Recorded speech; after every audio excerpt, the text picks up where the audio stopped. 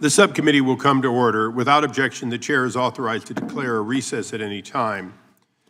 We welcome everyone here today for a joint hearing on judicial overreach in the federal courts. Before I recognize myself, I'd ask unanimous consent that members of the full committee, but not of the subcommittees, Mr. Moskowitz and Mr. Biggs, be allowed to sit in and participate in today's hearing. Without objection, so ordered. And as a point of personal privilege, before I make my opening statement, Speaker Gingrich, I've been here now, this is my 25th year on the Hill, and the first time I've had the pleasure of having you as a witness. I will cherish that as much as I cherish the time I once carried your bag off of an airplane in San Diego and found out you were the speaker, but you were also a regular guy. So with that, I'll now recognize myself for an opening statement. We are here today because a major malfunction in the federal judiciary has been recognized by both Republicans and Democrats.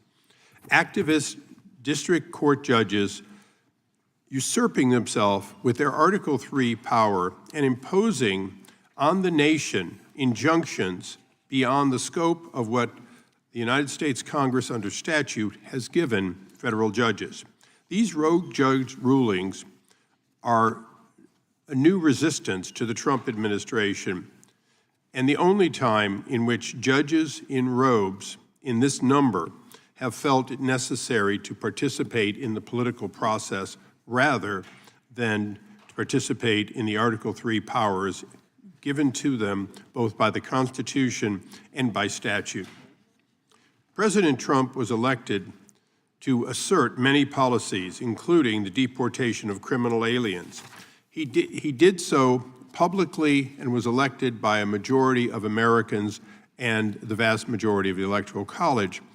But he also did so in stark contrast to executive orders of the previous administration. Time and time again, rogue judges have asserted, as though they were 5 of the 9 members of the Supreme Court, their authority when the president was doing nothing more than undoing a policy of his predecessor, one which they seemed to have no problem with in the previous administration. Let me be clear, it should never have come to this. It is within the Supreme Court's ability to rule appropriately that judges have exceeded their jurisdiction. Time and time again, the High Court has ruled on the substance of the ruling rather than on the inappropriate nature of an injunction overly broad and affecting hundreds, thousands, or millions of people beyond the plaintiffs before that court. Just last night, a judge halted the administration's plan to end temporary protective status for about 350,000 Venezuelans that Joe Biden welcomed into this country and gave temporary protective status to. Temporary seems not to be a word understood by the court. If President Biden could give protective status temporarily, how, in fact, could it not be the prerogative of the next president to undo that status? Nowhere in that protective status was there an act of Congress or a recognition that temporary equals permanent. This is but the latest outrage coming from lower, or at least I might say the lowest courts. I have said from the start that my colleagues on the other side of the aisle should support this legislation. After all, it was the Biden administration who opposed these universal injunctions and said they were illegitimate. In fact, legislation in the last Congress, authored by a Democrat, is substantially similar to the one that we offer today and would have the same effect. To quote the previous administration's Solicitor General, literally the woman who spoke on behalf of the administration before the court, she said, "The government must prevail in every suit to keep its policy in force, but plaintiffs can derail a federal program nationwide with just one lower court victory," end quote. Those words by Elizabeth Prolongar, President Biden's own Solicitor General, were from October 2024. In other words, after almost the entire 4 years of the Biden administration, they still believed, and believed till the end, that this was wrong. And yet, we will probably hear today no support on the other side of the aisle. In fact, this is not new, but it is not old. For 180 years of our nation, there were no such injunctions. Only beginning in 1963 did district courts begin to, in relatively small amounts, believe that they could do these without multiple plaintiffs from multiple circuits. From 2001 to 2023, the number grew to 96. But an incredible 64 of those occurred during only 4 years, the 4 years of President Trump, meaning that more than half of all injunctions in this millennium, this century, were against President Trump in his first 4 years. That used to seem like a lot, but during President Trump's first 9 weeks in office this year, he has already faced more nationwide injunctions than President Joe Biden did in his entire 4 years. The federal judiciary isn't interpreting the law. It is impeding the presidency. It is, in fact, not co-equal, but holding itself to be superior. Since Marbury, Madison, there's no question at all that the third branch says it's the last word. And we have accepted that for over 200 years. But that acceptance is for the Supreme Court making a final decision, not one of over 700 district and appellate judges. The reality is every judge is considering himself not to be an associate justice, not to even be the chief justice, but in fact to be a combination of the justice and the President of the United States. This demands that we make a change and make it quickly.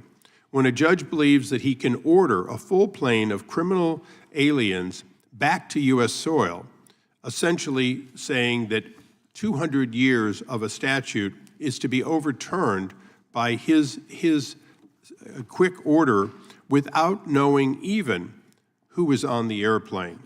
And finally, demanding that President Trump spend $2 billion in a single weekend, and I repeat, a weekend, and not tolerating any delay because that money was money that that judge believed should be spent, even if it was reckless and illegal. The last one might be understandable because a judge might have misunderstood and thought that President Biden was still in the White House, or that $2 billion, like the $188 billion that President Biden tried to forgive in student loans, and then, when thwarted by the United States Supreme Court, found a workaround that he believed was legitimate and gave away another $8 billion in loan forgiveness. No question at all, we had a rogue in the White House for 4 years. Many today will talk about the current occupant of the White House. But in fact, most of the rulings that are being overturned are simply undoing rogue activities of the previous administration. The No Rogues Ruling Act does not eliminate the ability of judges to make decisions. In fact, every decision made by a judge on behalf of a plaintiff would still go forward, but it would go forward only as to the plaintiff in front of him and not a nation as a whole determined by one judge, neither elected nor appointed to a position of sufficient power to speak on behalf of the entire nation. And with that, I would recognize the ranking member, Mr. Johnson, for his opening statement. Thank you, Mr. Chairman, and thank you to the witnesses for your appearance today. Special shout out to former Speaker Newt Gingrich from the great state of Georgia. Professor Gingrich, good to see you. Of the many troubling actions the Trump administration has taken in its first 71 days, among the most damaging are his authoritarian, dictatorial, and unprecedented use of presidential power to instill fear, intimidate, exact revenge against, and punish those who dare to stand up to him and hold him accountable to the laws of our nation. A climate of fear and trepidation has descended upon the nation.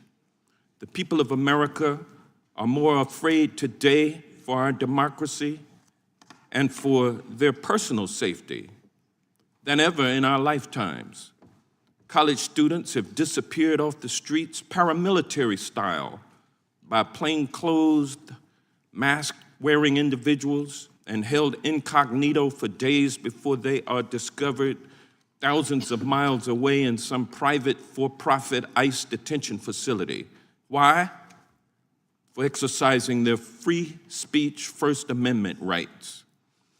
Universities, bastions of free thought, have been punished for having the wrong ideology by having their federal funding revoked. And major law firms that dared to have brought cases against King Trump have been targeted with blatantly unconstitutional executive orders that, if allowed to stand, would shut those law firms down. Unfortunately, mega law firms Paul Weiss and Skadden Arps chose to settle with the king by pledging to represent pro bono only those persons and causes that the king approved of. Shame on them. Then there are other law firms that have stood up to King Trump, and they have challenged his executive orders against them in court, and they have won. Kudos to the lawyers at Perkins Coie, Covington and Burling, and Jenner and Block, among others, for standing up for themselves and for the rule of law and for our democracy.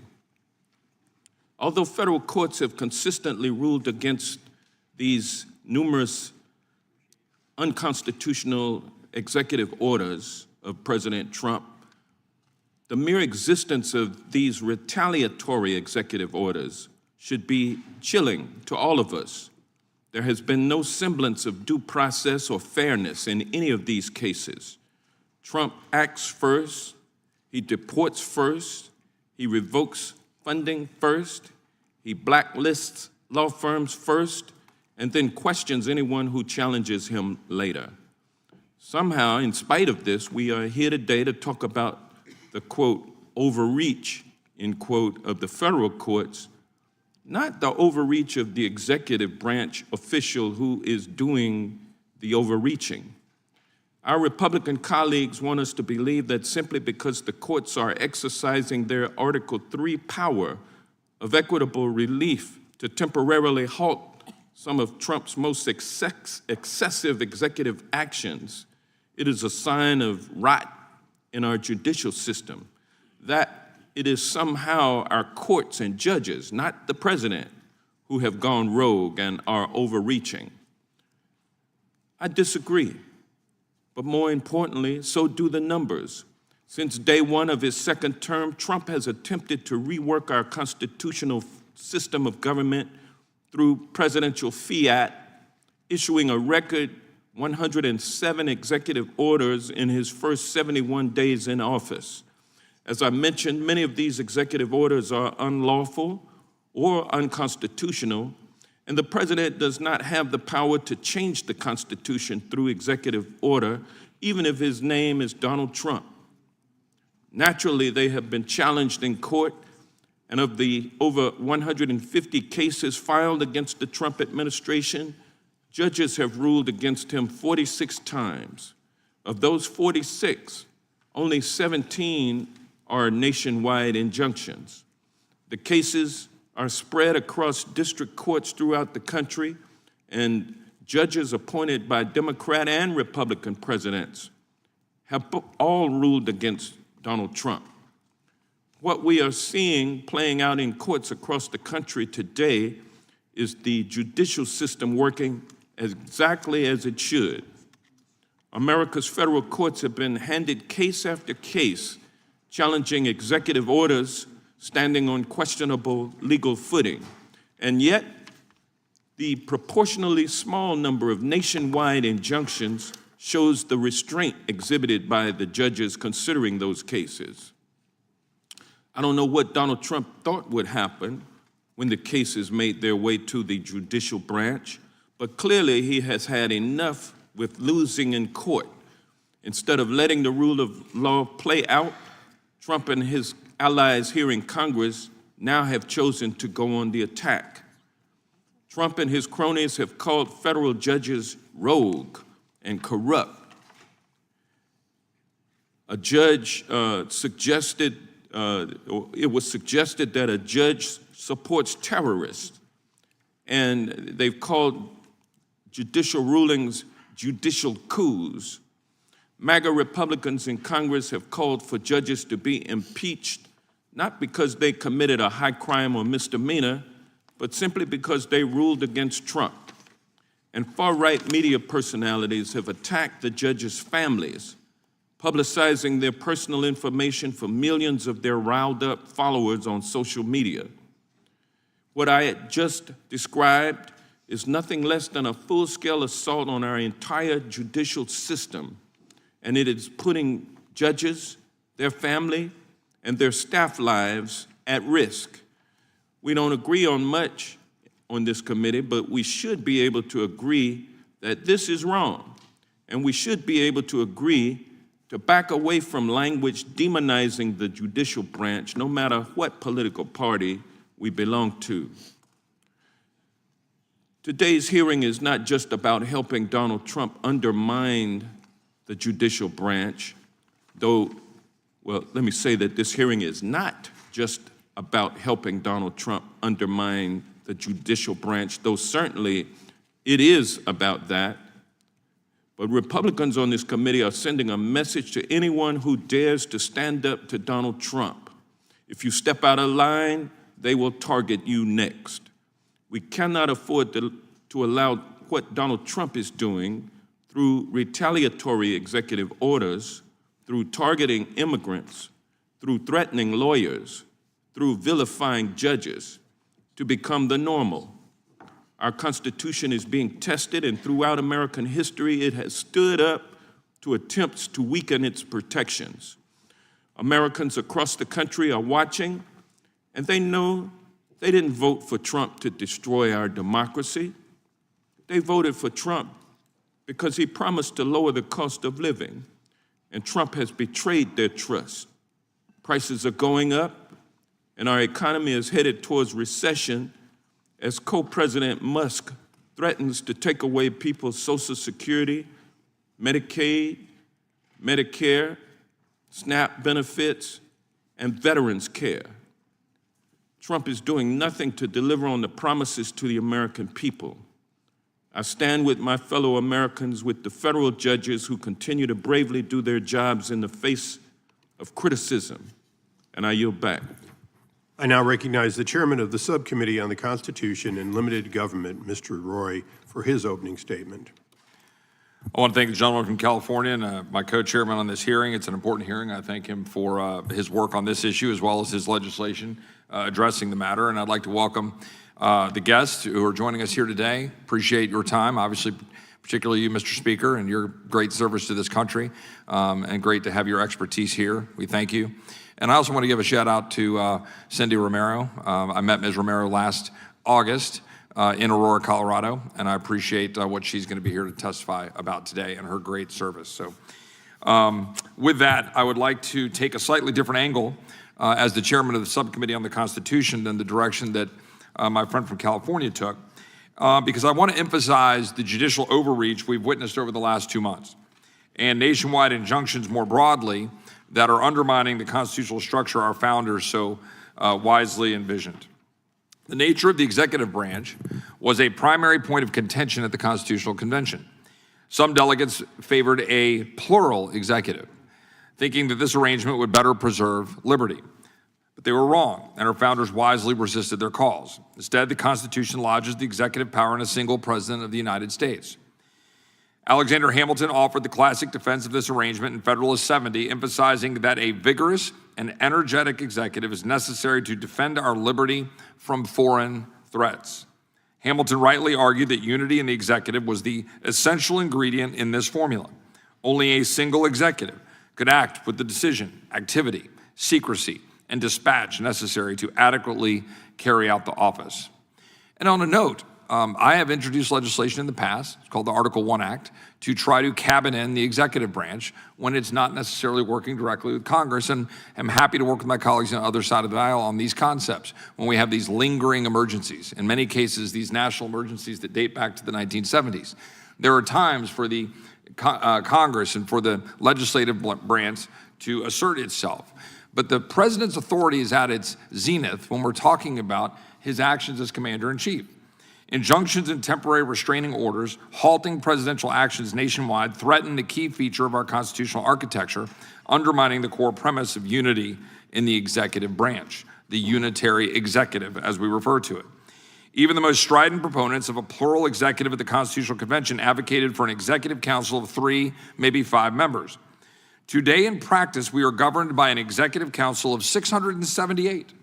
The nationally elected president and 677 district court judges, each of whom retains a functional veto over executive actions through their power to issue nationwide injunctions.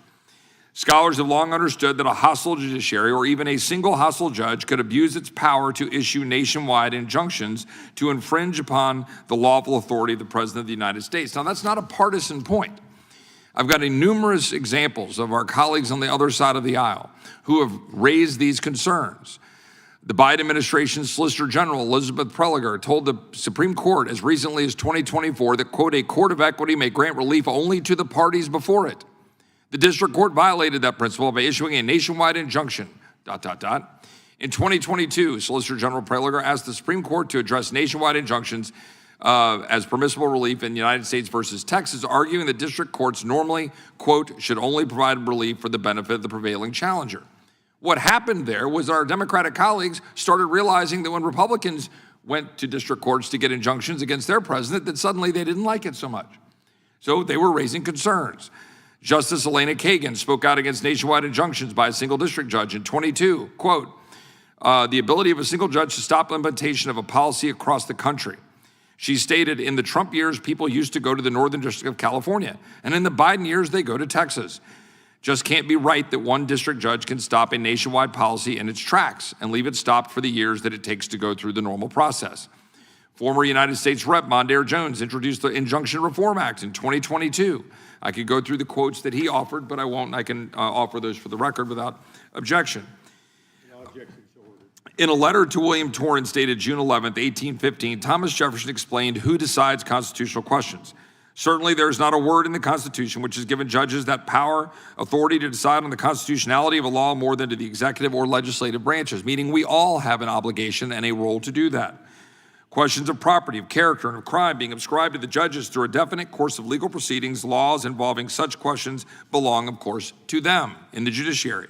And as they decide on them, ultimately and without appeal, they, of course, decide for themselves the constitutional validity of the law.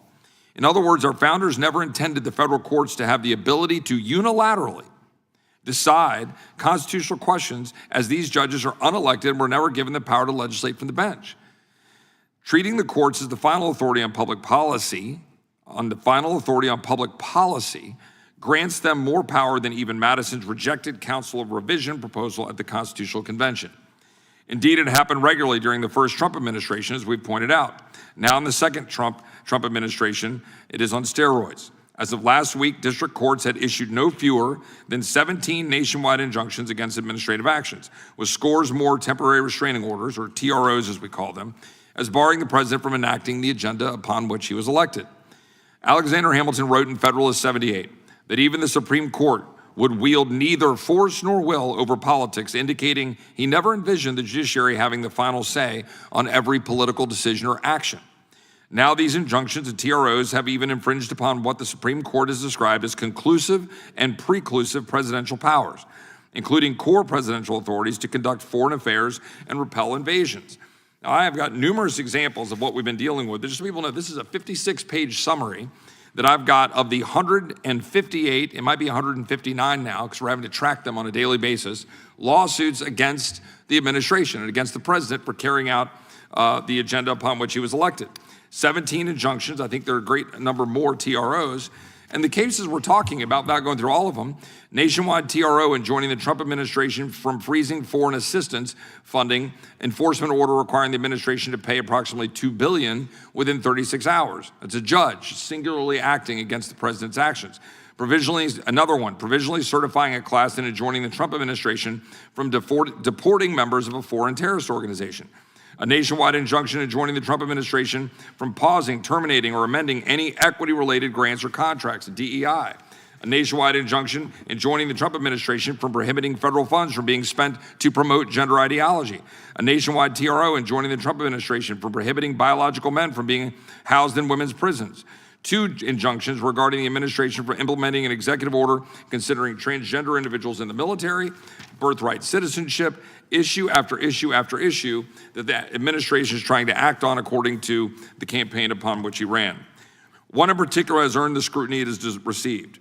Just 2 weeks ago, Judge Boasberg of the District Court of the District of Columbia ordered the administration to stop the deportation of members of Tren de Aragua, a violent Venezuelan gang that has terrorized cities and towns across the country.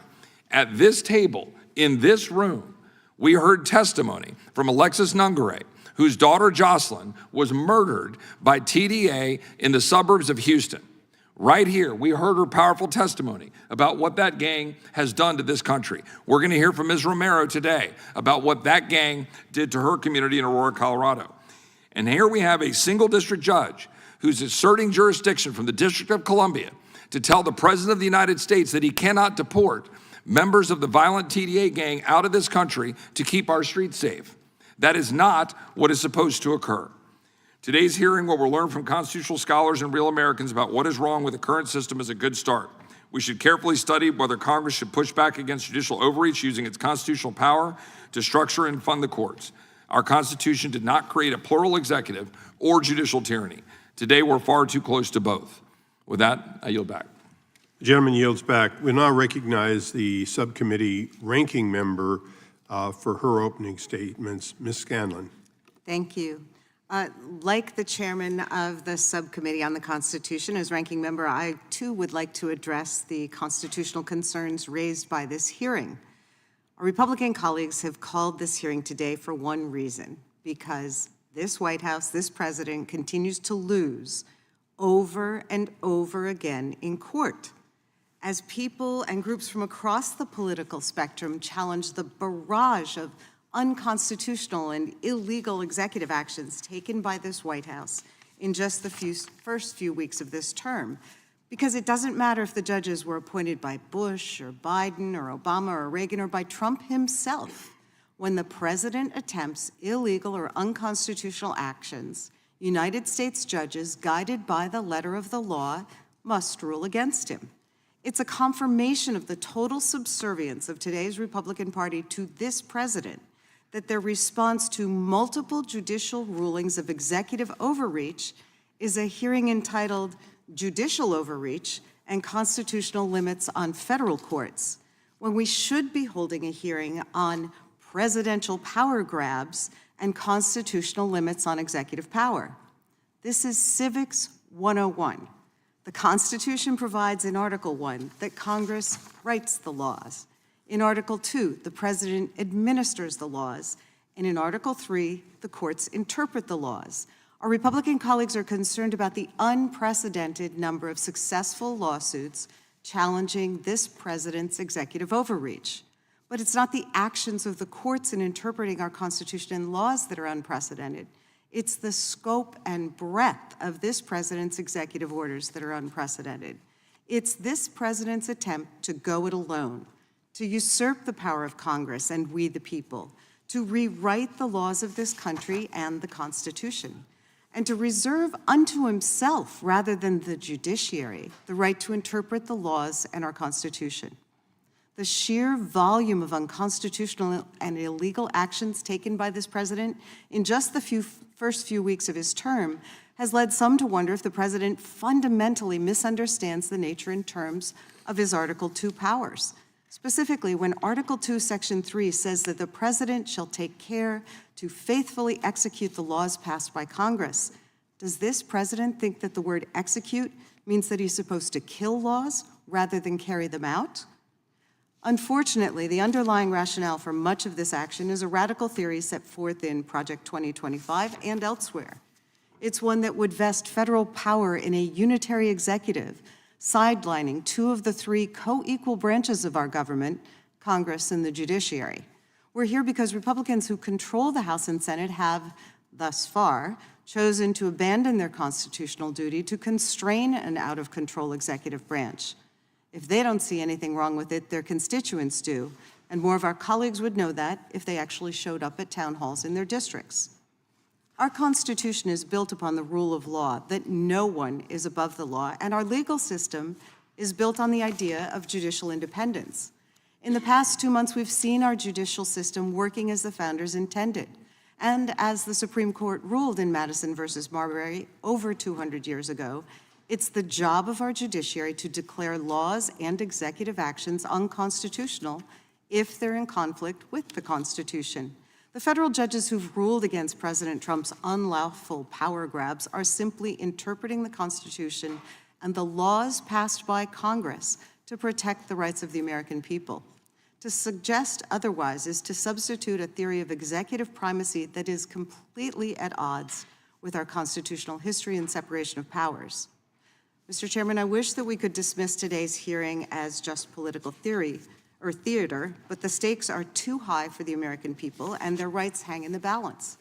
While this administration has begun by attacking people it vilifies, including immigrants, students, or working people, no one should kid themselves.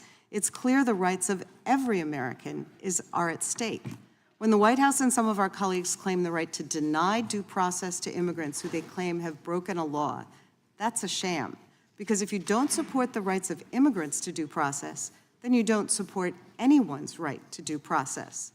Because without due process, the government can do whatever it wants to anyone, including citizens, and they aren't able to defend themselves. What's to stop ICE from saying that Mr. Roy or Mr. Jordan is a member of a violent gang and shipping them out of the country?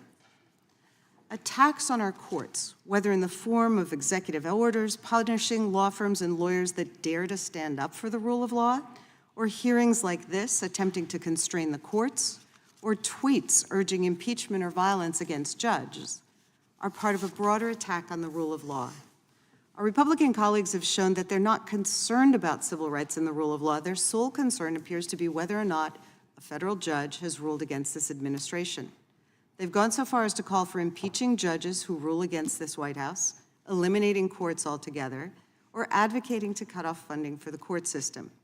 The fact is, if the president wants to end his legal woes, he can simply follow the Constitution and our laws. Because if a president issues illegal executive orders, the courts are duty-bound to block them. But rather than accepting that reality, our Republican colleagues would rather hand the president the keys to unchecked authoritarian power. Let's be real. Americans elect a president every 4 years, not a king. Even if President Trump had won a landslide electoral victory, which he didn't, that would be beside the point. An electoral victory does not justify running roughshod over the courts and the Constitution, which every president is sworn to uphold. Presidential power is not absolute. When President Trump empowers Elon Musk to ignore laws Congress passed or slash funding Congress appropriated, he's undermining the power of the American people who voted us into office. If President Trump's agenda is as popular as he claims, he can work with his allies in Congress to convince the American people to support it. But he has no right to simply do whatever he wants just because House and Senate Republicans don't have the backbone to stop him.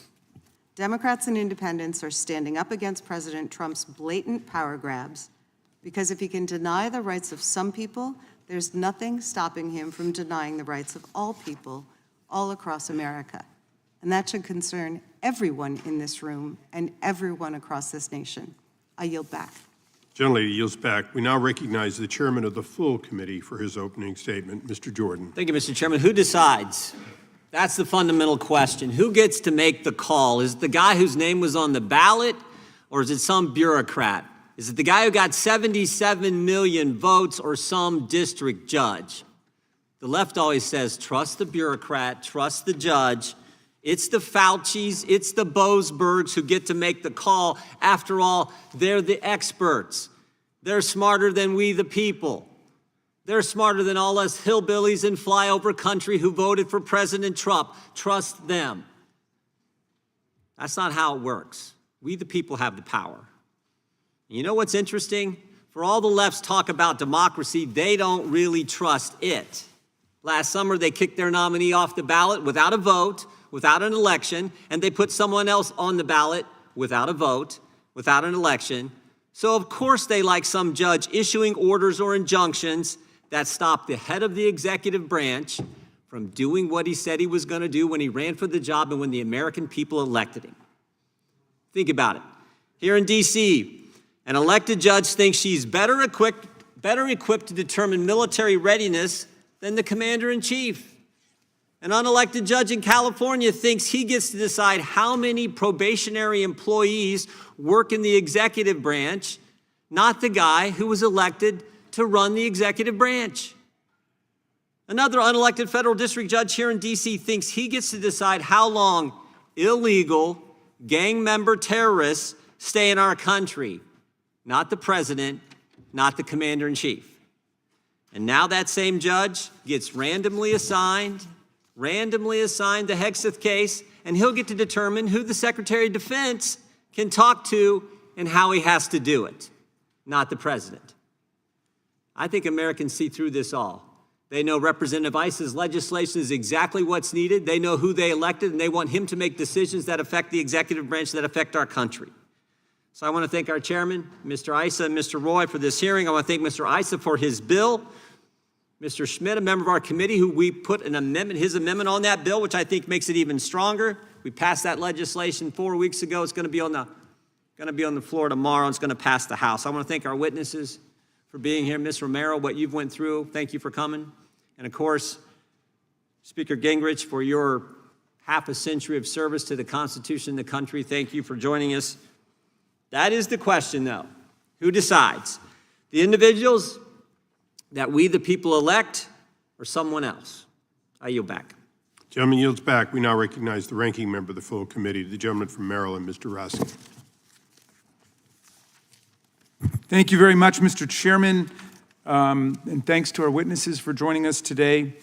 So why have 34 federal judges from 11 different districts with a combined 474 years of service on the bench, judges appointed by Presidents Reagan, Bush, Clinton, Bush, Obama, and Trump, entered 57 different preliminary injunctions and temporary restraining orders against President Trump and Elon Musk's executive orders and actions, like the ones nullifying constitutional birthright citizenship, unilaterally dismantling congressionally created agencies, or impounding and diverting funds appropriated by Congress. Well, the majority says it's because these are radical judges. And they lead off, as our good Chairman Issa did, with Judge Jeb Boasberg, the chief judge of the District Court of the District of Columbia, who enjoined the mass roundup and deportation of immigrants to an infamous El Salvadoran prison in peacetime without any due process at all, allegedly under the Alien Enemies Act of 1798, a statute explicitly limited to wartime and military invasion. Some of our colleagues have been railing against Judge Boasberg for ordering the planes to be turned around. They say those planes were filled with terrorists, I think my good friend from Texas said. Well, here's one person of many who wasn't a terrorist on that flight or a gangbanger. His name's Kilmer Garcia. He's a Marylander married to a U.S. citizen who has a 5-year-old son with autism. And he went to pick up his son, but he was picked up first by ICE. And then he was shackled and put on that airplane and shipped off to the torturers of El Salvador without ever having the benefit of those two most beautiful words in the English language, due process. He never saw a judge. Nobody ever told him what he was being charged for. Nobody ever told him that there were any charges against him. And he was sent to a mega prison run by the self-proclaimed dictator of El Salvador. And yesterday, you know what happened, Mr. Chairman? The Trump administration admitted that it had made a mistake. He was not actually a gangbanger. He was not a criminal. It was all a mistake. If there'd been due process, maybe that would have been determined, but there wasn't. But they put him on that plane and he's El Salvador. Well, all's well that ends well, right? No. The administration says there's nothing they can do about it now because he's no longer in U.S. custody. This guy who lives in my state, married to a U.S. citizen with citizen children, he's stuck with the dictator of El Salvador. Well,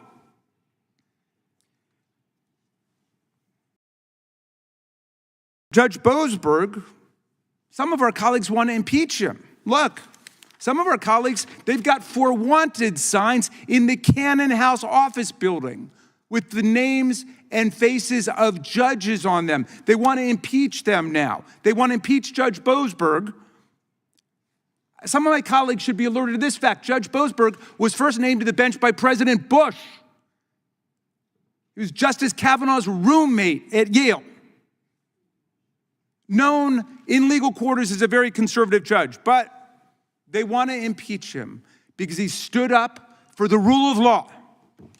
Now, Democrats say all of these executive orders and actions are being struck down not because these are radical left rogue judges, but because the judges, regardless of who appointed them, are doing their jobs. If the number of decisions striking down Trump illegality is unprecedented today, it's only because the sheer number of illegal acts committed in the first 100 days is unprecedented. America's never seen anything like it before in our entire history. Trump and Musk have been systematically violating the Constitution and breaking the law to trample the rights of the people and steal our data, fire excellent federal workers en masse, and dismantle congressionally created government agencies and programs, from the VA and Medicaid to NOAA, NIH, and Social Security, which Elon Musk called, quote, the biggest Ponzi scheme of all time. When brave Americans go to court to defend themselves against the President of the United States and the richest man in the world, these judges from across the political spectrum are showing up to work, and they're showing America why we have an independent judiciary. And yes, I've got to tell my friend Chairman Jordan that even if you campaign on doing something unconstitutional, like naming people kings and queens, or stealing other people's money, no, that doesn't make it constitutional, even if you campaigned on it. And the vast majority of the things here, I never heard of them campaigning on. But in any event, it's irrelevant to the job of the courts.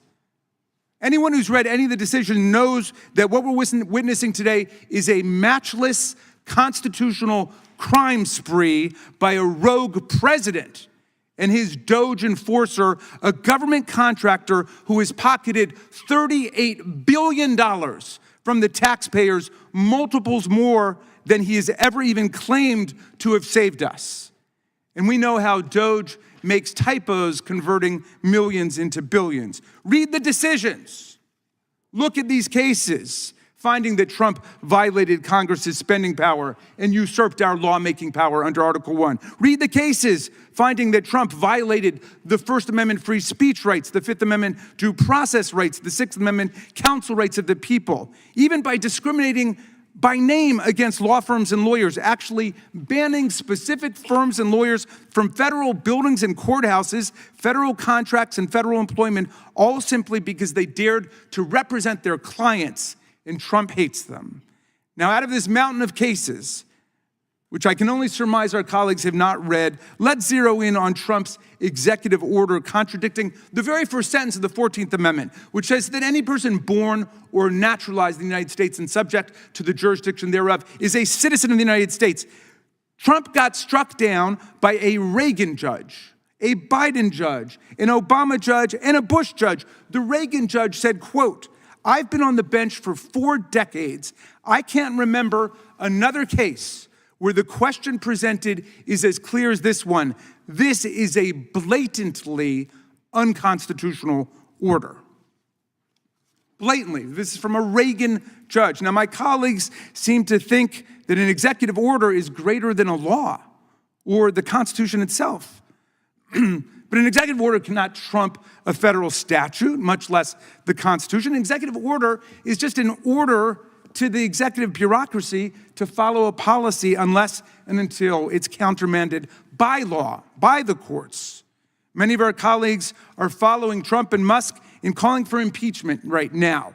There have been only 15 federal judges impeached in all of American history, always for serious professional misconduct, like taking bribes, stealing from the court, or habitual drunkenness, not even occasional drunkenness, habitual drunkenness on the bench. Congress has never defined a doctrinal or interpretive disagreement as a high crime and misdemeanor, much less when the judge's reasoning was airtight correct. The spreading movement to impeach and attack judges is so alarming that Chief Justice Roberts issued a rare statement last week. He said, for more than 2 centuries, it's been established that impeachment is not an appropriate response to disagreement concerning a judicial decision. The proper response, of course, is to appeal the decision. And to be fair, Chairman Issa expressed his strong disapproval of these wanted posters yesterday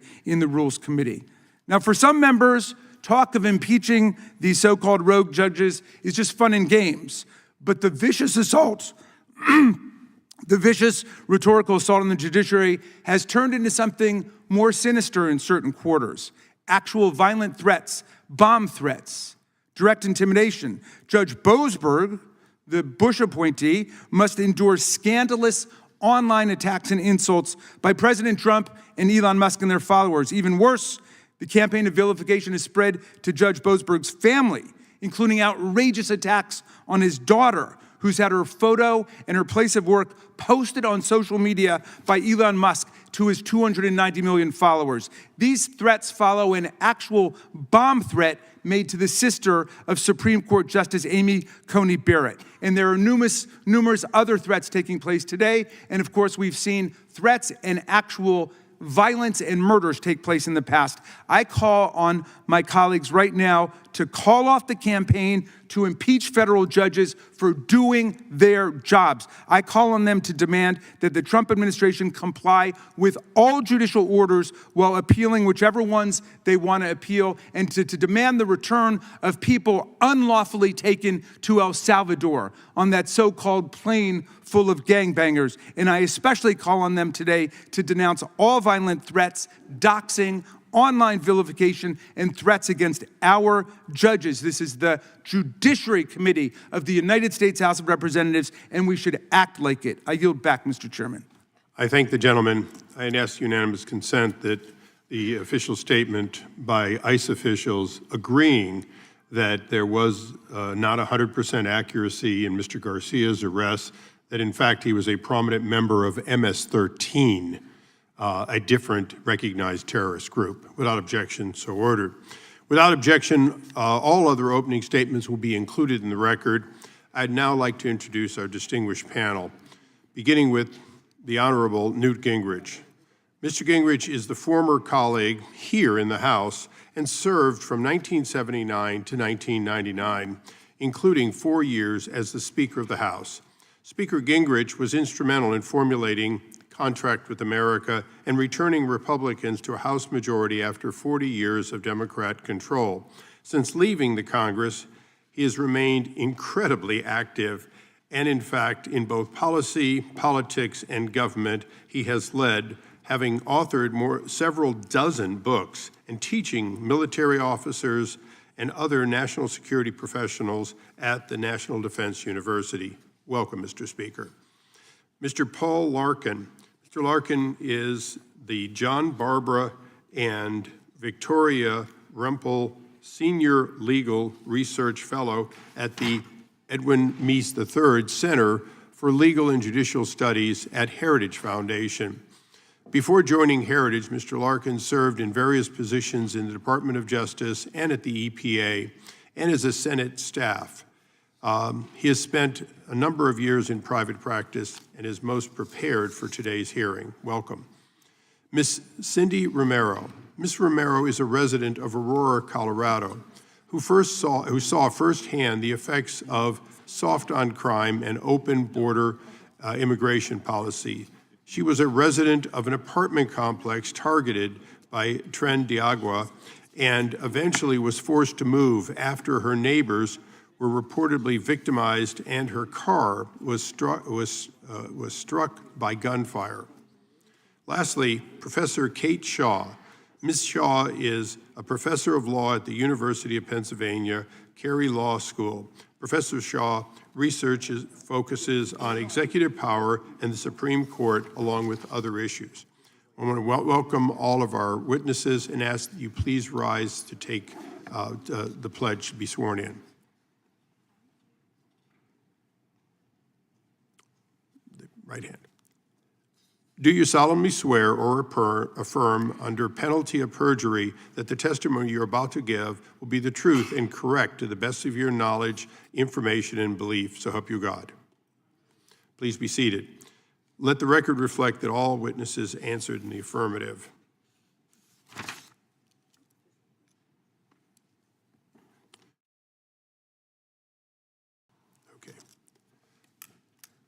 We'll begin with Mr. Larkin, and I would only ask, you've all seen this on C-SPAN, but to the greatest extent possible, please wrap up by the end of 5 minutes. You'll have the indicator on your desk, but your entire statements will be included in the record, as will additional information, which I can't speak for everyone, but I know the speaker will revise and extend with considerable authentication. Mr. Larkin. I think check and make sure you're on and pull it a little closer, perhaps. Is that better? Much. The practice of issuing nationwide injunctions outside the confines of a certified nationwide class action is mistaken as a matter of law and unwise as a matter of policy. Let's start with the law, and in there, let's also start with the Constitution. The legislative power is granted to Congress. And what is the primary product of that legislative power? It is what the Constitution defines as a law. The term law also shows up in Article 3, but it shows up in Article 3 under the phrase arising under the Constitution, the laws, or treaties. It is not the courts that are responsible for creating the law. It's the courts who are responsible for interpreting it as it applies. But they can only do so in the context of a case or controversy, two structural limitations on what the courts can do. In other words, in order for the courts to be able to say what the law is, they have to get on the playing field, and in order to do that, you have to have a case or controversy. Now, why does that matter? Well, the Constitution does speak to this. As I've said, only the Congress can create a law. Anytime a court enters a judgment that is tantamount to being a law, the judge has gone too far. And in the case of nationwide injunctions, a judgment in favor of non-parties goes too far.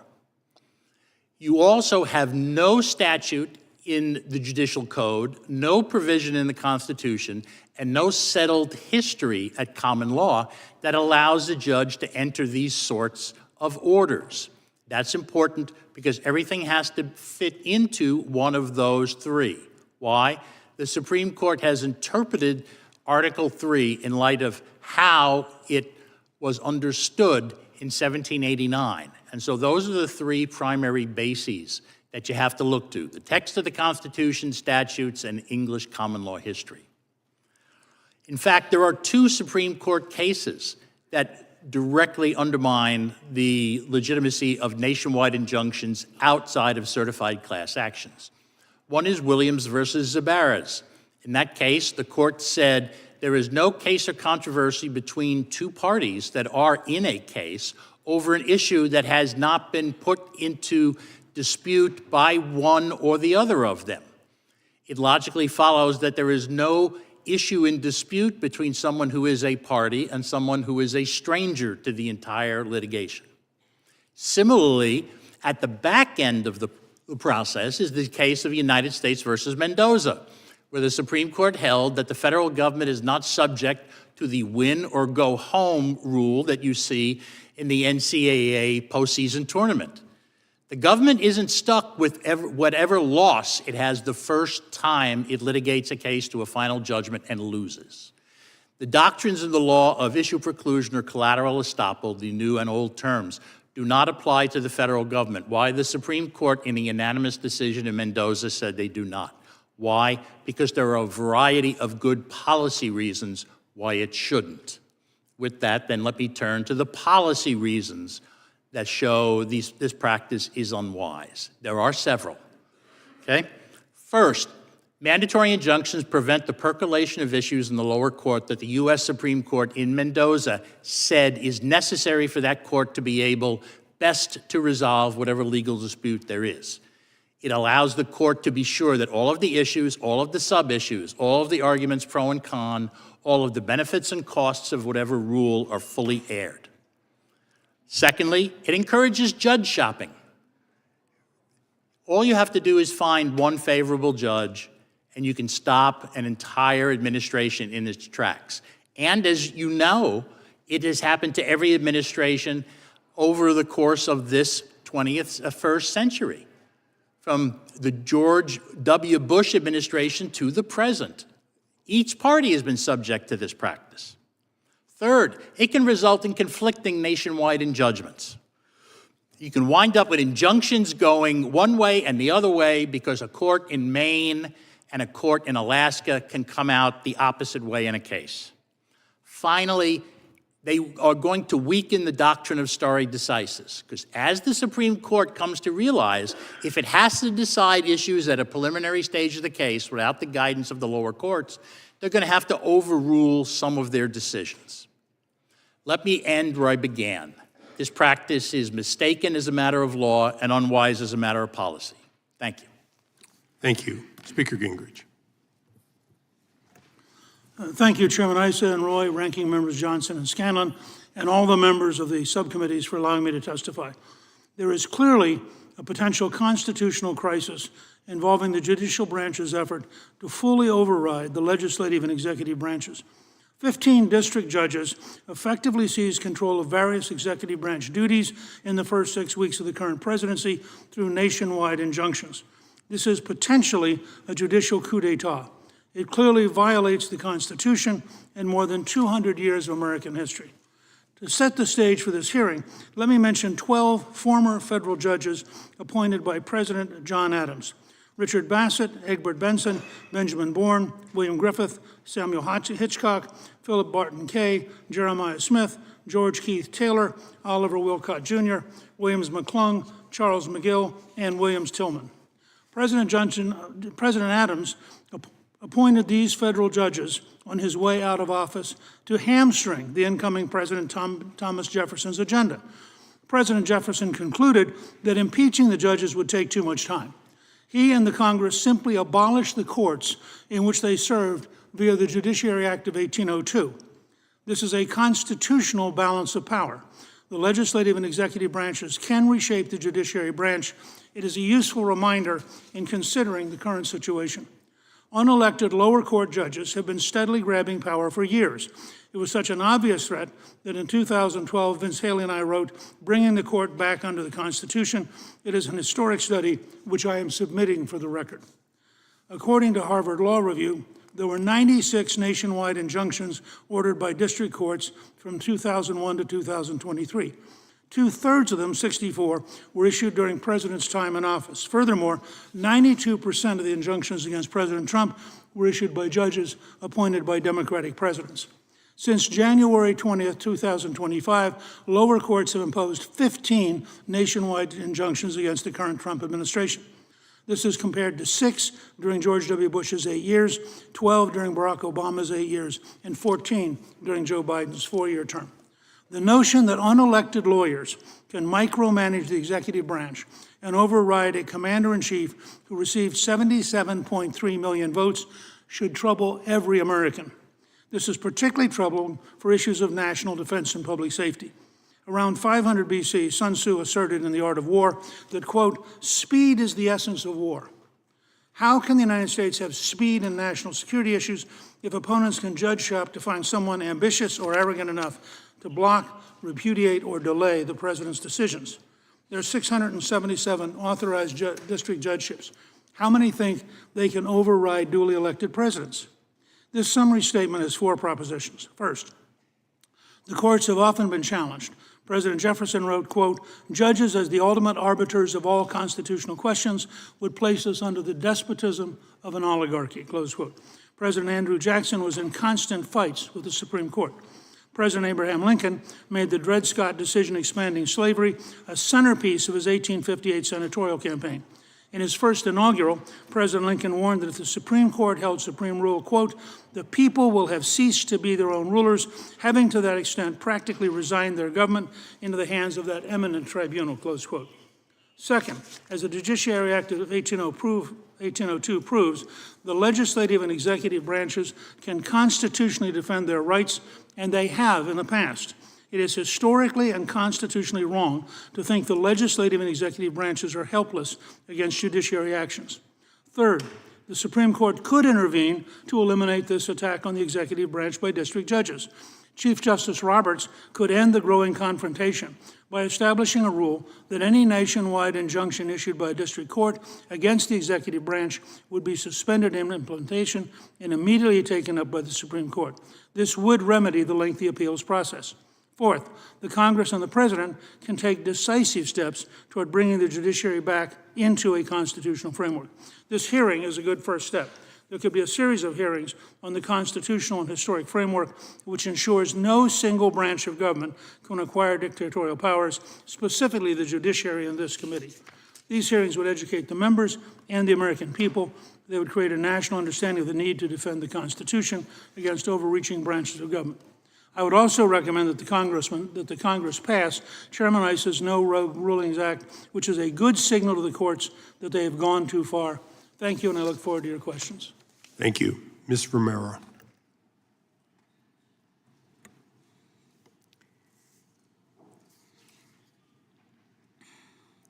My name is Cindy Romero.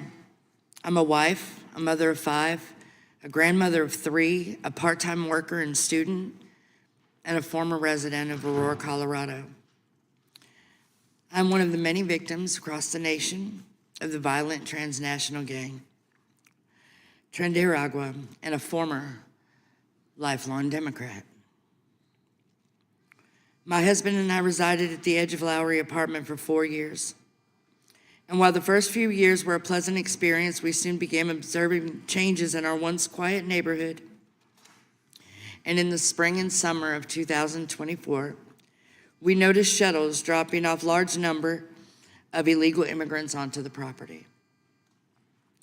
Throughout the year, we watched in horror as a few apartments full of migrant families quickly evolved into large groups of gun-toting, military-aged males, threatening the remaining leaseholders into abandoning their properties, then kicking in the doors to the many vacated units to make room for other gang members.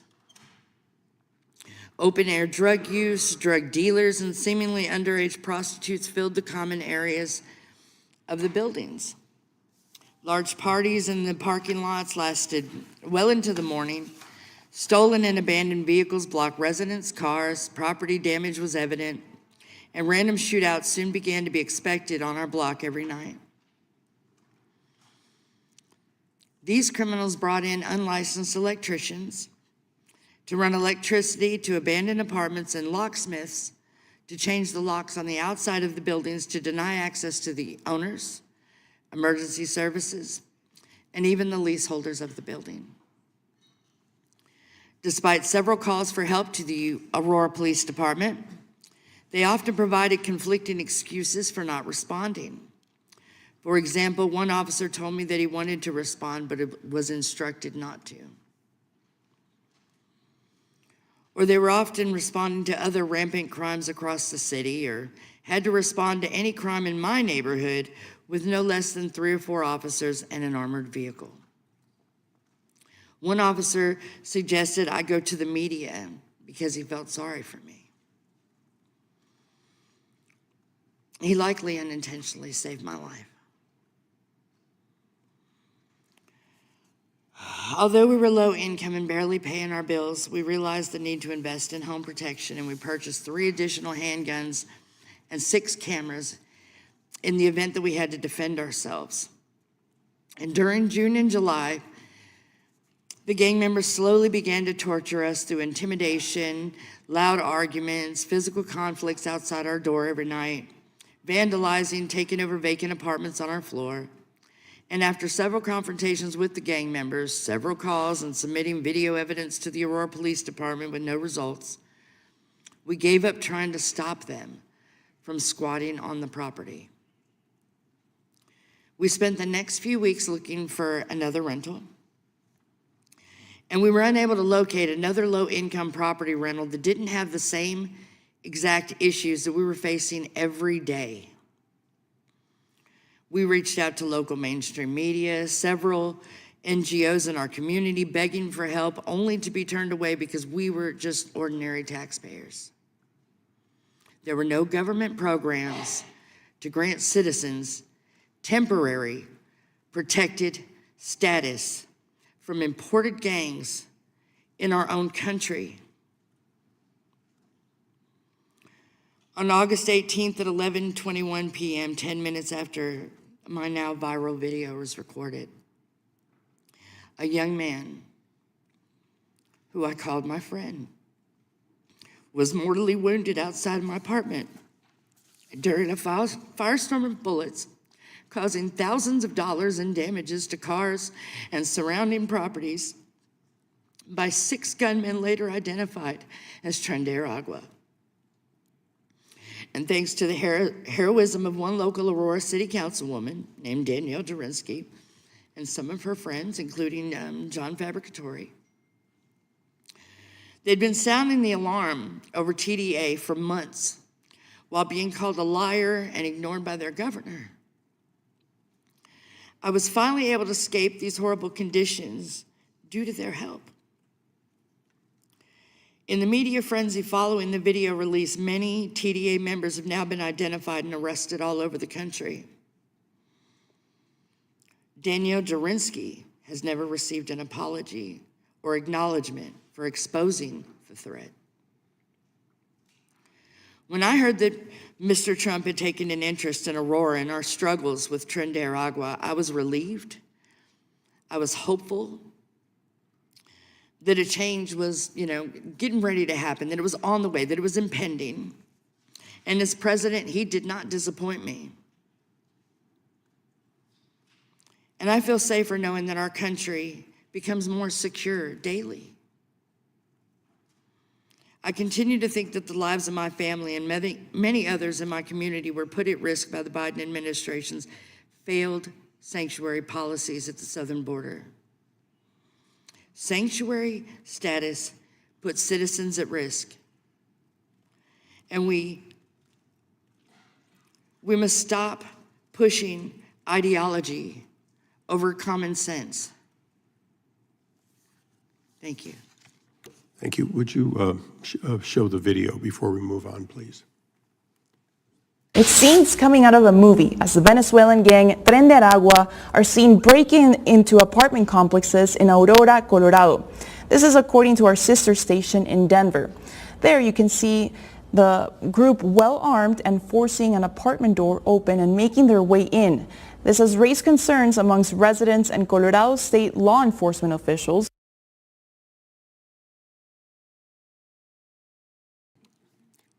Thank you. Professor Shaw. Chairman Issa, Ranking Member Johnson, Chairman Roy, Ranking Member Scanlon, Chairman Jordan, Ranking Member Raskin, and distinguished members of the subcommittees. Thank you for the invitation to testify today. My name is Kate Shaw. I'm a professor of law at the University of Pennsylvania Carey Law School. I understand that the purpose of today's hearing is to discuss recent judicial rulings against the Trump administration and to evaluate some of the responses to those rulings being considered by this body, in particular, resolutions of impeachment against federal judges and a bill that would limit the power of district courts to issue nationwide injunctions. Let me say at the outset that in my view, the premise of this hearing, that courts have overreached or transcended the limits of their authority and that this overreach calls for some response, is badly mistaken. It is true, as has already been noted this morning, that the Trump administration has been on a losing streak in the federal courts. A recent analysis by Professor Steve Vladeck found that of the 151 cases brought against the Trump administration since January 20th, 46 have resulted in some sort of preliminary relief.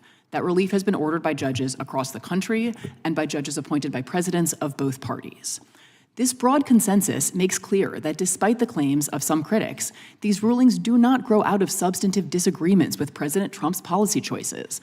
The lawsuits have been brought and have overwhelmingly succeeded because many of the challenged actions have been taken without regard for and often with outright contempt for both statutes and the Constitution.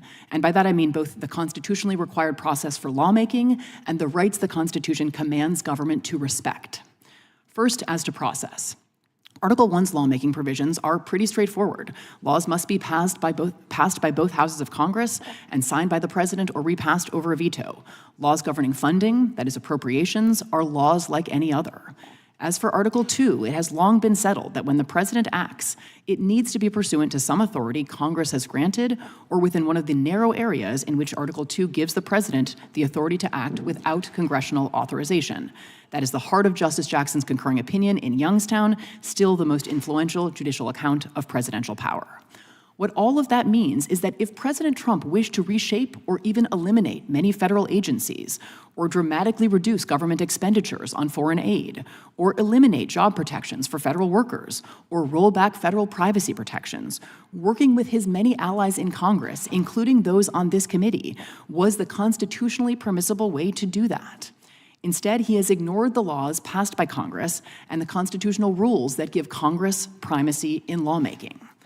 Beyond those largely procedural failures, many of the administration's initiatives have flouted core constitutional principles: the freedom of speech and expression, due process, equal justice and equal protection under law. President Trump has used the power of government to exact retribution against individuals and entities who have engaged in constitutionally protected activities, and he has brought the full weight of the state down on vulnerable groups the Constitution protects. In short, this administration has been marked by a breathtaking degree of presidential unilateralism that is flatly inconsistent with the Constitution and with numerous statutes passed by Congress. That is true in general terms, and it is true as to specific actions. That is why President Trump has fared so badly in court. To be sure, some of these rulings will be, some already have been, reversed on appeal. Reasonable minds can disagree about some of these questions, but rather than focus on the appellate process or on correcting the legal defects, this administration and many of its supporters have suggested that the problem is district judges.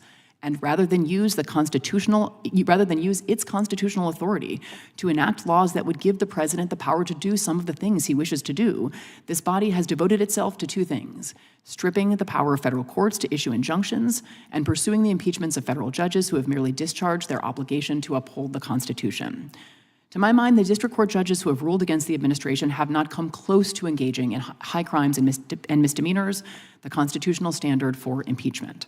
And although Congress has considerable power to regulate the federal courts, including potentially restricting courts' ability to issue nationwide relief, the current moment calls for caution in pursuing change that would curtail courts' ability to meaningfully review and remedy unlawful executive action. It has been suggested already this morning that rulings against the administration thwart the will of the people. But democracy does not begin and end with elections for president. It includes elections for membership in Congress, the branch closest to the people and the entity whose authority many of these decisions protect. Democracy also means more than just elections. It includes values like the ability to engage in speech and expression, to associate, to petition. Meaningful democracy also requires genuine political equality, procedural fairness, and mechanisms for the protection of minorities. And in our system, courts can be a key guarantor of those aspects of democracy. They are doing their part to preserve both law and democracy. Other branches of government should join them. Thank you again for the invitation, and I look forward to your questions. Thank you. We'll now go in order, out of order, in order to give Mr.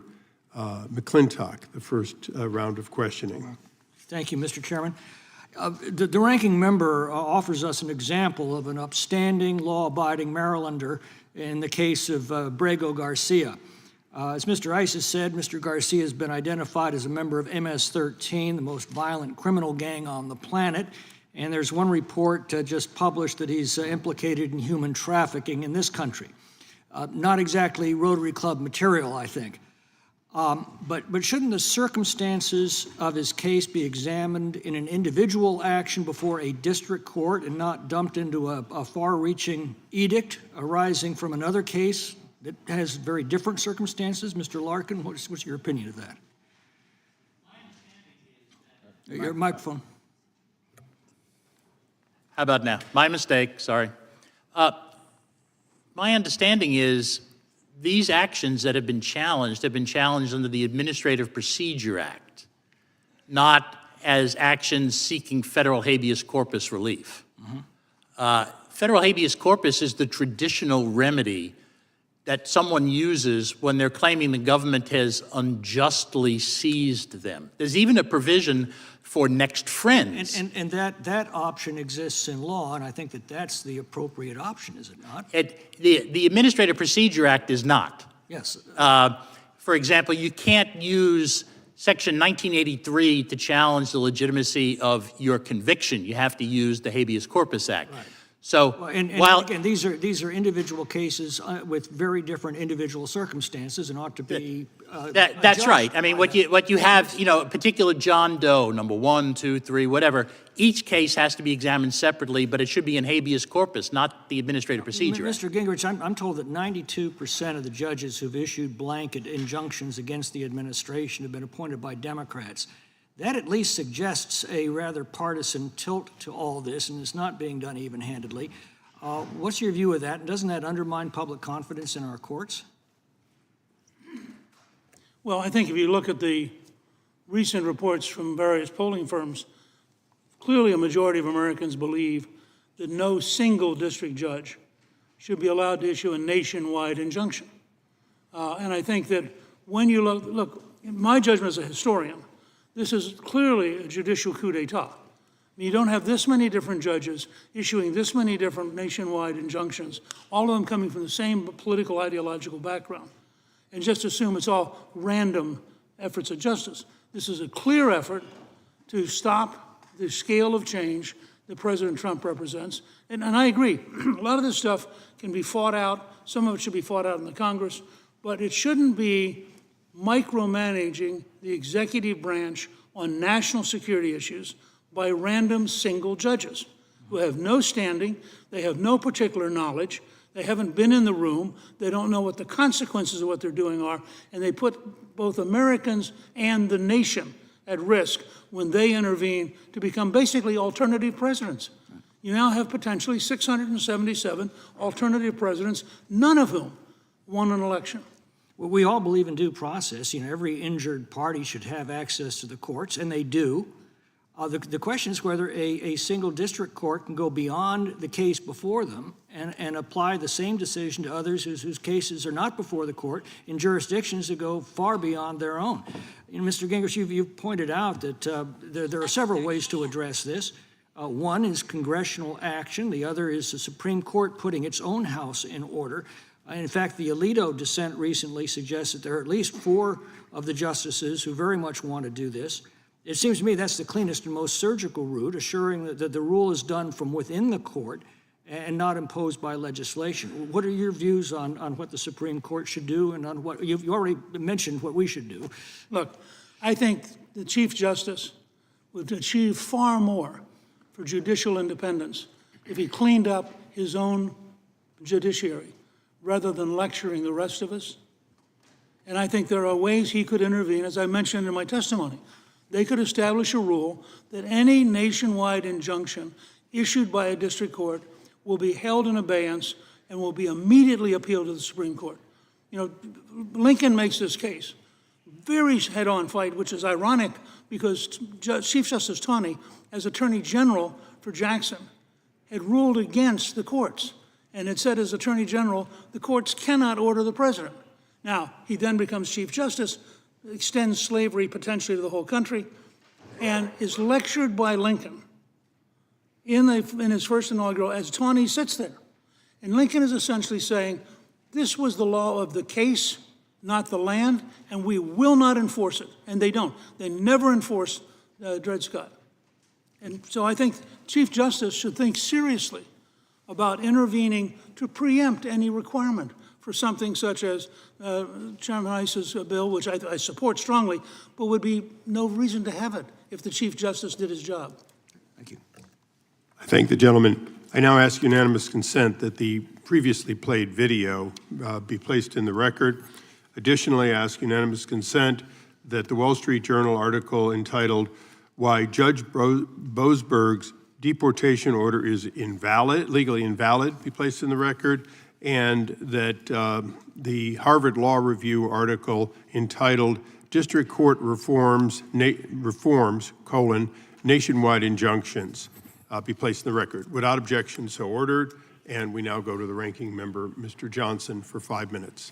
Thank you, Mr. Chairman. I'm reminded of the quote that goes something like, when the law is not on your side, argue the facts. And when the facts are not on your side, argue the law. And when neither is on your side, then pound the table. Well, Trump doesn't have the facts or the law on his side. And so with this exercise today, he is vicariously pounding the table. Professor Shaw, President Trump has targeted and attacked some very wealthy and powerful entities to send a message to the less powerful. Trump has attacked Columbia University. He has attacked the white shoe, silk stocking law firms like Paul Weiss and Skadden Arps. These powerful, wealthy entities can afford to sue to protect their interest and our rule of law. But instead, they chose to lay down and get steamrolled by the bully. Professor Shaw, how does laying down and getting steamrolled compromise the rule of law and undermine our democracy? Let me just say that, there have been targeted entities, right, including a number of law firms that have, in fact, not laid down, that are, in fact, taking a strong position of resistance to what they believe to be the unlawful components of some of the targeting orders. So law firms including Wilmer Hale, Jenner & Block, Perkins Coie, have made their responses and their views of the impermissibility of the targeting of law firms for no reason other than their decision to take on disfavored representations and to advance legal arguments that the president has personally objected to and sometimes been on the receiving end of. And so, I do think that calling out clearly unlawful executive action is critically important, particularly for entities with resources and stature. And I think that it encourages the targeting in unlawful ways for institutions to refuse to take a stand. I think that the orders targeting law firms are clearly unlawful. I think that some judges have already so found, and I think that the judges that rule on those orders will continue to find that. And the last thing I'll say is I think that law firms that have decided not to fight and that are complying haven't bought themselves any security necessarily. I'm not sure there's any guarantee that they won't be subject to further targeting simply because they have acquiesced in sometimes coercive terms in the first instance. Yeah, when the bully knows that he can bully you, then he's going to continue bullying you until you stand up.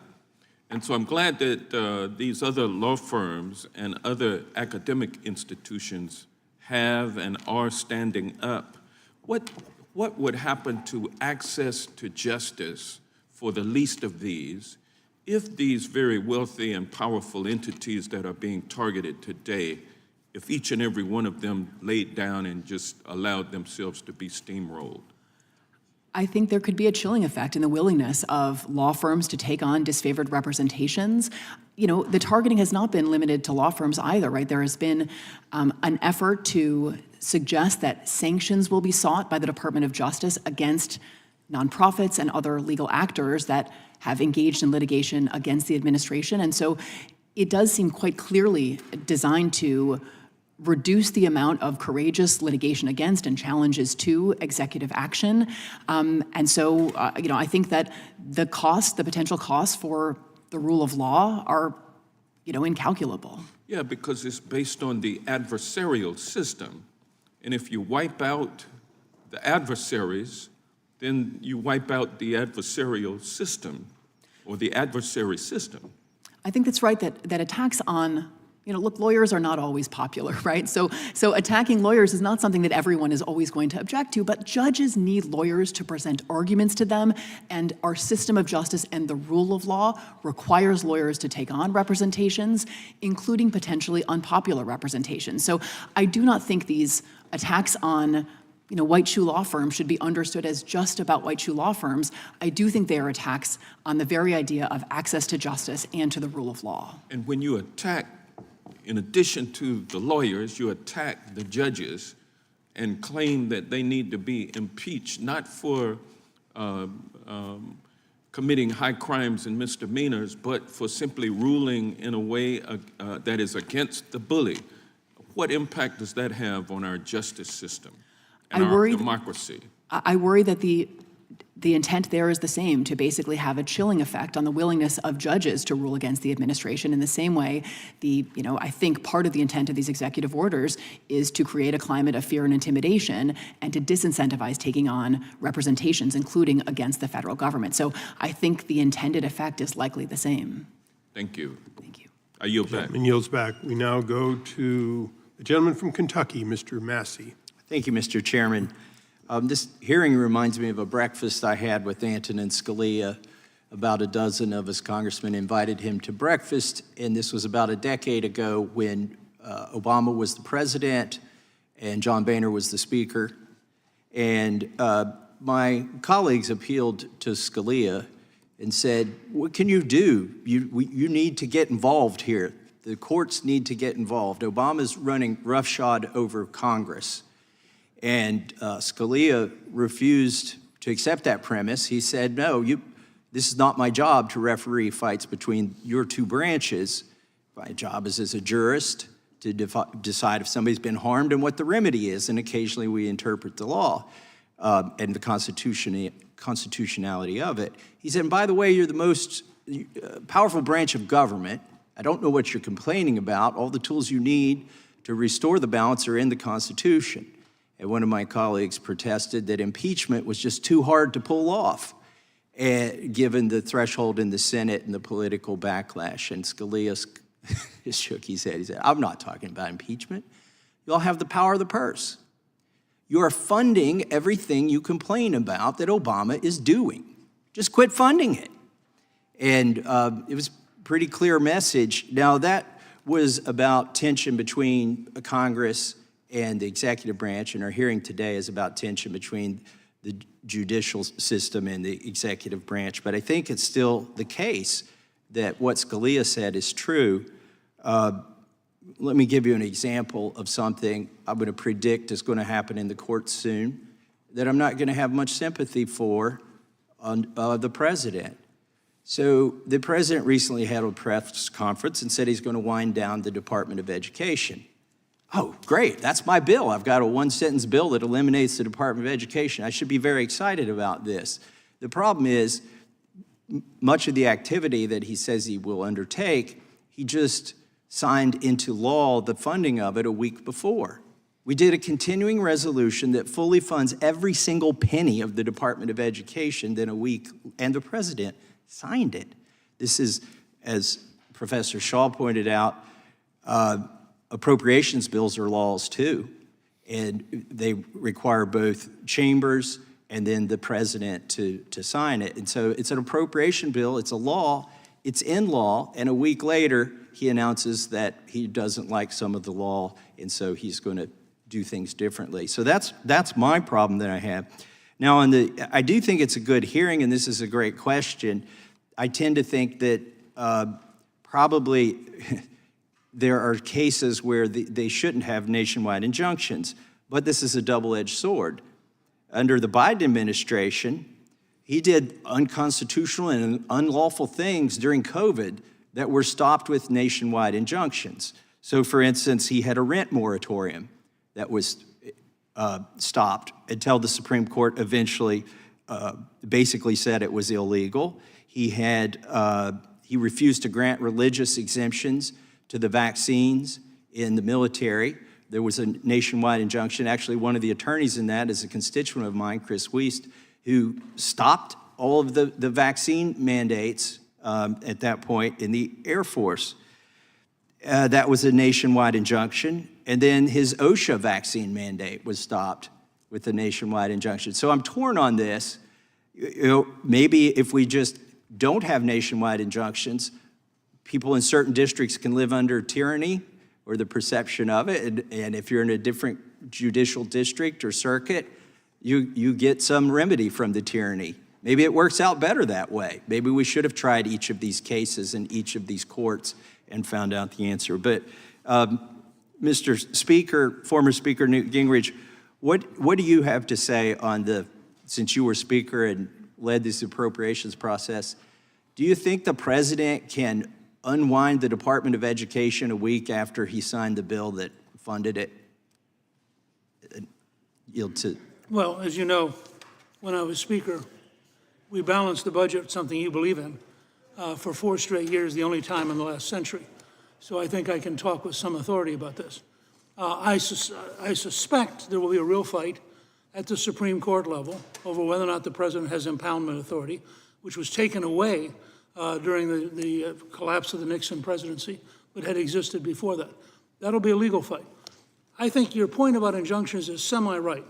That is, a court should be able to issue the injunction. My point about this, the Chief Justice is, if that particular single district judge says, this is a valid injunction, if they immediately went to the Supreme Court, and then the Supreme Court agreed that it was a valid injunction, then you could have a nationwide injunction. But I'm with Lincoln, who said even though the court had decided 7-2 that slavery could be extended nationally, he refused to accept the legitimacy of that decision because it wasn't unanimous.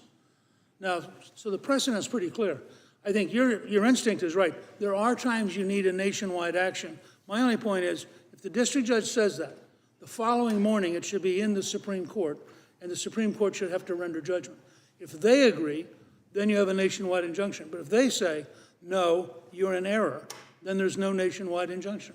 Makes sense to me. I yield back. I thank the gentleman. We now go to the ranking member of the full committee, Mr. Raskin, for 5 minutes. Thank you, Chairman Issa. You know, respect for the separation of powers is intertwined with respect for due process of the citizens. The gentleman from California essentially invited us to accept the deportation of someone from America without any due process at all, which the administration has admitted was a mistake because now he's hypothesizing that person belongs to a different criminal gang and engaged in other different hypothetical crimes. And obviously, the reason why we have due process is because we can't try these cases in the Judiciary Committee of the House of Representatives. But just reading from a court document here, Plaintiff Abrego Garcia is not a member of, nor has any affiliation with Trenta Aragua, MS-13, or any other criminal or street gang. Although he's been accused of general gang affiliation, the U.S. government has never produced any evidence to support this unfounded accusation. He has no criminal history. He's never been charged or convicted of any criminal charges in the United States. So who knows? That's why we have due process. This shouldn't be just fodder for cable TV. We're talking about people's lives here. Professor Shaw, what does due process actually mean? And should Judge Boasberg be impeached for saying that the Alien Enemy Act of 1798 doesn't apply because we are not at war and we have not suffered an invasion by a foreign power? You know, the core components of due process are straightforward, right? And it involves some notice and an opportunity to be heard, right, to make some sort of case in your own defense prior to deprivation of life, liberty, or property. So that's in the Constitution. Due process applies to every person, not just to citizens. And due process doesn't look identical if we're talking about due process in the context of potential deportation or due process in the context of, a change to your Social Security benefits, right? Due process is deeply context dependent. And all Judge Boasberg has ruled as a preliminary matter in this case is that some sort of process has to be afforded before this potentially irreversible act occurs. Judge Boasberg has not ordered anyone released in the United States, has not objected to the detention of the covered individuals, has simply said provide reasons and an opportunity to respond. And follow the law, right? And follow the law. And it seems from public reporting as though there is real reason to believe that errors were made. My colleagues are calling for the impeachment of Judge Boasberg. Has there ever been a federal district judge, a federal appeals court judge, or a U.S. Supreme Court justice impeached because someone disagrees with the content of their ruling? We have no tradition of impeaching judges based on the contents of their rulings. We impeach them for bribery or corruption or habitual drunkenness on the bench. Speaker Gingrich, by the way, do you agree with the Republicans and with Donald Trump and Elon Musk who are calling for the impeachment of these judges? That's a yes or no. Yeah. I actually agree with Jefferson that impeachment is a cumbersome and difficult process, virtually impossible to achieve, which is why Jefferson... you oppose the impeachment? Which is why Jefferson abolished 14 courts, because you could abolish... Professor Shaw, forgive me, you remember the 5-minute rule. I've got no more time. It's a yes or no question, and I didn't get an answer from you. The Chief Justice Roberts has said that the correct response to disagreement with a district court decision is to appeal. I just heard Speaker Gingrich call this a judicial coup d'etat, and he said the Chief Justice should stop lecturing the rest of us. Who's right? Is it Newt Gingrich or is it Chief Justice Roberts here?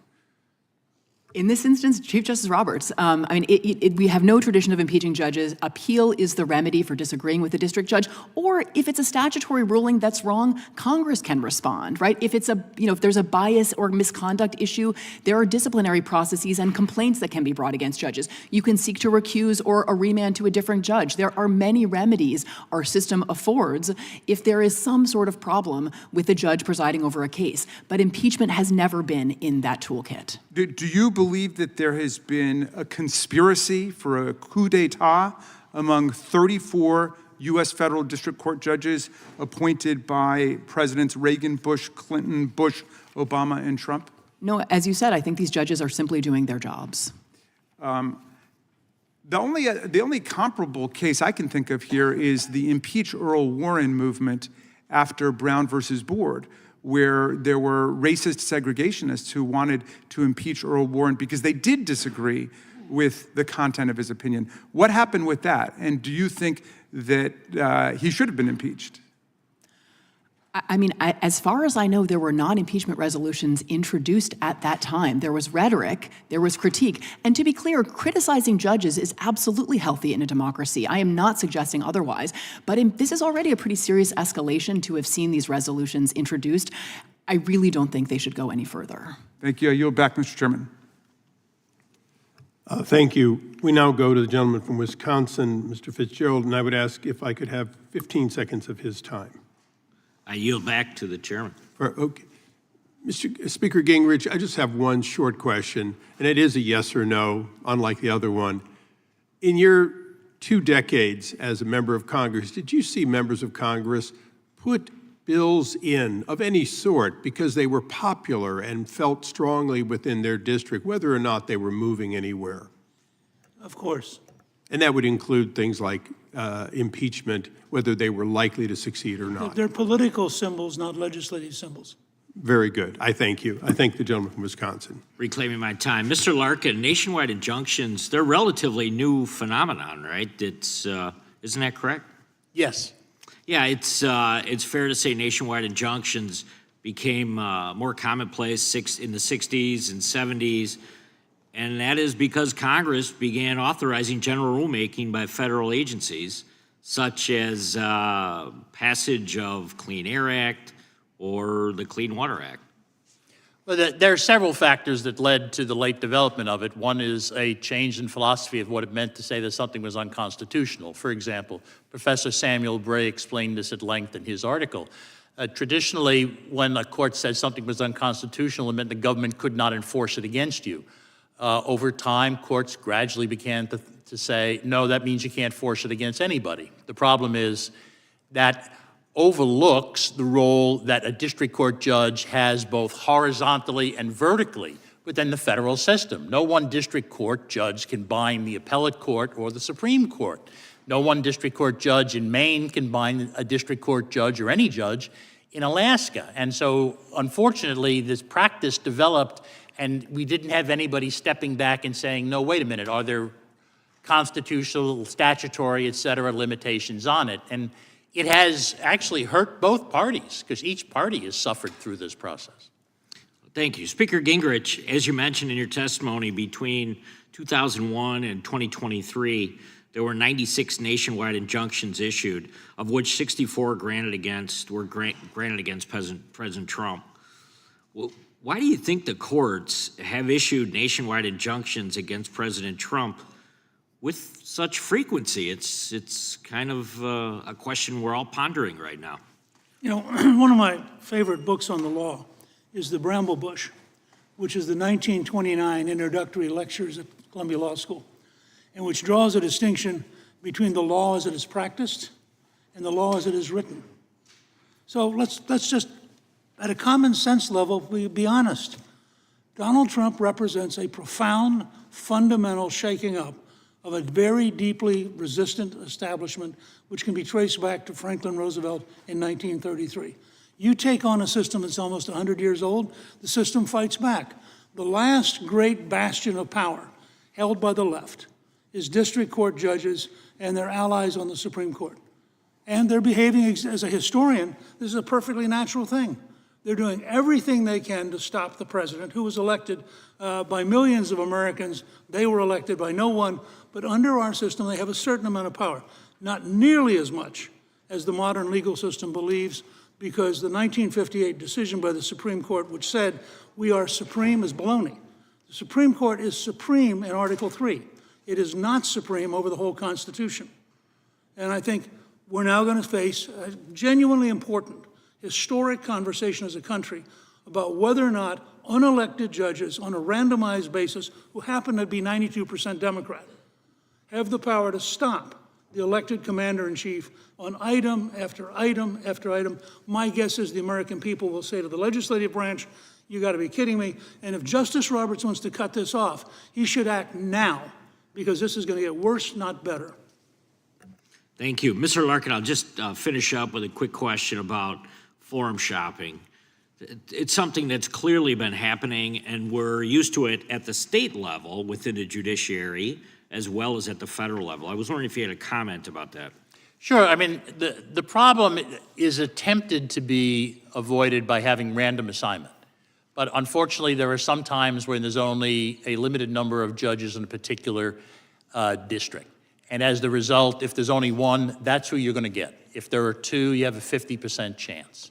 And people wind up doing this, not surprisingly, because they think Judge A is going to give them a better likelihood of success.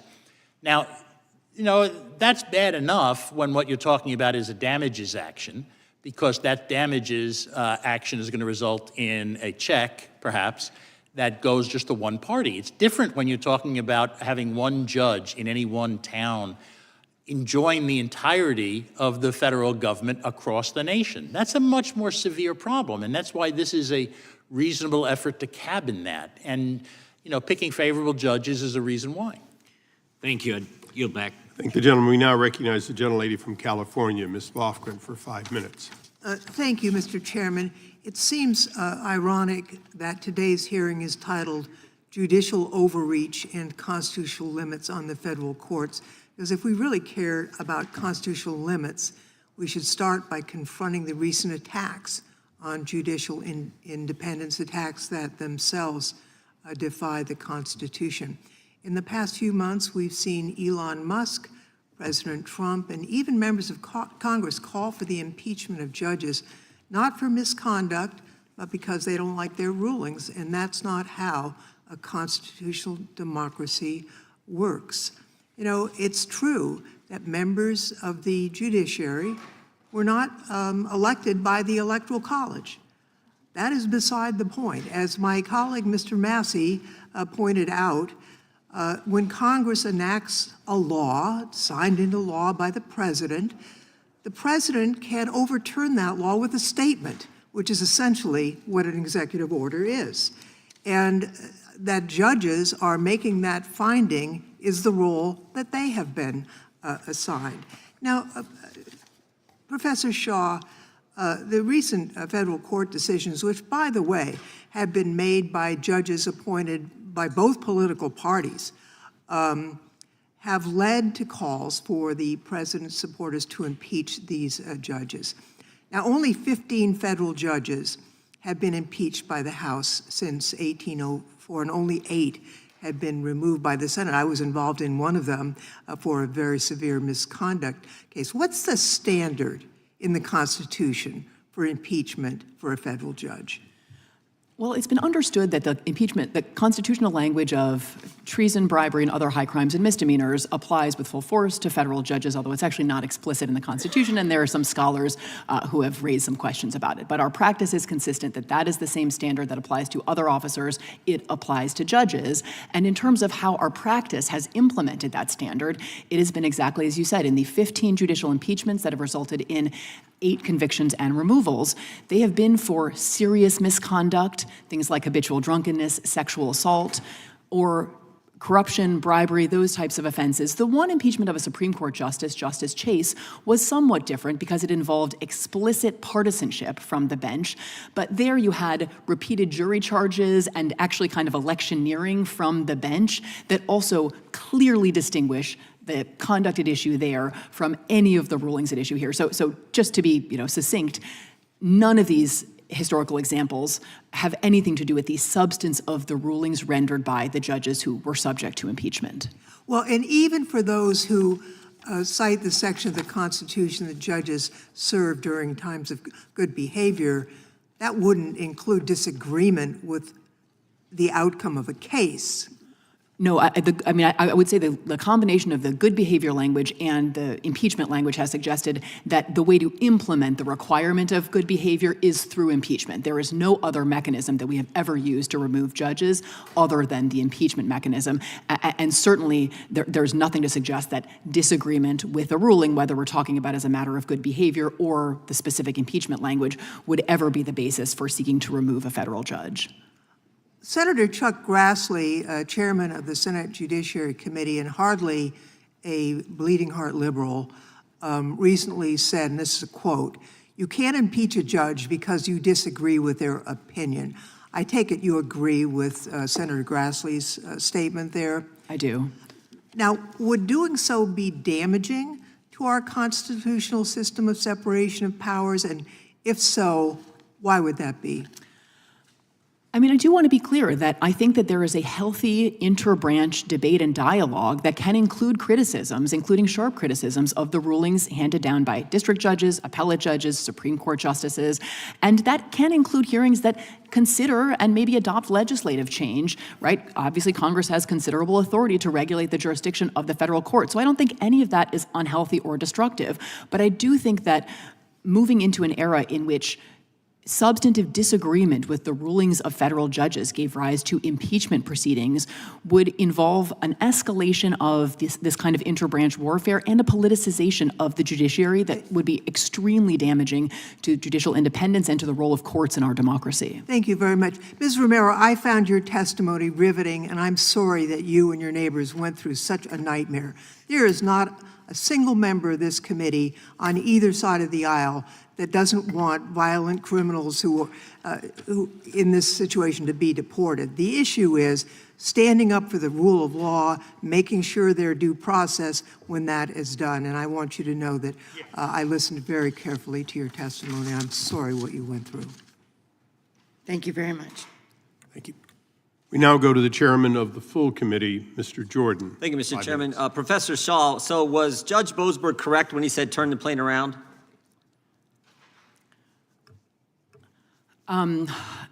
So, I think that protecting the jurisdiction of his Wait, court. that wasn't the question. Was he correct when he said, turn the plane around, bring the guys back who harassed Ms. Romero, drove her out of her home, harassed her neighbors, shot her car? Was he correct when he said, turn the plane around, bring those individuals back to the United States?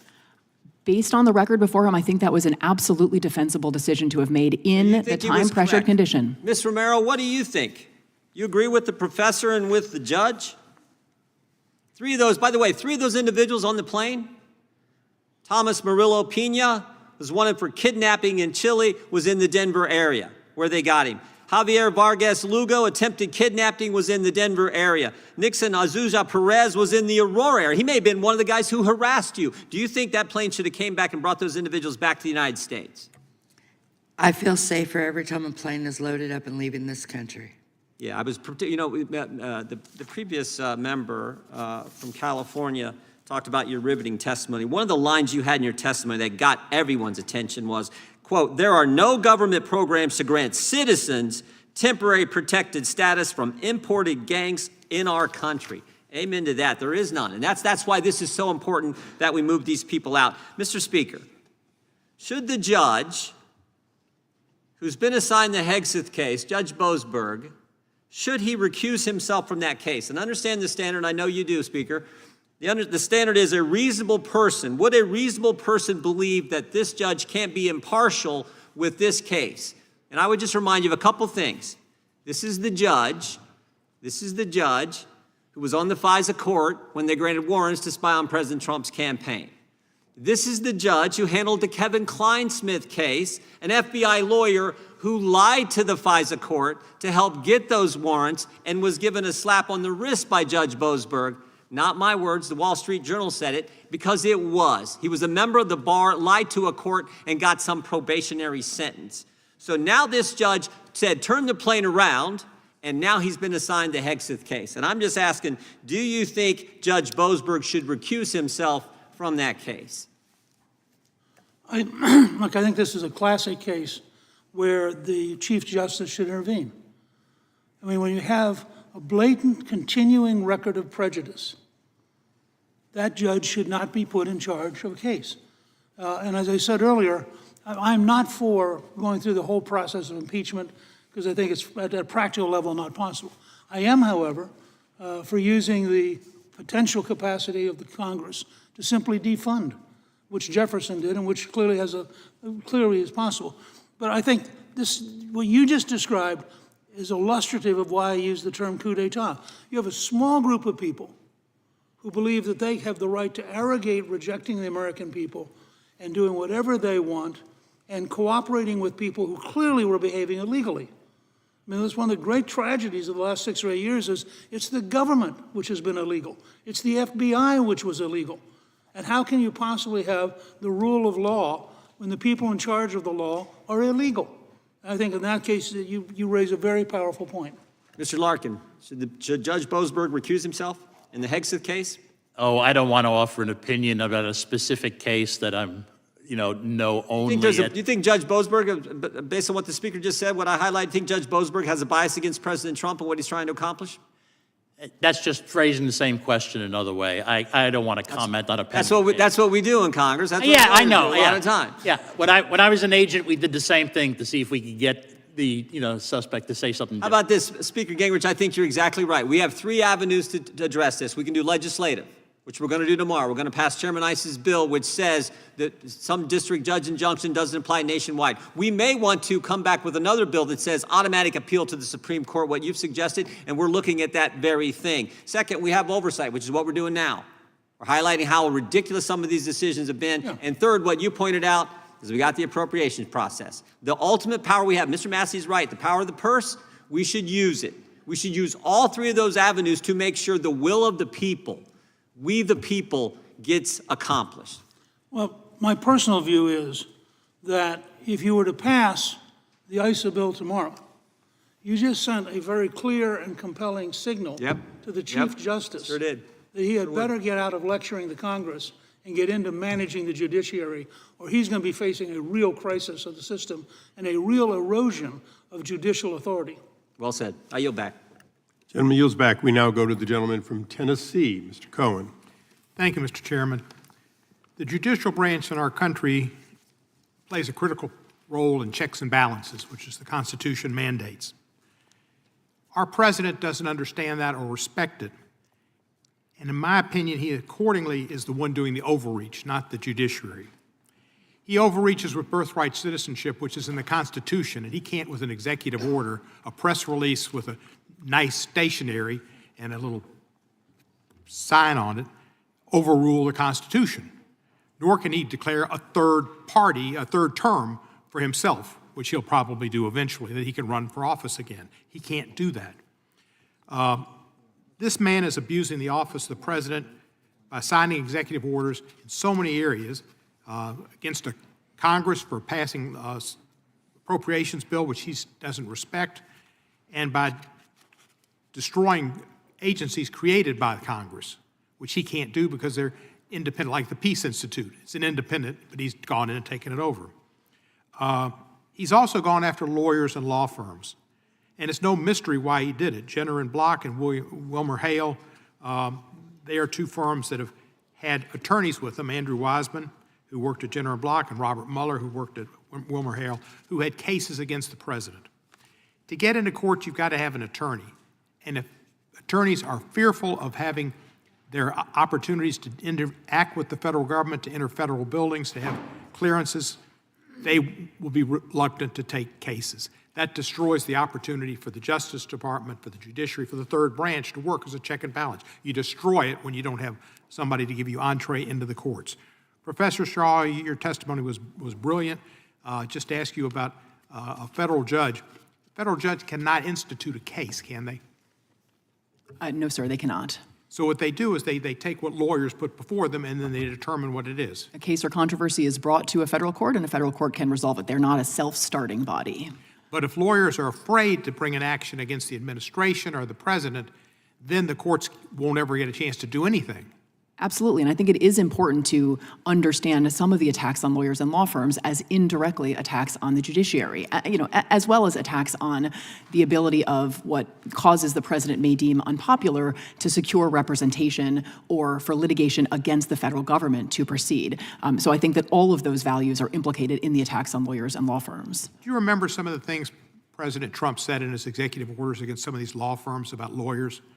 Can you tell us, like they're criminal and they're trying to destroy our country and they're trying to, what were some of the other things he said? So the law firm, the executive orders sort of singling out and targeting law firms begin with sort of a recitation of specific representations of disfavored individuals or representations that law firms have taken on. There are suggestions that the law firms are deceitful or dishonest, that they are committing fraud. But they're quite explicit, the orders, that it is the specific representations made by and viewpoints held by the attorneys that have given rise to the executive order. So I think that's why the lawsuits have framed these orders as containing attacks on the right to counsel, on the separation of powers, on independent judges, and on the First Amendment. There are, at least 4 or 5, I would say, independent constitutional flaws with each of these executive orders. And they sounded like somebody like, first the lawyers. First we get the lawyers. It was the most anti-lawyer thing I've ever heard. I'm a member of the bar.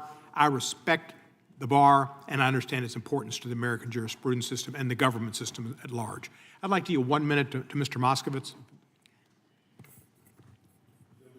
Thank you. Thank you, Mr. Chairman. Thank you for yielding. It's so nice to see my Republican colleagues fight to protect executive power, but they aren't interested in fighting to protect this body and legislative power. Representative Gill from Texas filed impeachment proceedings against Judge Boasberg. It has 22 co-signers. He's not here at the moment. He's probably filing impeachment proceedings against Louis Brandeis. But Speaker Gingrich says that this is a cumbersome process, and Speaker Gingrich is absolutely an impeachment expert. Well, allow me to doge this cumbersome process for you, Speaker Gingrich. Why don't we just ask Chairman Issa or Chairman Jordan, when is the hearing on impeachment of Judge Boasberg? When's the hearing? Give me a date. Give the American people a date. Oh, wait, Chairman Issa says that this is actually a political symbol and not actual legislation. So it's a fake impeachment. When are you going to tweet that out? That ought to be popular. I mean, we had a fake impeachment for the last 2 years. I mean, I hope Representative Gill isn't a Comer. I mean, we got a Doge James Comer spending millions of dollars in 2 years on fake impeachments, but I guess that's what we do. We file fake impeachments now. That's what we admit. I take back my time. And I thank the And gentleman for taking back his time. It's appropriate that on April Fool's Day that he discusses that. Thank you. And since the question was posed toward me, I'll take the liberty of saying that we take all bills that are referred to our committee seriously, including that. And I would only say that be careful what you wish for. There will, in fact, undoubtedly be investigations of a number of judges, but we don't predetermine them in this committee. We don't denounce them when they're put in by a member. We also don't accept them as anything other than something for our staff to look at. But I appreciate the gentleman's question. With that, we go to the gentlelady from Wyoming, the senior member of the committee of the House from Wyoming, Ms. Hagerman. The only.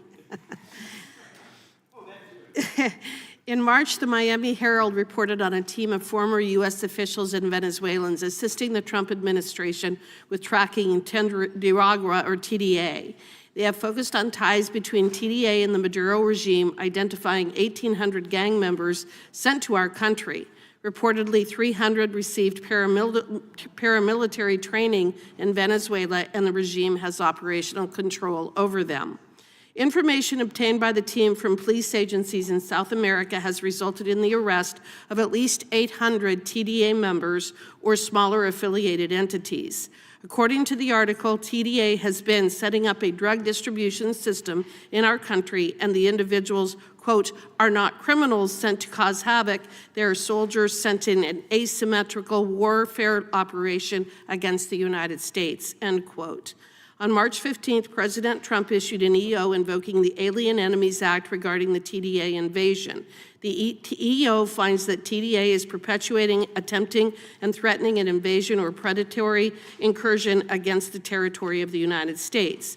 TDA is undertaking hostile actions and conducting irregular warfare against the territory of the United States, both directly and at the direction, clandestine or otherwise, of the Maduro regime in Venezuela.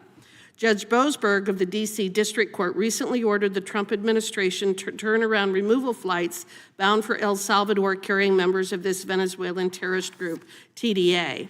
Judge Boasberg's temporary restraining order at first was limited to the named plaintiffs, but he later provisionally certified a class for, quote, all non-citizens in U.S. custody who are subject to President Trump's order against TDA and its implementation. Mr. Larkin, what are the problems associated with the breadth of this order rather than it having being just applied solely to the parties in front of it?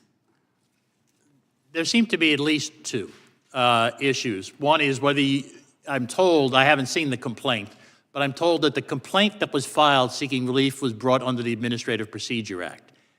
That's not an appropriate vehicle for this. It should be the federal habeas corpus laws.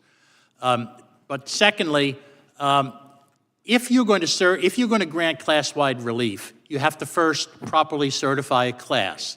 The Supreme Court has so ruled and has told the district courts that they have to do first the job of certifying the class and only then awarding class relief. In footnote 1 in Baxter versus, I think it's pronounced Palmigiano, but don't hold me to that, the Supreme Court said the district court had gotten it wrong in that case for following the reverse order. So if that's what happens then is there are steps that you have to go through in order to certify a class.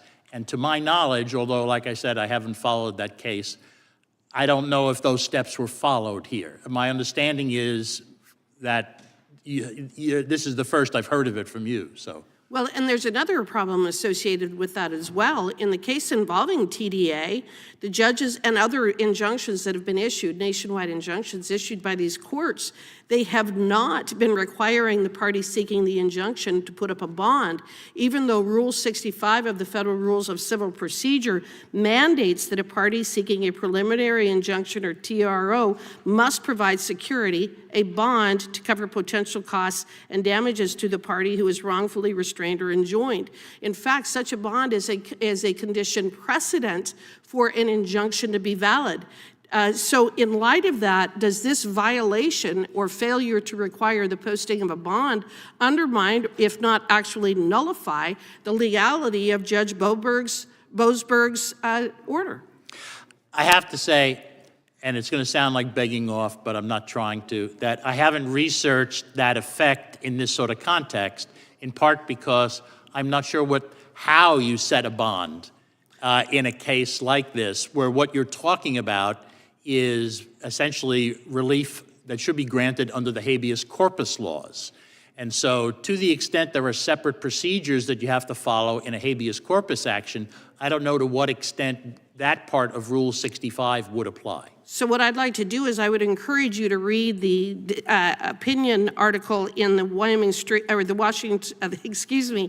the Wall Street Journal from yesterday entitled "Why Judge Boasberg's Deportation Order is Legally Invalid."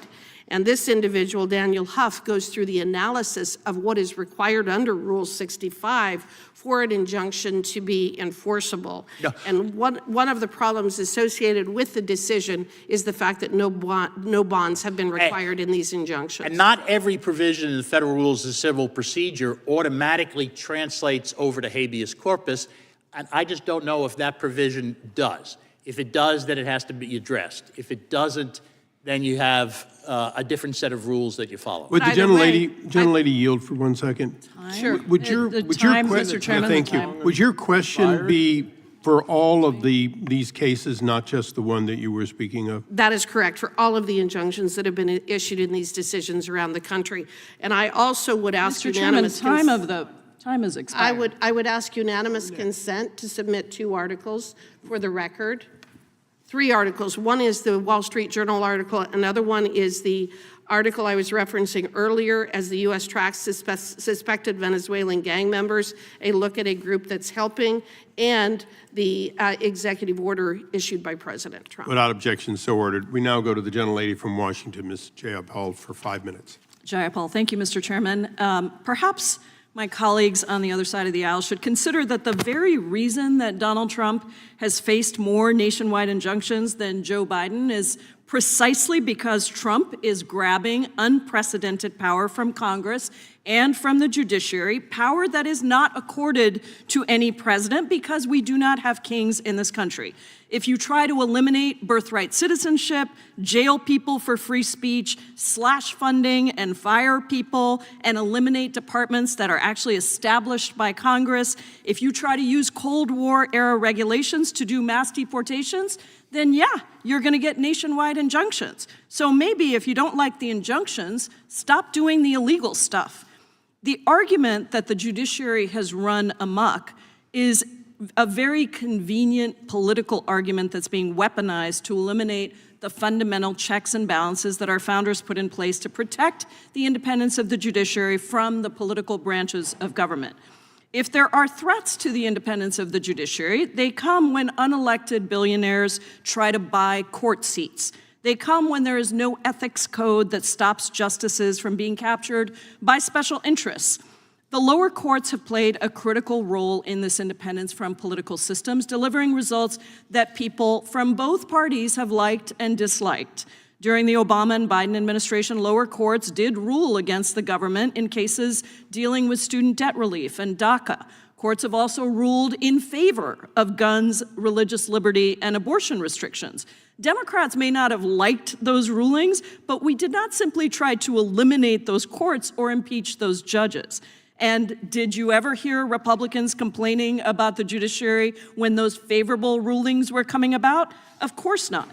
One of the most important roles of an independent judiciary is upholding civil rights and liberties. The judiciary is often the last line of defense for protecting the vulnerable from the powerful and the minority from the majority. This is particularly true when it comes to immigration. Last night, we learned that the Trump administration mistakenly deported a father with protected legal status.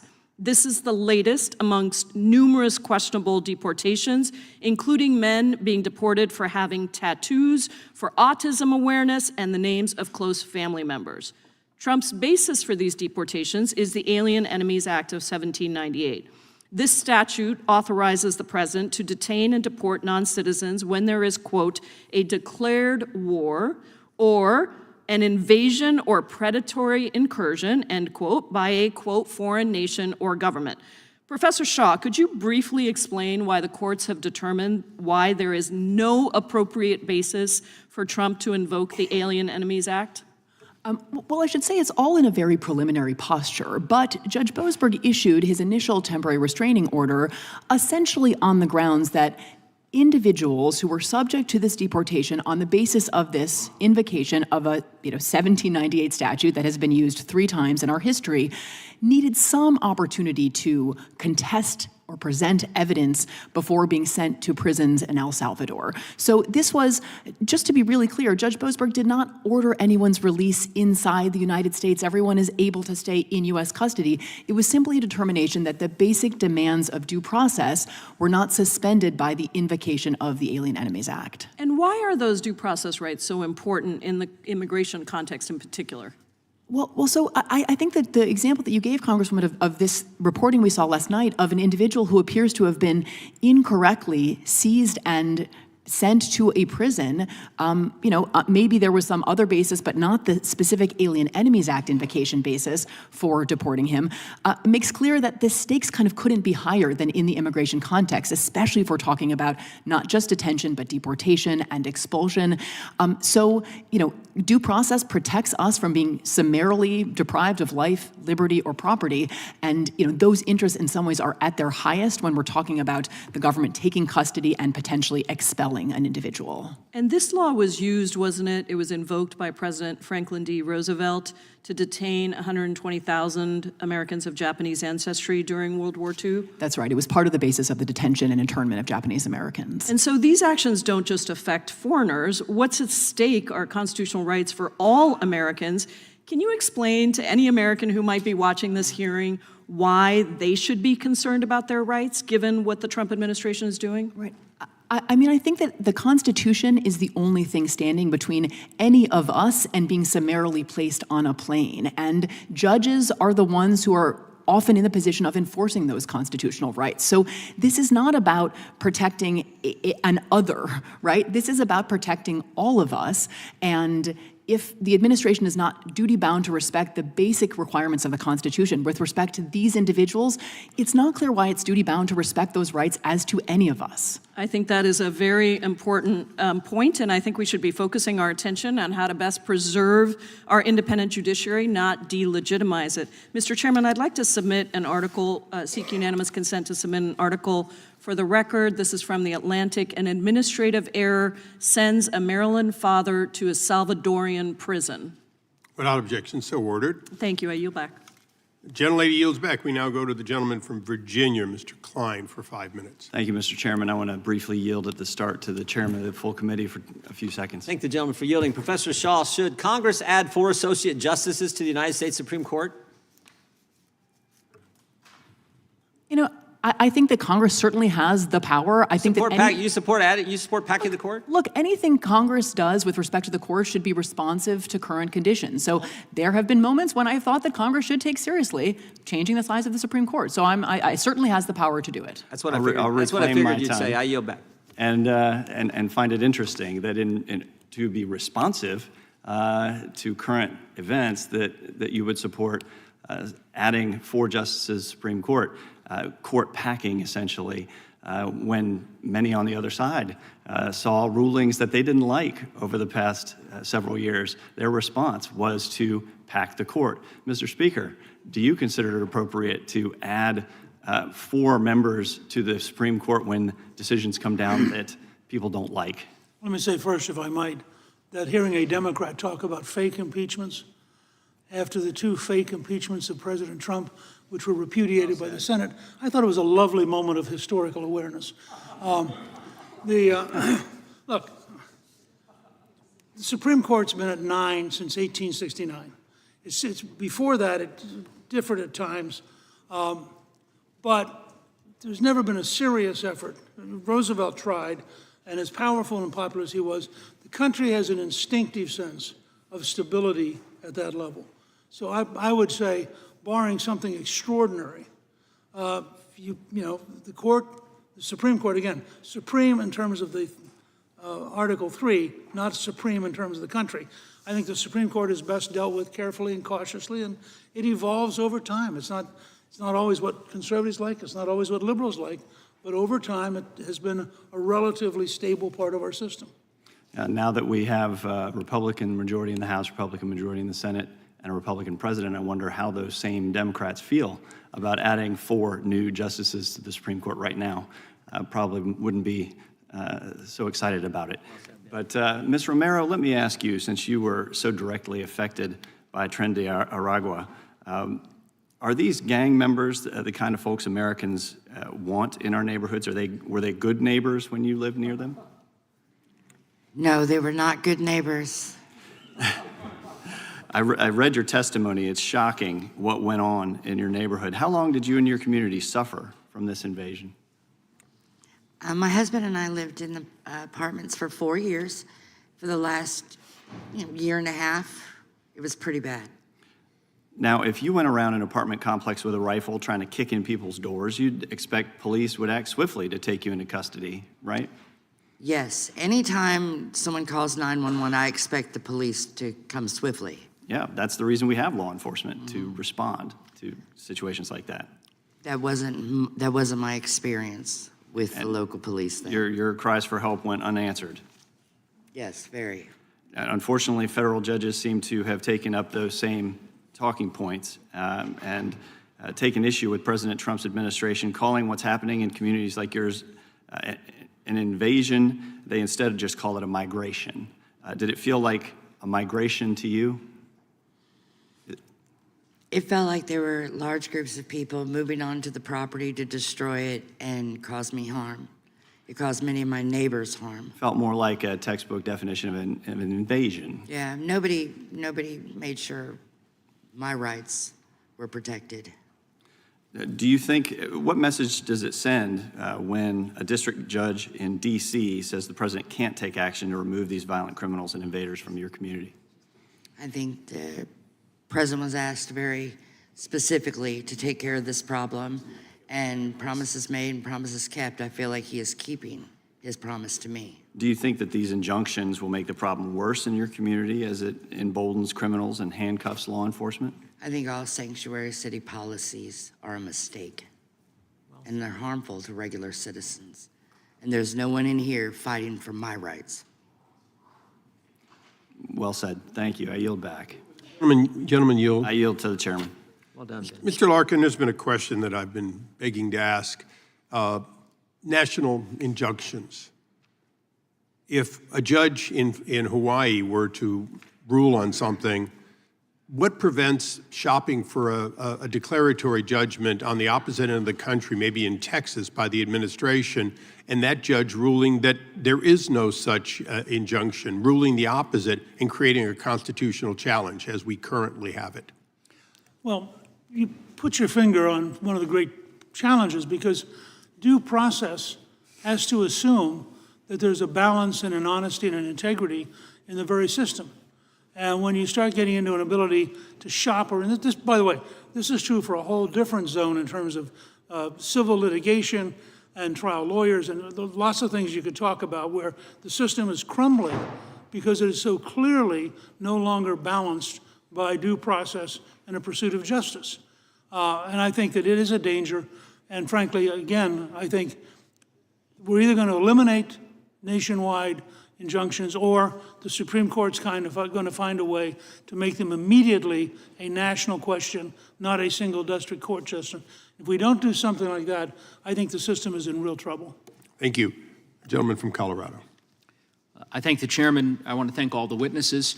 I have the privilege of representing Colorado in the Congress, and so I want to say to Ms. Romero, welcome to Washington, and thank you for being here. Mr. Gingrich, I wasn't planning on talking about impeachment, but I just have to spend a minute on it, given the statement you made just a minute ago. I think you said, if I'm not mistaken, you said the 2 impeachments against President Trump were repudiated in the Senate. Is that the right word you used? Yeah, okay. And would you describe the impeachment that you initiated against President Clinton 35 some odd years ago and the Senate's reaction to that impeachment in the same way? Well, it failed, which is part of why Jefferson thought impeachment was not a realistic possibility. Well, I would just simply suggest to you that, because I served as an impeachment manager in the second impeachment trial against President Trump following the attack on our nation's capital. And in that impeachment, as you well know, of all the presidential impeachments, which I suspect you've studied, 7 Republican senators did something that no senators had done in the history of our republic, which is voted to convict a president of their own political party. So I think that is a far cry from repudiation. I understand that it didn't meet the constitutional threshold for success. I, Actually, of course, President recognize Johnson that. had the same experience in, I believe, 1868. I will just, again, simply say to you that unlike the impeachment, one that's inaccurate, Republican senators, with respect to the impeachment trial of 1868 against President Johnson, that is not accurate. It's the first time in American history in which senators of an opposing political party voted to convict a president, but of their same party, but I digress. Want to talk to you about a phrase you used. I think this is accurate. You called it a judicial coup d'etat. Am I right? That's correct. Okay. And you would describe, 14 federal judges appointed by a president of an opposing political party issuing nationwide injunctions against a president's executive orders as a judicial coup d'etat. I would describe the wave of decisions in the last 7 weeks deliberately designed to slow down, unwind, and block the president as clearly an effort by a group of judges. I hear you. What I'm asking you, again, I don't think I'm mischaracterizing your testimony. 14 federal judges, all of an opposing political party, that is to say, 14 federal judges appointed by a president of an opposing political party, issuing nationwide injunctions against the president's policies, in your view, would be a judicial coup d'etat. It depends on how long the time was. Sounds like it depends on the between each president, injunction. Mr. Gingrich, because the president I'm describing is President Biden. I know. During his tenure, 14 federal judges issued injunctions against policies that he pursued via executive order.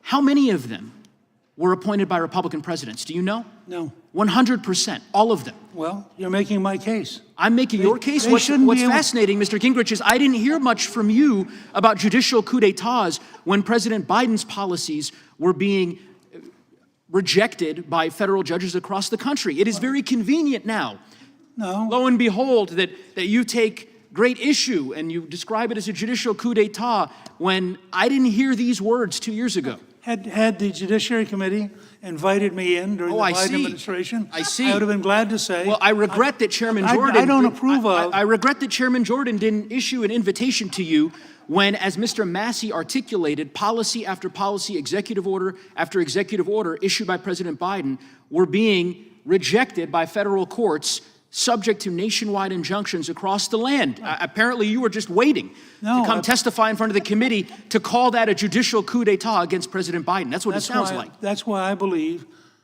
any kind of nationwide injunction should immediately go to the Supreme Court to be validated as a nationwide activity. Well, I don't believe district judges I understand have the that authority. alternative. I understand that you've provided that particular alternative as something for this committee to consider. Your written testimony indicates far more significant and structural changes. You referenced the Judiciary Act of 1802 and this notion that the Congress can abolish district courts and the rest, and you seem to be suggesting those as remedies that we ought to consider. In any event, I just want to talk, I know I'll ask the chairman to indulge me since I know he's indulged other members. You have talked about, and I'll just read from an article here, there's a long tradition which has only been broken really starting in the late 1950s with this crazy idea that lawyers and judges are superior to the rest of us and they get to define everything, right? That's correct. And you're referencing what case? Cooper versus Aaron. Cooper versus Aaron. That case was a desegregation case, right? Yeah, but that wasn't the point of it. I understand, but this was a case in which the state of Arkansas was seeking the ability to not comply with Brown versus Board of Education in desegregating schools in Arkansas. It had nothing to do, by the way, Speaker Gingrich, with presidential power. It had to do with the supremacy of the Constitution and the ability of states to respect the Supreme Court's interpretation of the Constitution. There are a variety of cases, long before Cooper, in which the Supreme Court has opined on the constitutionality of a president's actions, Youngstown being a great example. It is convenient that for whatever reason you've landed on these 1950s desegregation cases as the inception, in your view, of the Supreme Court's tyranny, as you describe it, I suppose. I don't think that that's consistent with the values of the American people. It's the reason why Republican jurists, Michael Mukasey, a very distinguished federal jurist, as you know, has attacked your ideas in the past. I think you'd concede that. I yield back. And continued indulgence, I would let the speaker finish. All I will say is the reference to that is from a book by a liberal lawyer who said specifically that it's Cooper versus Aaron, where, with no reference to the case, the Supreme Court decides to issue a statement that it is clear that we are supreme. And they're not talking about we're supreme over Arkansas. We are the supreme deciders. And that is explicitly false and historically wrong. And it's what Jefferson was so furious about in 1800 because he did not believe judges had the ability to overrule the American people. I thank the gentleman. We now go to the gentleman from Texas, Mr. Roy. I thank my colleague from California. Ms. Romero, you have testified about your experience in Aurora, Colorado. As we talked about at the beginning, I came to Aurora and visited with you and others that were impacted by what you were dealing with. To be clear, you felt terrorized in your home, in your apartment. We have an order, Mr. Chairman. Can we? If you have conversations, please take them off the dais. Right. The gentleman's recognized. With all respect to my colleagues, and I noticed Ms. Romero, who was bothered by, we're talking about people's lives, Americans' lives. Ms. Romero, your life. True, yes or no? In short answer, was your life turned upside down by the existence of Tren de Aragua in your home, in your apartment complex in Aurora, Colorado? Absolutely, and continues to be. And people were in danger. American citizens, Americans were in danger. I was in danger. My family was in danger. I couldn't get my grandchildren to even come visit. It was dangerous over there. The police didn't want to respond. The local government in Aurora did not want to acknowledge. There was continued pushback and gaslighting. And I mentioned earlier when I opened up this, the extent to which we had a young woman here who was testifying last year in this committee, Alexis Nangre, whose daughter Jocelyn was murdered at the hands of Tren de Aragua members in Houston, Texas. Is that acceptable? It's absolutely not acceptable. And so let me ask you this. Should TDA gang members or MS-13 gang members be removed and deported from the United States of America? Let me first ask Ms. Shaw, Professor Shaw, should they be removed? The president certainly has the authority to make that determination. The question is, how do we know who is a member of these bodies? So these members should be removed. These TDA gang members, MS-13 gang members who are posing a danger to the American people and citizens should be removed from the United States of America. I am a scholar. I'm not going to take a policy position on how immigration should be But enforced you or carried out. comment on these issues all the time. I opine on the law, and the president has certain authority, significant authority, to enforce the immigration laws, but the Constitution is supreme. So the president has significant authority as the commander-in-chief to protect the United States. Of course. Ms. Romero, do you think these TDA gang members and MS-13 gang members and other dangerous individuals should be removed from the United States so they do not pose a harm to American citizens? Every last one of them.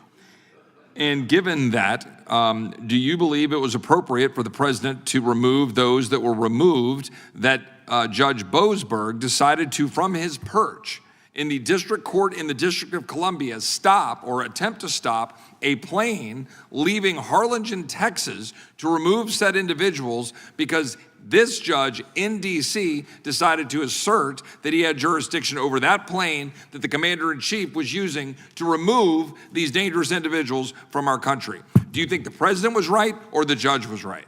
I think the president was absolutely right. If you can describe them as illegal and an immigrant to this country and a criminal all at the same time, they need to go out of our country. Much has been made of this individual from Maryland. To be clear, this is an individual that by all accounts was a member and affiliated with MS-13, the dangerous gentleman gang in Maryland. I will not. This individual was affiliated with MS-13, had an order of removal against him, was here illegally in the United States of America, and was put on a plane, a separate plane, by the way, from the one onto the alien enemies removal, because he was on an order of removal. Now, the fact is, I think my colleagues on the other side of the aisle would like the American people to believe that it is more important for us to be concerned about the specific mechanics of an individual illegal alien affiliated with MS-13 endangering the American people, and whether or not the intricacies of due process about what claims that guy was making to alleged asylum. By the way, asylum because he was afraid of what might happen to him at the hands of the gangs he affiliated with if he's sent back home to El Salvador, that would somehow trump the extent to which Ms. Romero or Alexis Nungare would be the ones that are put down at the hands of dangerous gangs, making your life upside down as an American citizen. Do you think that's fair, Ms. Romero? It is not fair, and I have rights too. And we weren't asked permission to allow these unvetted criminals into our country. And nobody stopped them once we sounded the alarm. Something has to be done now. Mr. Speaker, thank you for being here. We've talked a little bit about what we might be able to do. And you talked about the fast track to the court and so forth. I remain of the belief, and I think, we've passed legislation out of here, and I think it'd be important to send that to the Senate. I agree with you, to send a message to the Supreme Court. I would posit and see if you agree. I think we need to clarify for the record, for both sides of the aisle, in response to my friend from Colorado's commentary, that we had a wake-up call for our Democratic friends when suddenly there were some judges in the Northern District of Texas who were saying, wait a minute, we don't think some of these ridiculous rulings about men being in locker rooms with our girls in schools should somehow be okay because radical administrators under the Biden administration were allowing it to occur. Do you agree that having a ability to say that you're not going to have a nationwide injunction at the hands of one judge, but then have a process by which you can have a nationwide injunction, either through a 3-judge panel at the appellate or fast track to the court? To clarify for the record, we're saying that's not a partisan exercise, that we're saying that no one judge should make that there should be a process, though, and there are times when a nationwide injunction does need to occur to stop administrators from making law. The gentleman's time has expired, but you may answer. Well, whether it is a liberal or a conservative, whether it's a Democrat or a Republican, the very concept of the distribution of power in the American system would indicate that no single person should have the power to dictate to the entire country what they personally happen to believe that week. And I think that we need to demystify the process of judgeship, recognize that it's occupied by humans. There's an amazing passage from Jefferson where he says, look, these are people. They're subject to exactly the same problems as politicians or anybody else, and you can't put them up on a pedestal. So you've got to have a system which blocks power from being exploited by the personality or the idiosyncrasies of one person imposing on 335 million people. And I think that what Chairman Issa has brought out is a very useful first step. As I said earlier, I think the Chief Justice could vitiate this entire issue if he took the right steps. But I think we as a people cannot allow random individuals arrogate to themselves being alternative presidents and imposing their personal will on the entire country. Thank you, Mr. Speaker. Now you'll back. Thank you. The gentlelady from Vermont is recognized for 5 minutes.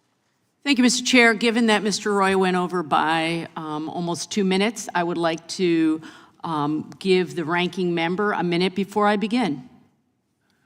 The gentleman, you yielding a minute to the gentleman. Thank you. Well, I appreciate that. Thank you to the gentlelady from Vermont.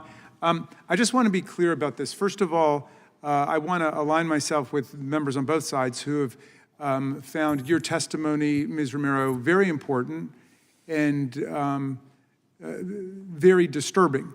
And we all agree that gang members should be prosecuted to the full extent of the law, and if they're here unlawfully in the country, they should be deported. But the idea that that should become the basis for a mass roundup and deportation of people who've never been charged with anything, who have no criminal record, strikes me as absolutely preposterous. And the administration, at least, was willing to come forward to say, okay, they have the wrong person. this was a mistake to have him, but now, c'est la vie, I suppose, he's stuck in El Salvador under a dictator who throws people into a prison that engages in torture. And my colleagues would rather go all the way down to the end of the field with Donald Trump rather than admit that that is a blatant violation of American due process and all of our constitutional values. I mean, that's just extraordinary to me that members of the House Judiciary Committee would be taking that position. That's a very serious problem. Now, Judge Boasberg, who's a conservative judge who was appointed to the bench by President Bush, correctly determined that the Alien Enemy Act of 1798 doesn't apply. It had only been used before in that original Alien Sedition Act period, World War I and World War II. It is for wartime. It is for the deporting of foreign nationals who belong to enemy states, or if there's a military invasion of the country. And it doesn't apply, so he said, we've got to use the Immigration Naturalization Act, but that requires a due process hearing. But that's too much for my colleagues who can evince no sympathy at all for this father of a 5-year-old with autism who has been sent to another country. Now, I don't know, because we're not a criminal court, whether he's done anything, but I do know, based on court records, he has no criminal record. He's not been convicted of anything. And suddenly they're saying, well, he's a member of MS-13. He had an asylum petition, which I'll enter for the record, which showed that he was actually being harassed and persecuted by a criminal gang, which was why he originally came to America. And the court determined, although his application for asylum was time barred, nonetheless, he has established past persecution based on a protected ground, and he has established the presumption of a well-founded fear of future persecution. So maybe you guys know something about the case I don't know, but that's why I believe in due process, because I think a court should be hearing this. I thank the gentlelady for her indulgence and her kindness. Absolutely. Thank you, Mr. Chair. I've heard the suggestion from some of our witnesses today that because President Trump eked out a narrow win, he should have the right to do whatever he wants with no checks on his power. And I find this deeply disturbing. As a former civics teacher, it feels like we failed somewhere along the way. Presumably, we've all had some basic civics education, and I'm hearing a shocking misunderstanding of how the Constitution works. Professor Shaw, thanks so much for being here. Let's briefly reestablish the fundamentals here. We have 3 branches of government, correct? Correct. Executive, legislative, and judicial branch, correct? Correct. And under our constitutional order, the head of the executive branch, the president, generally must obey orders by judges, correct? Absolutely. And one of the ways Congress oversees judges and the president is through impeachment or removal from office for violating the law or other egregious behavior. Is that correct? Treason, bribery, other high crimes and misdemeanors, correct. Thank you. But Congress does not remove judges because of a disagreement with how they ruled. Is that correct? That is correct. And why is that? Judicial independence requires the judges not be constantly afraid that they will be removed from office if they issue a decision that is unpopular or that is, opposed to the interests of the political powers, or that runs against the political winds. Judicial independence requires judges to be confident and secure in their rulings and not fear the consequences of those rulings other than reversal on appeal. That's a consequence judges can and should fear, but that really is the primary consequence. And as you've said, this has a chilling effect. This entire presidency so far is about having a chilling effect on the way that government works. The House must not take up impeachment resolutions based on anything but serious misconduct or illegal behavior. Yet Republicans, including people on this committee who claim to respect the Constitution, have introduced impeachment resolutions against judges because they don't like how judges did their job. They've introduced 7 impeachment resolutions so far. I'm sure there are more to come. Trump and Musk have publicly called for the impeachment of judges that they just don't like. Just by introducing these impeachment resolutions, my colleagues have attacked and weakened the independent judiciary. Does a weakened judiciary, Professor Shaw, endanger Americans' constitutional rights? The courts are a key guarantor. The gentlelady's time has expired, but I will give indulgence. You may answer. I apologize, I didn't see, sorry. I think that an independent judiciary has been and continues to be a key guarantor of all of our rights, and so anything that threatens judicial independence is a threat to all of us. Thank you, Ms. Shaw. And I will just say in closing, I taught my students for years the Constitution requires that we respect the rule of law and not the rule of one man. Thank you so much for being here. Thank you, gentlelady. With that, we Mr. go Chairman. to the gentleman from Texas, Mr. Hunt. Thank you, Mr. Chairman. Democrats love to talk about democracy. They claim Donald Trump is a threat to it. They say actions taken by his administration undermine it. But let's be clear. Democrats have twisted and weaponized the word democracy into nothing more than a partisan talking point. So let me tell you what democracy is not. Democracy is not the tyranny of the majority. When 77 million Americans cast their vote for a president, and when every major swing state breaks in his favor, and when the Electoral College delivers a clear mandate, it is not democracy when a district court judge overturns the will of the American people and usurps the constitutional authority of the commander-in-chief, full stop. President Trump, along with Tom Homan, CBP, and ICE, are doing an outstanding job securing our homeland. And in just a few months, we have seen historic progress on border enforcement, gotaways are down, arrests are up, and deportations are finally happening. But now we are beginning to see that progress stall. And why? Because of the tyranny of the minority and activist judges targeting immigration executive orders. It is not the role, nor is it the authority of a single judge to undermine the commander-in-chief's constitutional responsibility to repeal an invasion. And make no mistake about it, this is an invasion. 20 million people entering our country illegally for the past 4 years is in fact the quintessential definition of an invasion.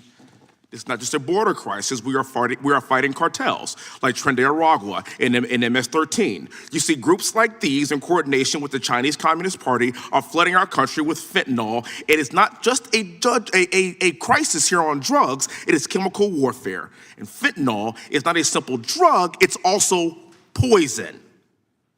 In my conversations with Texas sheriffs in the front lines, there's absolutely no confusion about what's happening. The mission of these cartels backed by the CCP is simple. And they told me this, and I quote, kill the gringo. And that's the reality. And President Trump is using his power and his constitutional power given to him by the American public to stop this from happening. Ms. Romero, thank you very much for being here. Really appreciate your testimony earlier. You went as far as saying publicly that in Kamala Harris's America, every state is a border state and every community is under threat.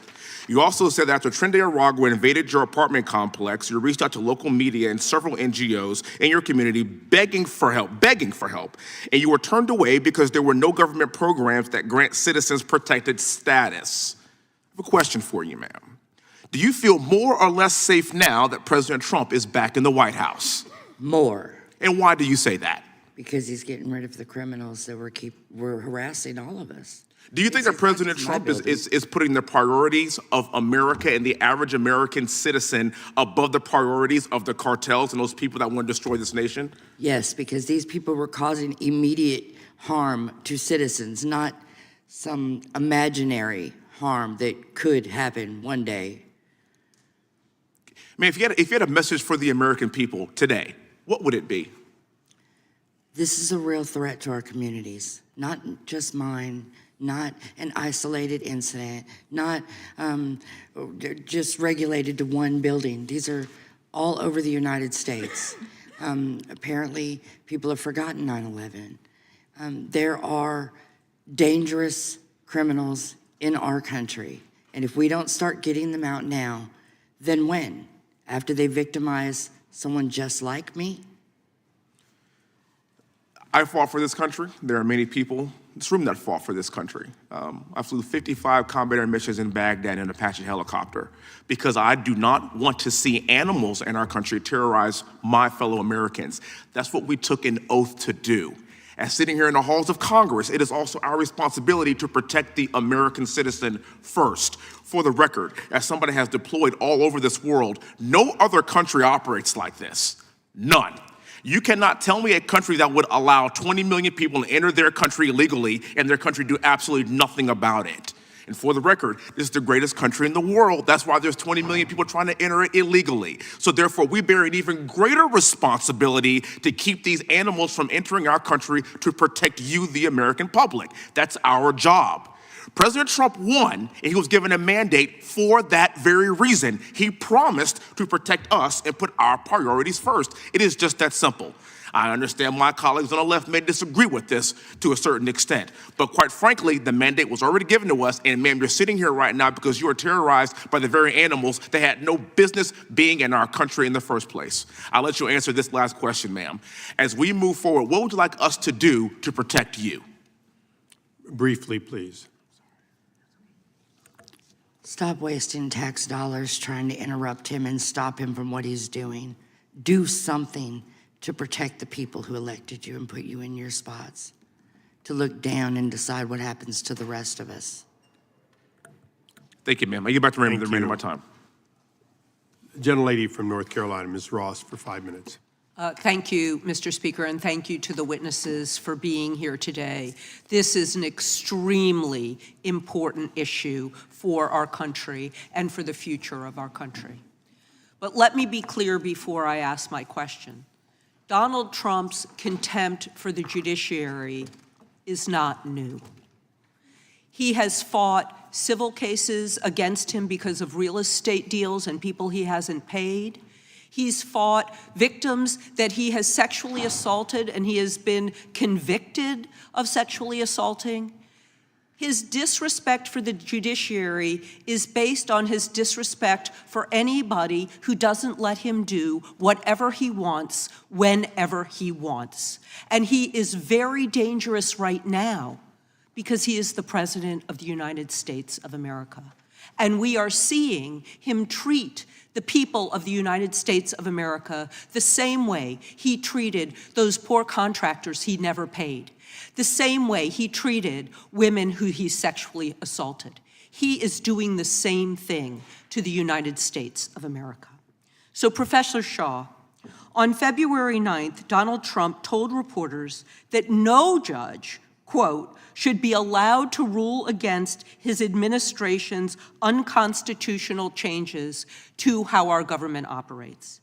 And the next day, Vice President J.D. Vance posted on X, judges aren't allowed to control the executive branch's legitimate power. Just to be clear, does the president decide what issues judges get to rule on under our Constitution? No, really, since Marbury versus Madison, 1803, judges and the Supreme Court, right, sitting at the top of the federal judiciary, have had the final word on the meaning of the Constitution and the laws and the consistency of laws or executive action with the Constitution. So, in our system, it has been the courts and not the president who have had the final word. Thank you for that. So I am going to quote Fourth Circuit Judge Michael Ludig, who I can testify, no liberal. I had a case in front of him. He was a tough customer in the Fourth Circuit. He was appointed by George H.W. Bush, and he recently noted in an op-ed for the New York Times, quote, "A country without an independent judiciary is not one in which any of us should want to live, except perhaps Mr. Trump while he resides in the White House." Trump has railed against the federal judiciary for years, as I said in my opening, and especially now that his administration is losing in courts nationwide. So, Professor Shaw, what could Congress do to stand up against Trump's attacks on the judiciary to ensure that it remains functioning, independent, and co-equal in our system of governance? Well, I certainly don't think resolutions of impeachment, for no other reason than rulings that members disagree with, are constructive from the perspective of preserving judicial independence. I mean, one thing that I would imagine that bipartisan support could easily rally behind is judicial security, right? We are in a moment in which we have read about the U.S. Marshal Service concern about heightened levels of threats to federal judges. When there was an actual threat against Justice Kavanaugh in 2022 on a bipartisan basis, security for Supreme Court justices was increased. But I'm not sure that we've seen anything to that effect now. So shoring up judicial independence at a moment where, frankly, there are not a lot of other functioning checks on the executive branch is, to my mind, critically important. And maybe that's one way this body could devote itself to doing that. And then going back to the impeachment issue that my colleague from Vermont discussed, if Trump is successful in getting judges impeached in the House, I don't think he would be successful with the final decision in the Senate. Is he allowed to demand that a judicial nominee promise not to rule against him or his administration if under his appointment power? You know, there's nothing in the Constitution that speaks to that one way or another, but it is certainly a very established tradition, bipartisan and longstanding, that presidents do not secure commitments, in particular with respect to particular rulings from nominees they are considering. You know, certainly the Senate, in its advice and consent role, could seek to enforce that longstanding principle by asking nominees if they have been, you know, asked or have given any kinds of assurances, but it would be wildly inconsistent with our practice for a president to seek such assurance from a nominee. Thank you, Mr. Chair, and I yield back. Gentlelady yields back. Does the ranking member have a unanimous consent request? Thank you very much, Mr. Chairman. This is from March 31, 2025, the makeup artist that Donald Trump deported under the Alien Enemies Act from The Atlantic. Without objection, so ordered.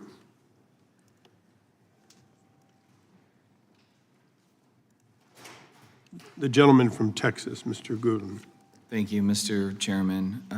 Ms. Shaw, earlier you said that you worried that some of the intent of these actions will have a chilling effect to disincentivize the taking on of clients, and that the legal system we have requires lawyers to take on unpopular clients. Would you expand on that, please? So, you know, lawyers, the idea that even individuals charged with crimes are entitled to counsel and to vigorous representation in their defense, regardless of what they may have done, is actually a core kind of belief pillar of our legal system. And so that's one example. Individuals, even charged with serious crimes, have a right to counsel. So I guess one of the things that I struggle with is after the 2020 election, one of the groups that comes to mind is the 65 Project, which is a legal activism campaign seeking to disbar and discredit Trump-affiliated lawyers who worked on lawsuits supporting Trump's attempts to question the 2020 election. They're a dark money group, and I don't recall my colleagues or you speaking out against this. And in fact, there were attorneys that were disbarred for representing their client. Now, sure, there's folks in this room that didn't agree with them. But one of the things you said during that time was, quote, there need to be serious social, professional, and reputational kinds of sanctions if we want to disincentivize this kind of conduct. And I think this kind of conduct is perhaps taking on a client that supports a belief that maybe is not popular. And I really hope that we'll get away from this lawfare. And that's something that was prevalent over the last 4 years throughout this campaign, and now we're seeing it from this judiciary. And I'm disappointed in this judge, but I am happy we're having this discussion, and I'll yield the balance of my time to Chairman Jordan. Oh, I thank the gentleman for yielding. Some of the previous speakers on the other side have said, members on the other side have said, attacks by President Trump, I think I got this right, attacks by President Trump on the judiciary are dangerous. They said criticism of judges weakens the judiciary. Mr. Larkin, have Democrats ever criticized the judiciary? Yes, sir. Can you give me an example that maybe comes to mind? I mean, I have several, but I want to know what's one that comes to mind for you? Well, I guess the best example and recently was the Supreme Court's decision in Dobbs to overturn Roe versus Wade. Yeah, where like hundreds of churches and pro-life centers were attacked and firebombed and got all kinds of criticism coming from people that have. How about this one? How about the minority leader in the Senate said, I want to tell you, Gorsuch, I want to tell you, Kavanaugh, you've released the whirlwind and you will pay the price. How about that one? You remember that one, Speaker Gingrich, from Senator Schumer? Well, I think it's fair to say that the passion of the left when the court does the wrong thing probably is more professionally organized than any passion on the right. But look, I mean, Franklin Roosevelt tried to pack the court. He was a Democrat. There's a long tradition in America that we're allowed to argue over. The courts are not, they're not temples. This is not a religious judicial system. It's a secular judicial system. Yeah, fair enough. And look, we're going to criticize decisions all along. We're getting it one way. This goes both ways. Both sides have criticized the courts, criticized decisions. We're allowed to do that in this country. That's the way it works. Professor Shaw, do you think it was appropriate for what Mr. Schumer, Senator Schumer, said on the steps of the Supreme Court when he said you will pay the price, referencing two members, sitting members of the United States Supreme Court? I think he should have phrased it differently. I'm sure he feels the same way. What about the Dobbs leak? What do you think about that and some of the comments that were made after that decision was leaked? Do you think that was good?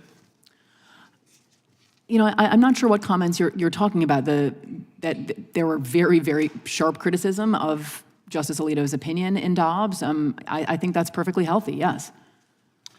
I think we had a member said that there should be impeachment for the decisions that happened after the Dobbs decision. There should be impeachment of one of the Supreme Court justices. A member of Congress said that. Do you think that's appropriate?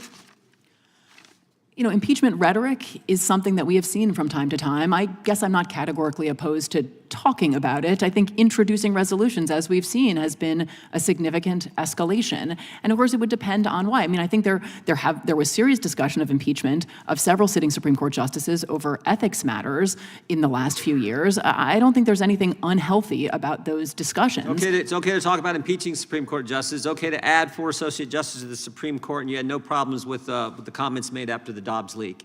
Is that your testimony? You know, I'm sorry, I'm not sure what specific comments you're talking about, but criticism of the substance of the Dobbs ruling, I have no problem with that. Okay, I yield back. The witnesses have been very kind, and there are more people that want that kindness. So with that, we'll take a 5-minute recess.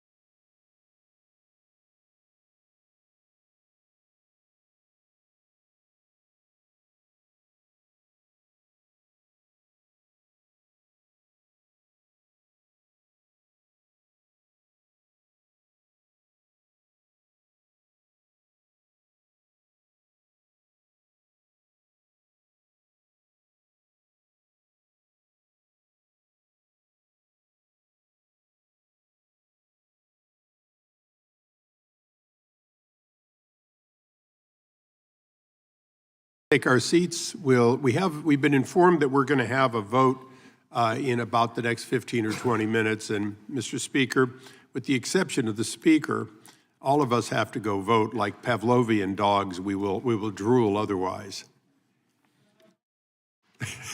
I think you probably wrote about it, Mr. Speaker.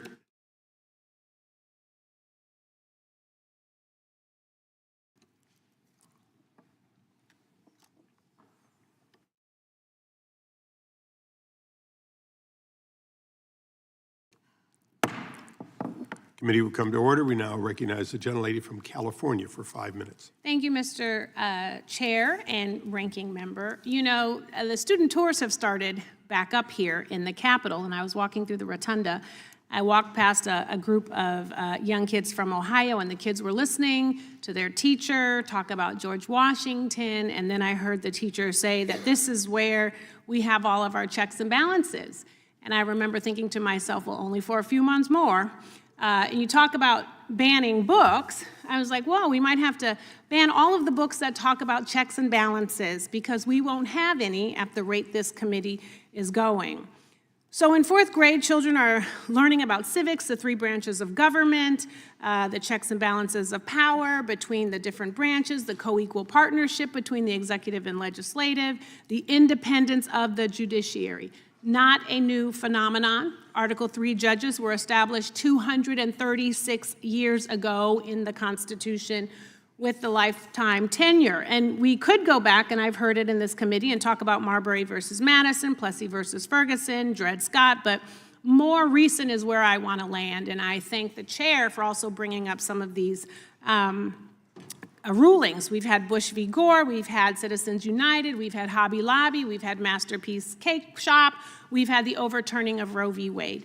And yes, all major wins hailed by the right. And in the aftermath of these rulings, even with the passion of the left, Mr. Speaker, the judicial institutions remained intact, and bench officers were not excoriated or physically threatened. In fact, one U.S. district judge, her son was killed. But now we have an administration aggressively and unapologetically pushing the boundaries of what is constitutional and erasing the checks and balances of power by going after judges who do not side with Trump, to the point that even Justice Roberts of Republican lore says it is inappropriate to impeach judges. And after all, he is part of the ultimate arbiter in this arena, which favors the Republican Party with a 6-3 majority. So I'm asking myself, what is really going on? What is going on is we are setting a dangerous precedent by replacing judicial independence with judicial fealty. Because if judges feel like they must follow a partisan ideology rather than independently interpret the law, then we, as lawmakers, are a shill in this charade. We do not make laws for ourselves to interpret. We make laws for judges to interpret and impose punishment to those who don't follow them. And what is sad is that all these decisions that Trump doesn't like are still appealable. So once again, what is going on? What is going on is, instead of being a party that supports smaller government, Republicans are creating a far-reaching Leviathan, an insatiable, chaotic monster of power. And once that locomotive starts going, you cannot put the brakes on. This judicial independence, checks and balances have withstood 118 Congresses and 46 presidencies. And somehow today, we are supposed to be at some critical moment where we are told to believe we have to blow this thing up. And it makes me think about March Madness, which is happening right now. These kids are playing their hearts out. They are trying to win, and they are dealing with good calls and bad calls from referees. And not all calls are perfect, but they are still respected. No one says, I didn't like that call, go after the referee, go after the system. And in fact, in organized sports, the most classless and unpalatable thing you can do is blame your loss on the referee, or blame the umpire for the outcome of the game, or cheat. And 5-10 years ago, we saw these parents attending these Little League games, and then violence was being committed. People were running onto the field, attacking and assaulting the referees, and it was distasteful. And now we are here with this court doing the same thing. The games do not work without officials, and our system of justice does not work without judicial officials. And Justice Roberts says, all we do is call balls and strikes. Judges, like referees, are a neutral party. You don't always like what they say. You might not always agree with their calls, but you have to respect the institution and the officials. And if you take away the one element that brings integrity with it, then the competition itself has no integrity. And then you have to ask the question, why do we even take an oath? Why do we even obey any of these laws? And what we have right now with this hearing, with Trump's attack of the bench officers, with the threat to impeach judges, is the equivalent of parents rushing onto the field and trying to punch a judge in the face. It is disrespectful, it is unseemly, it is unprecedented, and it is a disgrace. And with that, I yield back. I thank the gentlelady. We now go to the gentleman from California for his 5 minutes, Mr. Kiley.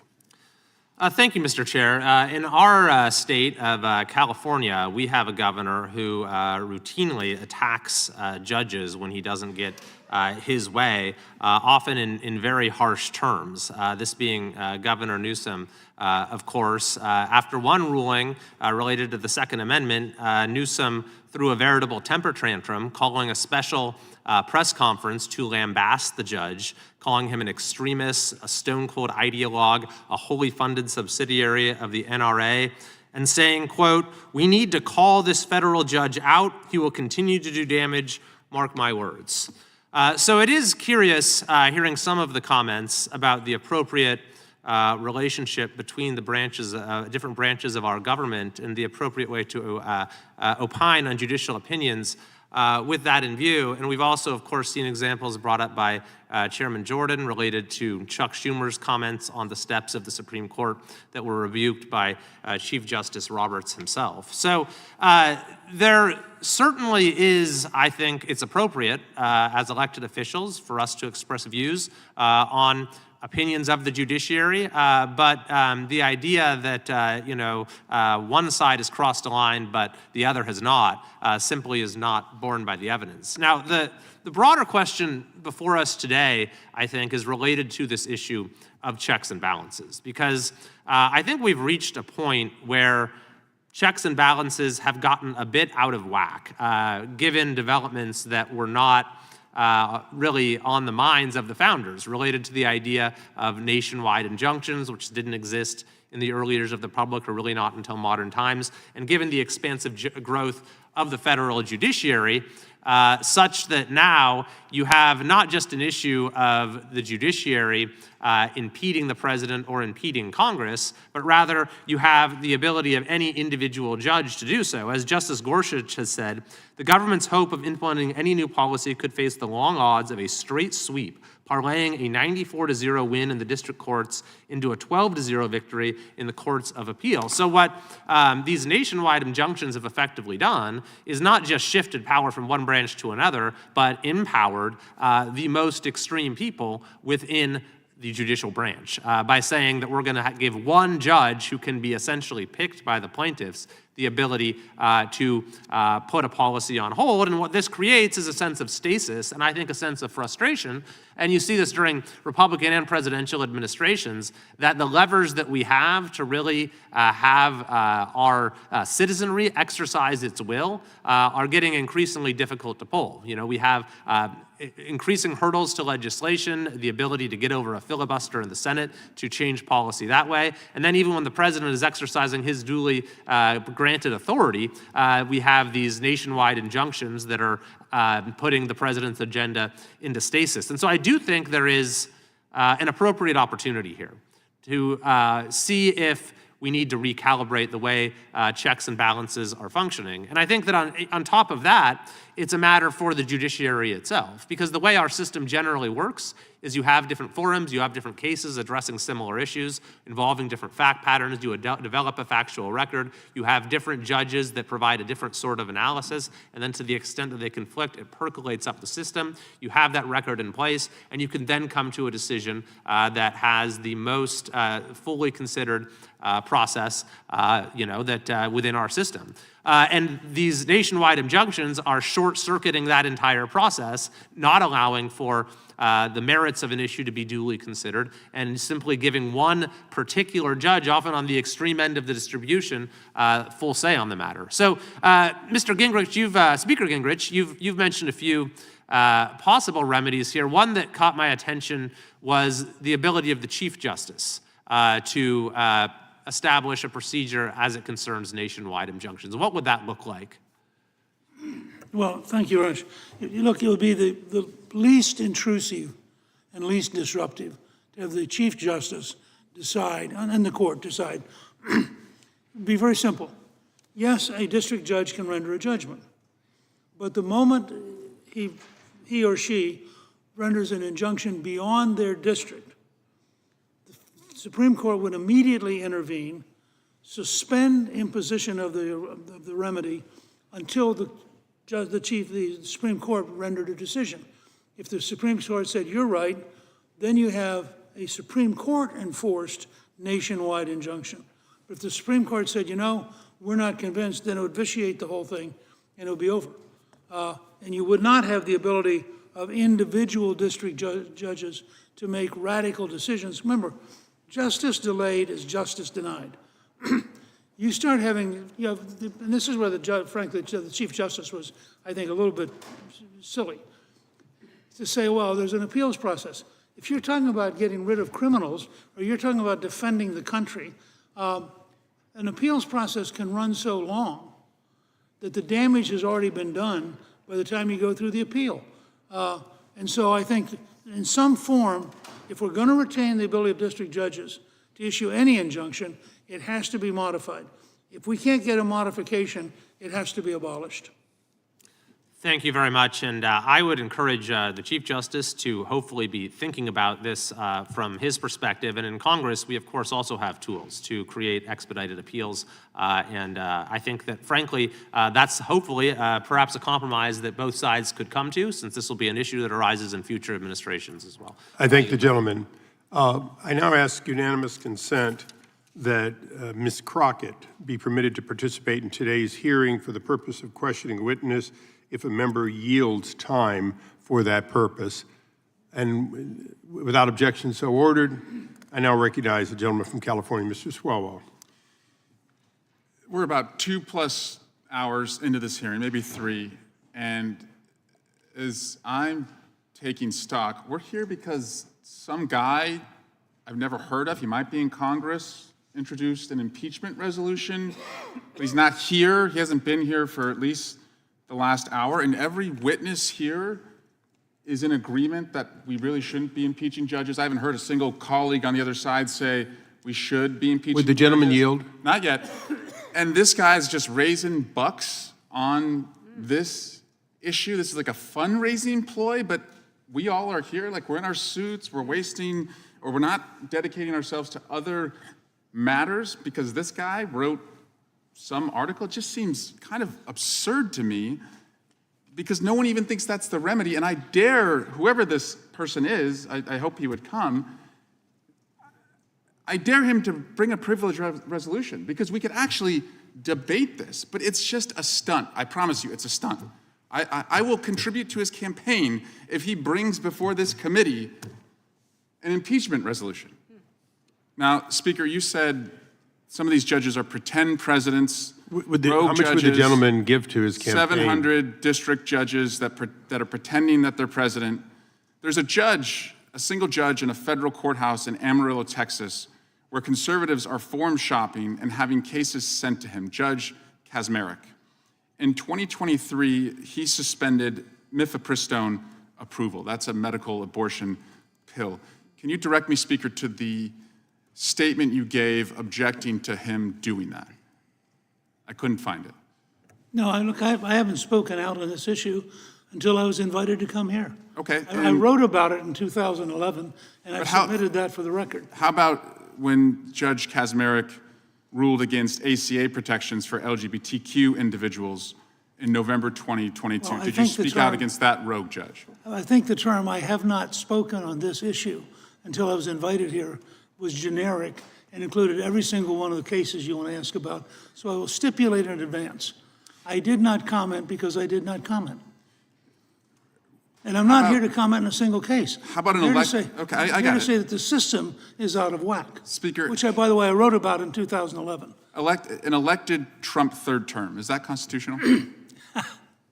I think it's funny too. If the Congress wishes to pass a constitutional amendment and the requisite number of states decide to endorse that amendment, of course he would have the option to run for re-election. In the absence of that kind of constitutional change, I think that it's impossible. Thank you. And with that, I'll yield to the gentlelady from Texas, Ms. Crockett. Thank you so much, and I appreciate the speaker for admitting openly on the record that it is unconstitutional. But the concerns that I have are around the fact that we are sitting here pretending as if we all are looking out for the Constitution, yet we are coming from completely different angles. So let me go to Professor Shaw.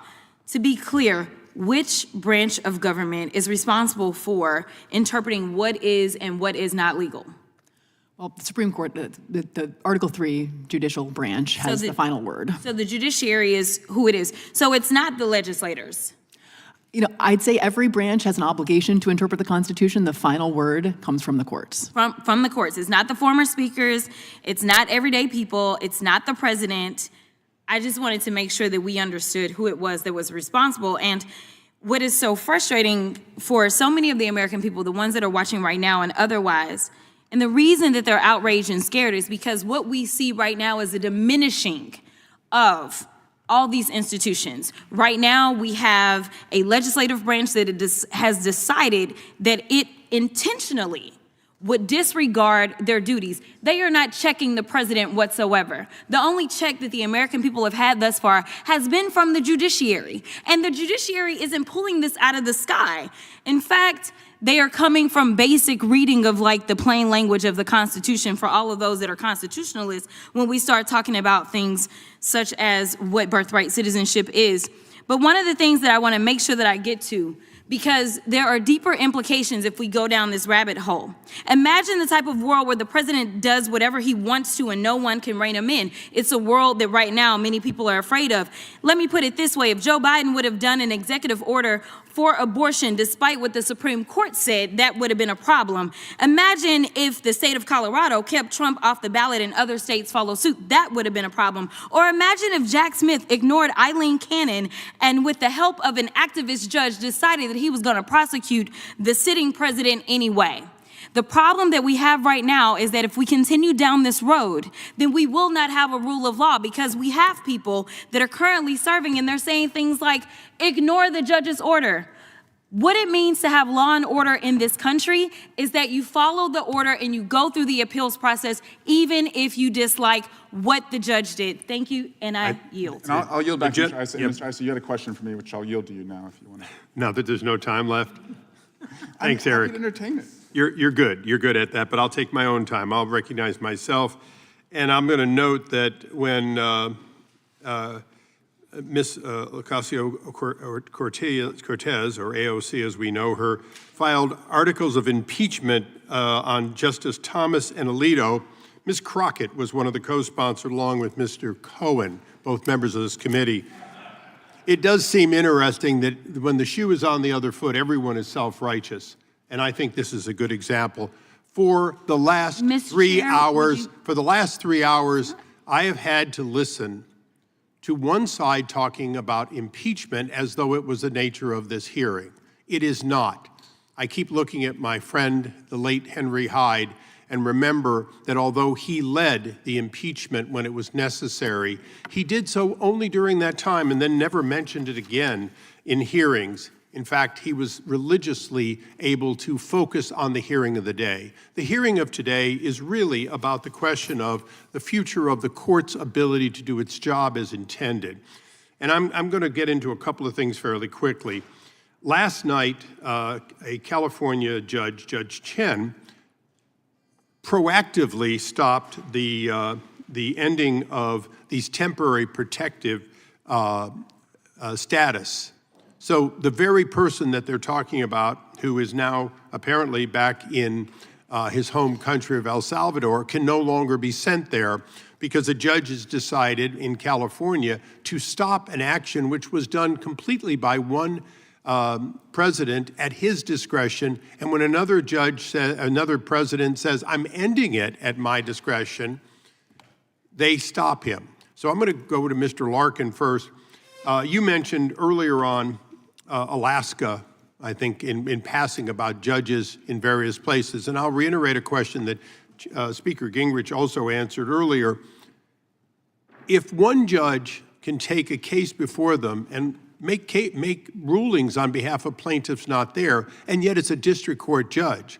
And we know that courts around the country routinely take similar cases with different plaintiffs and decide them differently, and that's how we generally get to the Supreme Court, is to resolve those. Is there any reason that this administration couldn't file a declaratory judgment, not in California where Judge Chen ruled, but in some other place, let's say Texas, which has been mentioned today, and get a different outcome, and in fact undo and give in fact the administration a legitimate right to say, no, we've been found not to be enjoined, but we have a right to do it as long as we siphon it through Texas instead of California. Is there any reason today that that doesn't exist as a problem of these national injunctions which are not in the jurisdiction of these judges?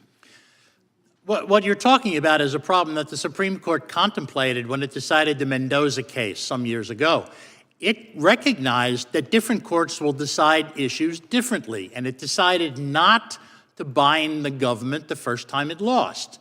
If the government lost in Maine, it could continue to take the same position in Alaska or in the other states. They were asked to basically adopt a one-and-done rule, and the Supreme Court rejected it. So it's permissible under the law. So when people talk about this president acting illegally, the fact is this president, by acquiescing to these and going through the appellate process, actually is going further than he has to under the Constitution. The reality is he could simply say, you made your decision, we just won't do it in your district, but we'll do it elsewhere, and we'll seek other remedies in other areas. So the fact is, this administration has been overly generous for this first 70-some days, correct? The Supreme Court in Mendoza was unanimous. It included conservatives and liberals on that court, and they allowed that development So under to occur. Mendoza, the fact is only the Supreme Court speaks for the entire nation, and that is what we are discussing here today. It's the issue before us. Is that correct? Yes, absolutely. Okay, I'm going to just derive a couple of other quick things. There was an earlier question on Rule 65. Mm-hmm.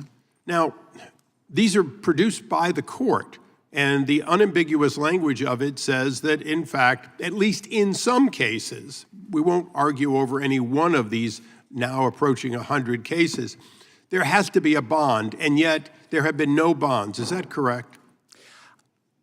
I have not searched the record in all those cases, so We have. There hasn't been a bond. I'll trust you on that. So Rule 65 is being ignored by these activist judges, and as a result, there's a real question about, in disobedience of those rules, in absence of a bond, they may in fact not be enforceable as valid, correct? That may be. I would not say they've been ignored, because if they weren't raised by the government as an issue in the case, then they might have just been overlooked. So I would trust that from this day forward, they will not be overlooked. You've got enough time. This will be the last round until the recess. You're recognized. Thank you. Thank you very much, Mr. Chairman. Mr. Gingrich, I want to focus on some of your testimony today. You say that a judicial coup d'etat is being implemented by judges of the same political ideology. In another statement, you said that Judge Boasberg has a clear bias against President Trump. Do you know who appointed Judge Boasberg?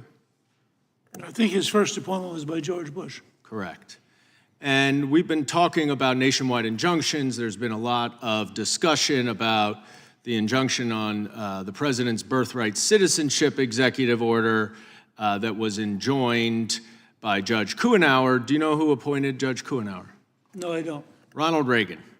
So let's just focus on these two Republican-appointed judges so we can just remove all the allegations of partisan bias. So we're removing the other 90. So let's focus first on Judge Boasberg's case, which is the Alien Enemies Act of 1798 law that very specifically applies during wartime or if the country is subject to an invasion. Now, you would agree, I assume, as a former Speaker of the House, that it is Congress's duty to declare war. I think there's also a provision of that act which does say for invasion, and I think the average American will tell you they feel that we've been invaded by the policies of the Biden administration. So are we now supposed to say that your assessment of the average American's view determines whether or not we are under invasion by Venezuela? So that's what we're supposed to do. Now, is it, if not the average American, what your testimony is here today is that Donald Trump, because he was elected president, alone should determine whether or not that law applies without any due process. Is that your testimony? No, my position is that the Supreme Court should have the opportunity on a nationwide issue to render, but remember. Okay, so let me reclaim my time. So basically what you're saying then is the problem here is that Judge Boasberg pre-certified a class because, of course, it is the exact same legal question for every single person who was removed to El Salvador. And what really should happen is that every single one of those people should have to file their own lawsuits. And each district then judge should rule on it. Because that's the difference, the opposite of a nationwide injunction, right? Actually, as I've said several times in the last 3 hours, there can be a provision by which the Supreme Court takes up that injunction. So which is it? Do you oppose nationwide injunctions as a judicial coup d'etat? No. Or do you think nationwide injunctions are appropriate in certain circumstances but should have expedited appeal? I believe that nationwide injunctions by an individual judge is far too much power, and that there can be a procedure. Let's keep on with Judge Boasberg's case, okay?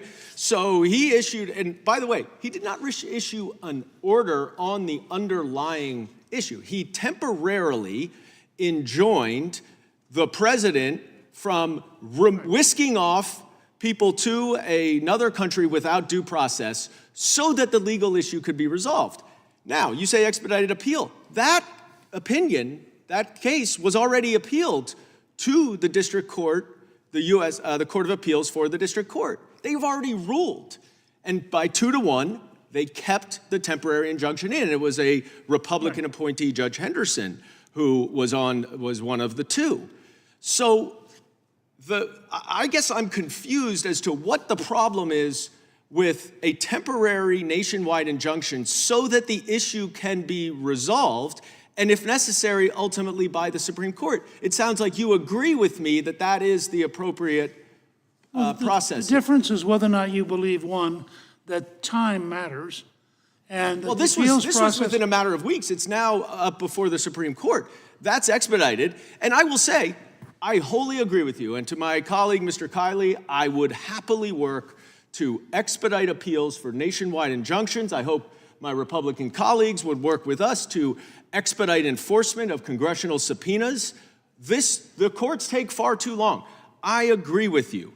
But the notion that we do not have due process and that someone should be removed without due process based on false pretenses, which the administration now admits under a petition for habeas corpus, I would add, Mr. Larkin, and that there's no recourse because their mistake is now out of their control, I think even you, Mr. Gingrich, would agree with me that when you mistakenly accuse someone of being a gang member and you deport them, that it is incumbent upon you to fix that mistake. Do you agree? I agree. And with that, we're going to give you at least until, let's call it 2:30 to return. We stand in recess.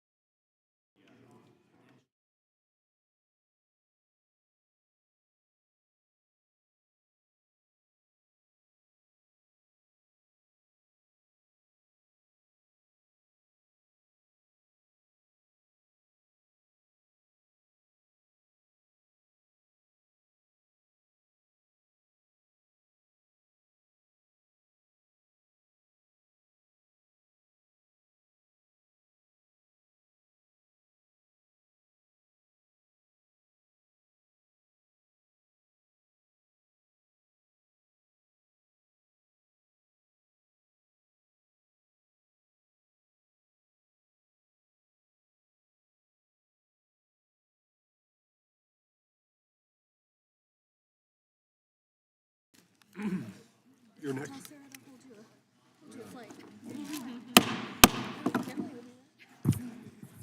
Thank you all for your patience and indulgence. It took a little longer than we planned.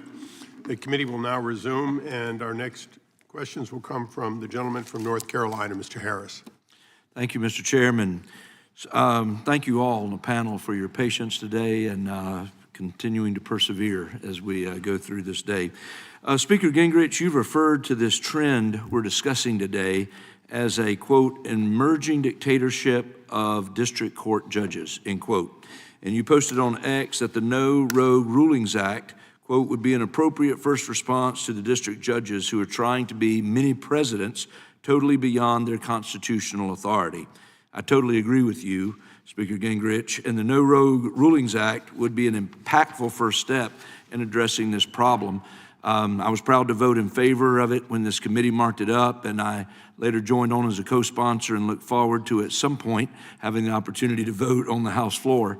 But Speaker Gingrich, specifically, do you believe there are any additional legislative steps that need to be taken to address the problem of activist judges acting beyond their constitutional authority as you described in your post?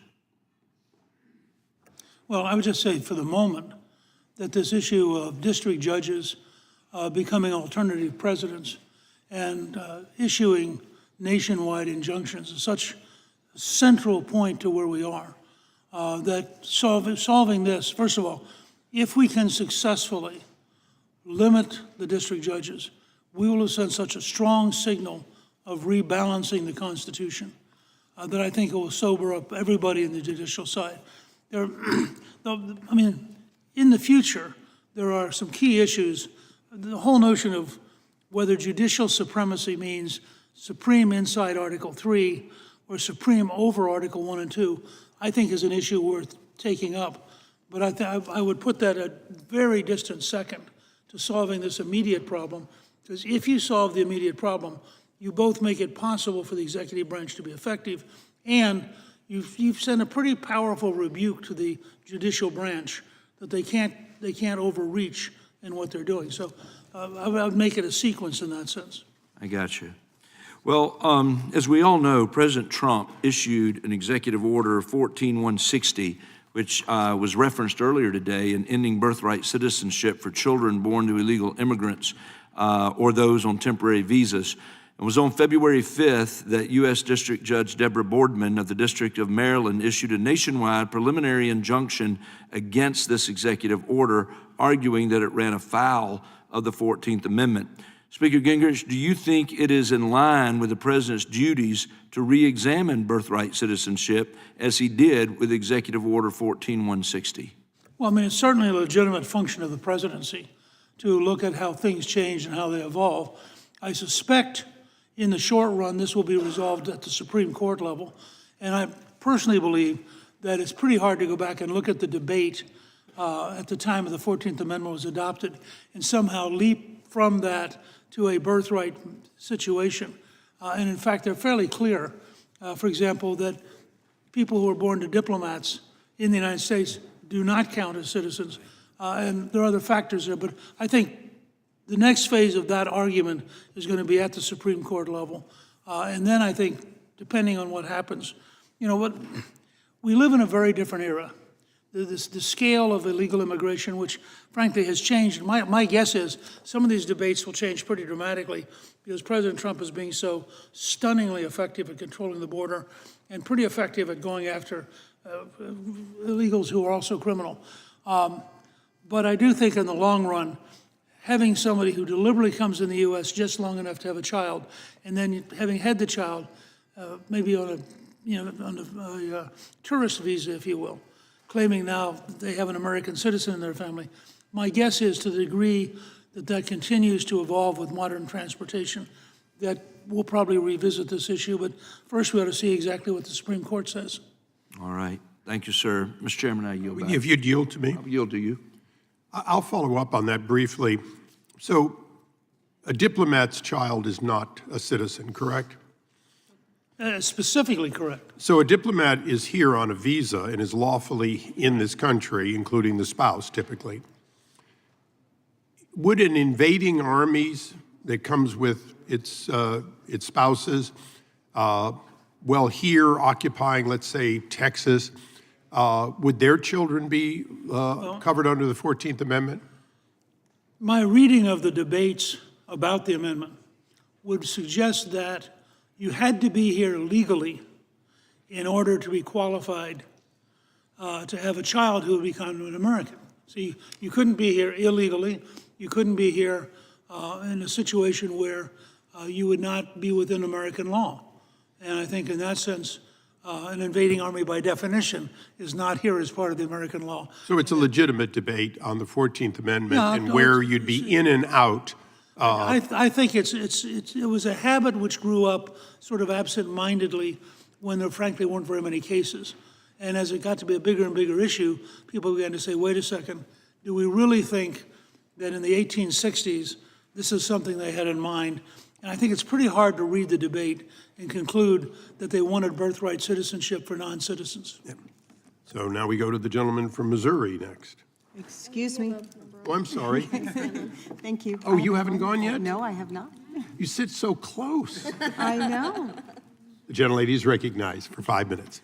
Thank you. It's interesting that we've returned to the birthright citizenship argument because I think the courts that have looked at this issue, several courts already, and have reviewed the debates from that time, found that they did explicitly consider the issue of non-citizens and who was in the country, and the court has considered it as well. But I think, Mr. Raskin, I could yield to you for a minute. Well, thank you, Ms. Gallen. I've looked at this question too. I've gone back and I've read the debates. All of the explicit mentions I've seen were explicitly to reject the proposition that Speaker Gingrich just mentioned, the idea that somehow you wouldn't be covered. There was an exception talked about for the children of diplomats, but that was very much a discrete exception everybody identified.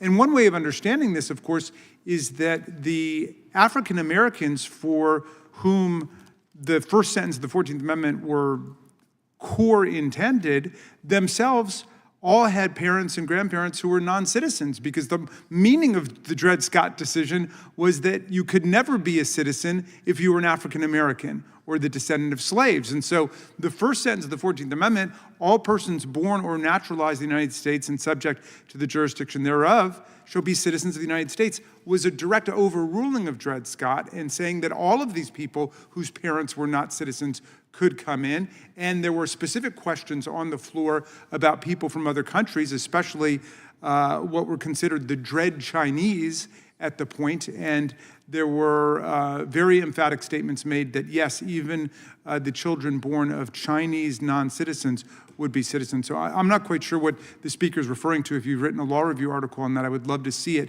But everything that I've seen, both directly in the debates and the law review literature, is completely counter to what he just said. Thank you for yielding. Thank you. The committee's covered a lot of ground today, and I just wanted to return for a minute to some of the basic civics principles that were raised by this hearing and why our courts and an independent judiciary matter.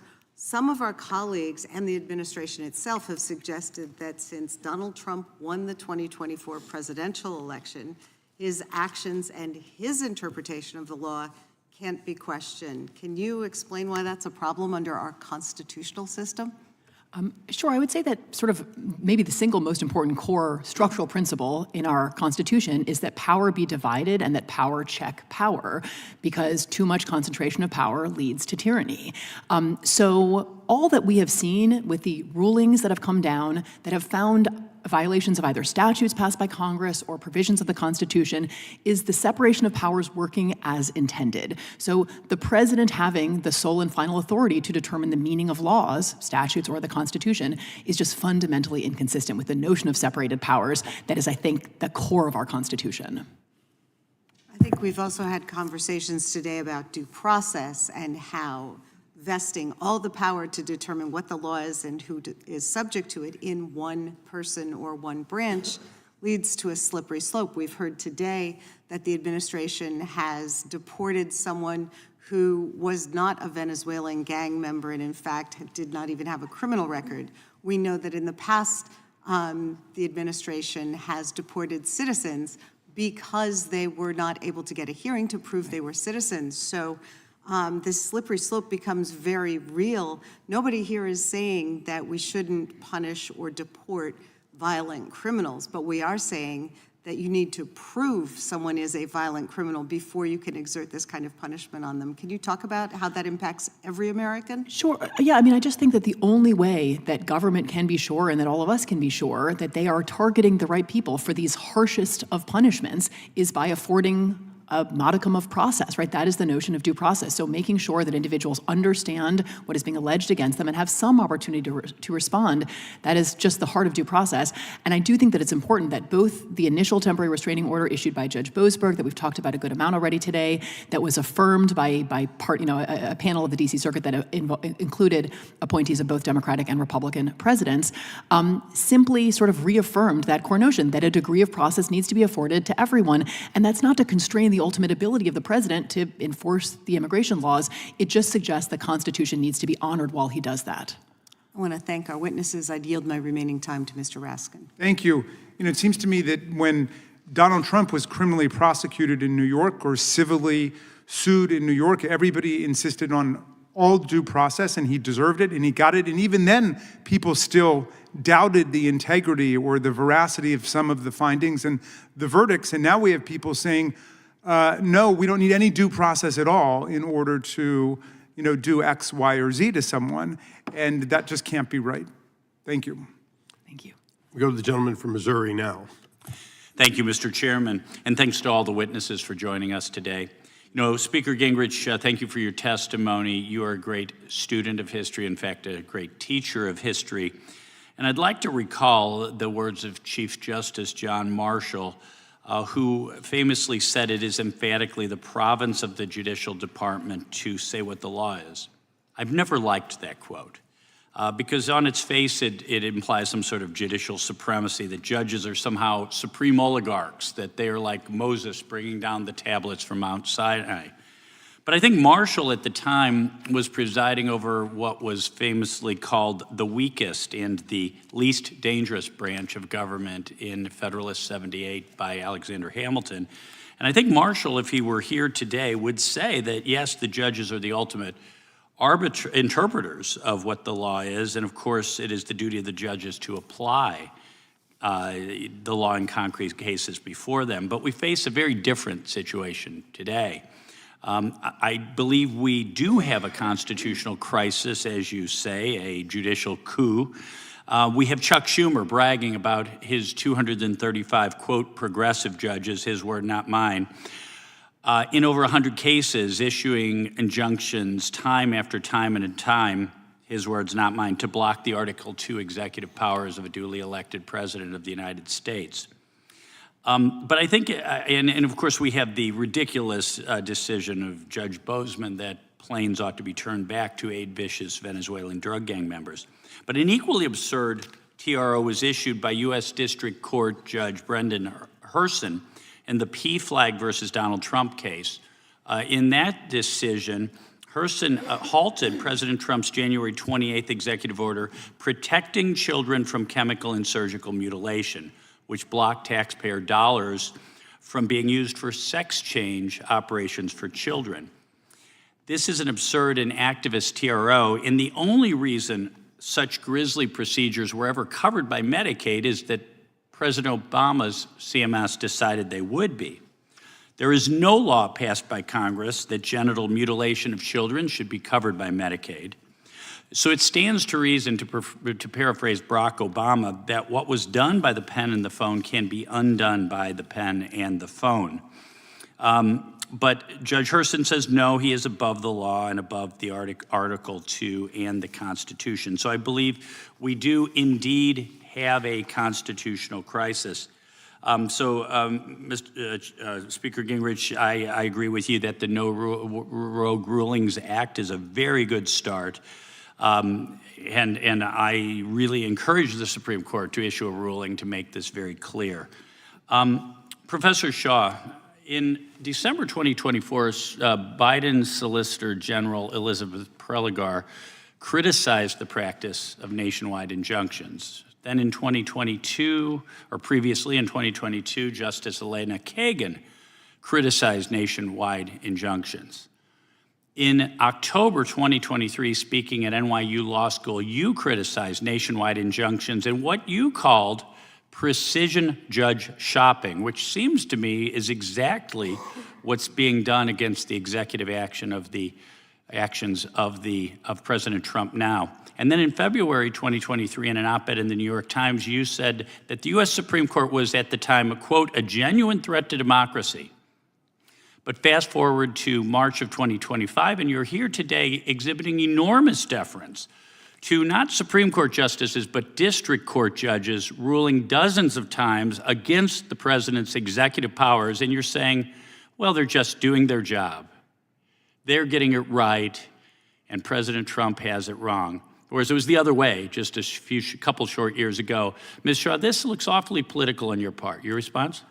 Thanks for giving me the opportunity to respond. I mean, I think what I was discussing in the quote that you mentioned was the problem, which I think is a very real one, of single judge divisions where plaintiffs can guarantee with 100% certainty that they will draw a particular judge, like Judge Kaczmarek in Amarillo, Texas. And isn't that what's going on right now? Not a single one of the 46 rulings that have come down against the Trump administration have been filed in single judge districts. It's entirely different. So I am not standing here saying that there is never abuse of the universal injunction. Reform, I think, is perfectly appropriate, but that's an entirely different problem, and that's not what's being addressed in the legislation. That's on the table. Was the TRO and PFLAG versus Donald Trump correctly issued? And if so, where in USC 42 of the Social Security Act as amended with Medicaid, where do you see an entitlement for Medicaid coverage of sex change operations in children? Sir, I apologize. I'm not sure the reasoning of the opinion. Many of these opinions have come down either on First Amendment or equal protection grounds, the TROs. So I would have to take a look at the reasoning in the opinion. But a temporary pause, which is what these TROs are, where a judge thinks there's a serious constitutional flaw with an order issued by the president, I do think is appropriate. Temporary pause, just like puberty blockers. I yield back. Gentleman yields back. We now go to the gentleman from South Carolina, right down the row. Thank you, Mr. Chairman. Mr. Larkin, in your testimony, you talked about the history of nationwide injunctions and how this has not always been the practice in the courts up until the 1960s, and we've seen an escalation of nationwide injunctions by district court judges. How would you characterize the emergence of nationwide injunctions since the 1960s and its effect on the judiciary? There are two things to keep in mind. First, the 1960s saw a rise in what is called institutional reform litigation, an attempt not just to win a case for a particular client, a particular John or Jane Doe, but to establish a rule of law that could be used in the whole category of cases to which it could possibly be applied, and then in a lot of others as well. So if you're doing it in a state, for example, you're not going to say that your client was the only one affected by unconstitutional prison conditions. You're going to sue the entire State Department of Corrections. Because what you want is to have one judge reconfigure the number of people in rooms, how the rooms are laid out, all of that. And so what you had was you had judges who, in some cases, were trying to decide with hellish conditions that would have made Dante blanch, and try to figure out how to deal with that. And so it's not surprising that in some of those cases, there are different prisons. There were in Texas, Mississippi, Louisiana, we know them all, that were absolutely awful. And a judge under those circumstances is probably going to have to do more than just say, okay, well, you have to give this one client a better room. So what you saw was a development in this regard of judges expanding the reach of the relief that was being granted. That was part of it.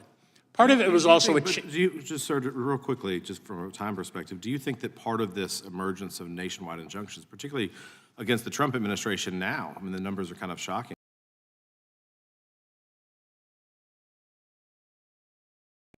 is partly due to partisan nature of some judges on the bench? Oh, I don't doubt that at all. I mean, if you take a look at the selection process, presidents tend to look for people who are going to rule in accordance with their views. whether you're on the right or the left, whether you're a Republican or a Democrat. I worked for Senator Orrin Hatch when he was the chair of the Judiciary Committee. And if he was the chair under Obama, you would see one type of judge being nominated. If he was the chair under George W. Bush, you'd see a different type of judge being nominated. Different ways of looking at it is common among people, and people become judges. Speaker Gingrich, earlier you talked about, obviously, that your support of certain congressional actions that would correct or rectify the role of the courts in these nationwide injunctions, but you also talked a little bit about that the court can self-police itself. I think with Mr. Kiley, you went into at least one metric on how that could be done, but what are your thoughts generally on how the Chief Justice, who seemed to kind of brush aside criticism of the courts and just say, well, you could just go through the appellate process, how could the Chief Justice rein in his own court? Well, I suspect that Mr. Larkin actually knows more about this than I do. But my impression is that the Supreme Court has rather strong capacity to instruct district courts in a broad range of procedures. And I think that were the Chief Justice to basically preempt Chairman Issa's bill and say, this is how we're now going to handle it. I mean, the argument in this hearing, as I understand it, is really pretty narrow. It is that with over 600 district court judges, you cannot have them each thinking they're an alternative president. And therefore, there has to be an alternative system. One system would be to block all nationwide rulings. Another system would be to have it appealed automatically to the Supreme Court. So a nationwide ruling immediately got a nationwide court looking at it and recognizing that the appeals process that the Supreme Court Chief Justice referred to is nonsense when you're talking about executive branch actions, because the length of time it takes to go through the appeals process is by itself destructive of the capacity to have what Hamilton called as an active chief executive. He said that the system will only work with an active chief executive. Well, you can't be an active chief executive if you have a whole bunch of Lilliputians tying you up. And this is a classic example of Gulliver and the local district judge who suddenly has blown themselves up in their own ego and decided, I too could be president, and I'll show you because I'm actually a superior president, because you have to obey me. Right. It's impossible to defend situations. And in that circumstance, sir, and I know I'm over time here briefly, but in that circumstance, you have 600 presidents of the United States. Thank you, Mr. Speaker. With that, Thank you. I yield back. Gentleman from Wisconsin. Yeah, I don't like being here today. It's a sad state of affairs because you don't like to have to clip the wings of the judiciary or say that sometimes we don't have to obey a judge's order, which is, I think, where this is leading. But we have a lot of judges who are reaching decisions that are just so completely out of line, and where a lot of these decisions are going to revolve around immigration and removing people. And the only reason this has become such a big issue is that we had a president who decided, to the degree which he could, he's not going to enforce the immigration laws of the country. So after you have completely irresponsible president and completely irresponsible judges, you wind up in the mess we are today. Now, just to clarify things, I'll ask, maybe Mr. Larkin, Speaker Gingrich. Obviously, the country's been around now under our current Constitution for about 230 years, what precedents from the early part of our country indicate that injunctions should not be beyond parties directly involved in litigation? In other words, when Abraham Lincoln went to law school, what would he have thought about these decisions? Well, of course, Lincoln didn't go to law school. You're right, I was going to correct myself. He read the law. You're right. But look, I've been around long enough that I remember talking with Jefferson. And when I talked to Jefferson, he said, you simply can't have an oligarchy. And if you allow judges to be the final determinants, you by definition have left the people behind and established an oligarchy. I really think if you look at Lincoln, and if you read Fehrenbacher's extraordinarily detailed book on Dred Scott, Lincoln makes the Dred Scott decision the centerpiece of the 1858 campaign. And when Lincoln is very clear about this, Think about Lincoln at Gettysburg, when he says government of the people, by the people, and for the people. He's not only referring to Southern slave owners, he's referring to the court. And he's saying, by definition, you cannot usurp the right of the elected officials. Now, if you read the Federalist Papers, it's very clear that the Founding Fathers thought the weakest of the three branches would be the judiciary, that it would always be cautious because it would always be subject to being overwhelmed by the executive and legislative together. And in fact, you all represent the branch the Founding Fathers most feared, because they assumed that the people elected by the people would have the greatest power. So we just have to recognize there's a...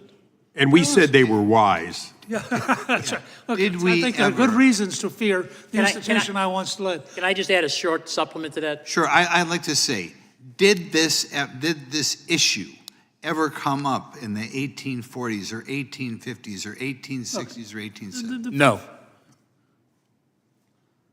Okay, it was just assumed, it was understood at the time? The law of equity was party-specific.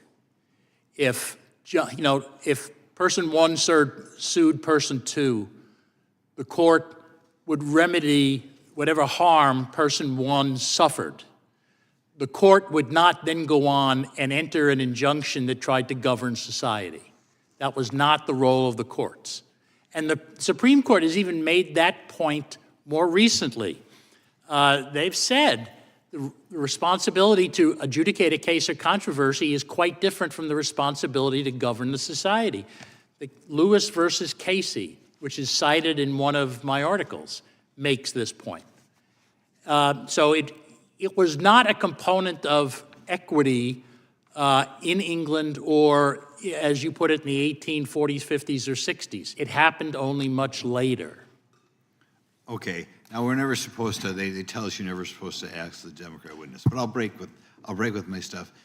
Ms. Shaw, what do you think is the strongest example of a case, say, before 1870, in which a district court tried to come up with a ruling that affected the whole country?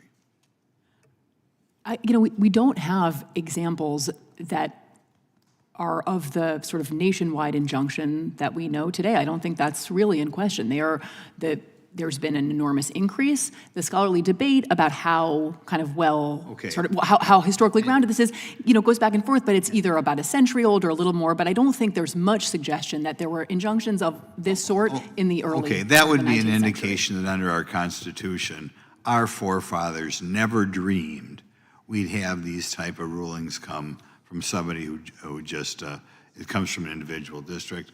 But we'll ask, I could tell Speaker Gingrich wanted to get in one more swing here, so we'll let you get in the swing and then I'll. Look, what we have seen over the long sweep of American history is a gradual, steady increase in the self-esteem and power of lawyers. Marbury versus Madison is totally misrepresented. The fact is that Marshall was terrified of Jefferson, knew that the Jeffersonians would gladly wipe out the court, danced around. It's not revisited until Dred Scott, and Dred Scott's a disaster. And so you really have a long period here where judges didn't think they had the power to define for the country how the country should behave. And what we're living through, and I'm very sympathetic to the agony on the left, because this is if you have Jefferson, Jackson, Lincoln, FDR, and Trump, this is the fifth great cycle of a profound challenge to the existing order. And obviously, these kind of periods are very painful, and they're very dangerous, and you got to work your way through them. And I think this is one of the examples. You have a group of people, well-meaning, I believe, but ideologically deeply convinced that they have the power to overrule the President of the United States. And now the country has to make a decision. Do we, in fact, have alternative presidents in the form of district judges or not? And the country, I think, will overwhelmingly decide that that's impossible. And so, but this is a classic historic, this is what the Congress should be about at its best. This is a classic historic discussion on both sides of how we retain a balance of power between the three branches. And I think that's where we are. Thank you. We now go to the gentleman from Texas, who's been patiently waiting. Thank you, Mr. Chairman, and thank you to the witnesses who are here. We discussed it a little bit earlier, but I'd like to put a little bit of a finer point on it. In the 117th Congress, then Chairman Jerry Nadler, as well as Hank Johnson, introduced the Judiciary Act of 2021, which would have increased the size of the Supreme Court from 9 justices to 13. That bill had 59 Democrat co-sponsors, and they were so convicted that the size of the Supreme Court should be 13 justices that they then reintroduced the same bill in the following Congress and received 65 co-sponsors. So I am looking forward to my colleagues on the other side of the aisle reintroducing that bill this Congress as well. We hear a lot about bipartisanship, and I'm sure you can get a little bit of bipartisan support for that when you do. But with that said, Mr. Chairman, civilization is a very fragile thing. And in the Western world, particularly in the United States, it's been unraveling as the left and their allies on the courts have intentionally and deliberately facilitated the mass migration of criminal illegal aliens into our communities. These are people who are murdering and raping and pillaging American citizens on American soil. A country that was once the zenith of civilization, America, increasingly resembles the third world and is reverting to barbarism, as Ms. Romero's testimony so poignantly underscores. And instead of fighting for the preservation of our communities and the integrity of our nation's sovereignty, our colleagues on the other side of the aisle want to keep alien terrorists within our borders. And it's so many times district court judges are leading the charge. And I think that Judge Boasberg is an excellent example of that. Mr. Speaker, thank you very much for being here. It's an honor to be able to speak with you and ask you questions. I look up to you a lot. Could you explain how much constitutional and legal authority does Congress have to oversee lower courts? Well, there's virtually, if it acts with the executive branch. I mean, the part of the theory of Montesquieu's spirit of the law, which is the base of the Constitution, is that you have these 3 bodies. Any 2 outvotes the other one. So in a very real sense, the Congress and the judiciary could take on the executive, or the judiciary and the executive could take on the Congress. There's a constant revolving. President Jackson made the argument that, in fact, each of us, every elected official, has an equal obligation to enforce the Constitution. And he refused to accept the idea that the court could instruct him. I mean, they very blatantly just said, glad you think that, I don't. And then Taney, who was his attorney general, who defended that, ends up as a Supreme Court justice, in many ways leading to the Civil War by his decision in Dred Scott. So I think you have every right, if you read the Constitution itself, you create lower courts. I mean, the Supreme Court is superior in the sense that it's the one thing in the Constitution you could not eliminate except by constitutional amendment. Mm-hmm. But everything below that is a creature of the legislative-executive agreement. I'm assuming here you're not going to try to override the president, but theoretically, the Congress could decide, and if it had the votes in the House and Senate, you can override a president. Right. So the courts are actually much more subject to the policing of the elected officials of the United States than they think they are, and that's because for about 3 generations now, law schools have taught this mythology of legal supremacy based on the judicial branch alone. It's nonsense. It's one of 3 co-equal branches, and it is the weakest of the 3, not the strongest. In terms of enforcing that oversight, putting aside whether impeachment is the most expeditious or prudent means right now to oversee the courts, do you believe that it should be at least considered as an option to remedy blatant or flagrant judicial overreach from district court judges? Well, I think that Chairman Issa has exactly the right first step. I mean, look, we're in the middle of such enormous change that this will strike some of you who know my career as sort of unusual. I'm actually now in a period of thinking incrementalism may be pretty good, because we've actually set an enormous shift strategically. And now we need to spend a little bit of time cautiously, so I don't want to overreach, theoretically, you could abolish the district judges. You have that power if the president agrees. But that would be an enormous jump. And I think the country needs to educate itself, and frankly, the judges are going to get educated. If they see the legislative branch seriously moving, it's one thing to have the president say something, from the bully pulpit. It's another thing to suddenly see laws moving and realize, if we don't pull back a little bit, this could become uncontrollable. Yep. I'm hoping, that's why today I've repeatedly talked about the opportunity the Chief Justice has, because I really hope he'll realize he has the best, easiest, least disruptive solution. And for the record, I agree that I think that Mr. Isa's bill is an excellent piece of legislation that we should all be able to get behind. As a freshman, you're going to go far. The gentleman from Washington is recognized for 5 minutes. Thank you, Mr. Chair. Thank you to our distinguished panelists for this insightful testimony and what's been a long day. Mr. Speaker, it's a real honor to be able to ask you a few questions. When you're a freshman in this body, you see a lot of portraits on the wall, and frankly, you don't know who a lot of the people are, but I think the American people always remember you in the mark you've left on this institution. The question I have for you is just to comment on the situation the American people find themselves in, because I think this is a very dangerous and perilous time for America, because I think the American people think the fix is in. And you talk to the average person in my district, and they look at a situation where over 12 million people came into the country illegally, and there was no remedy to stop that procedurally from their elected officials.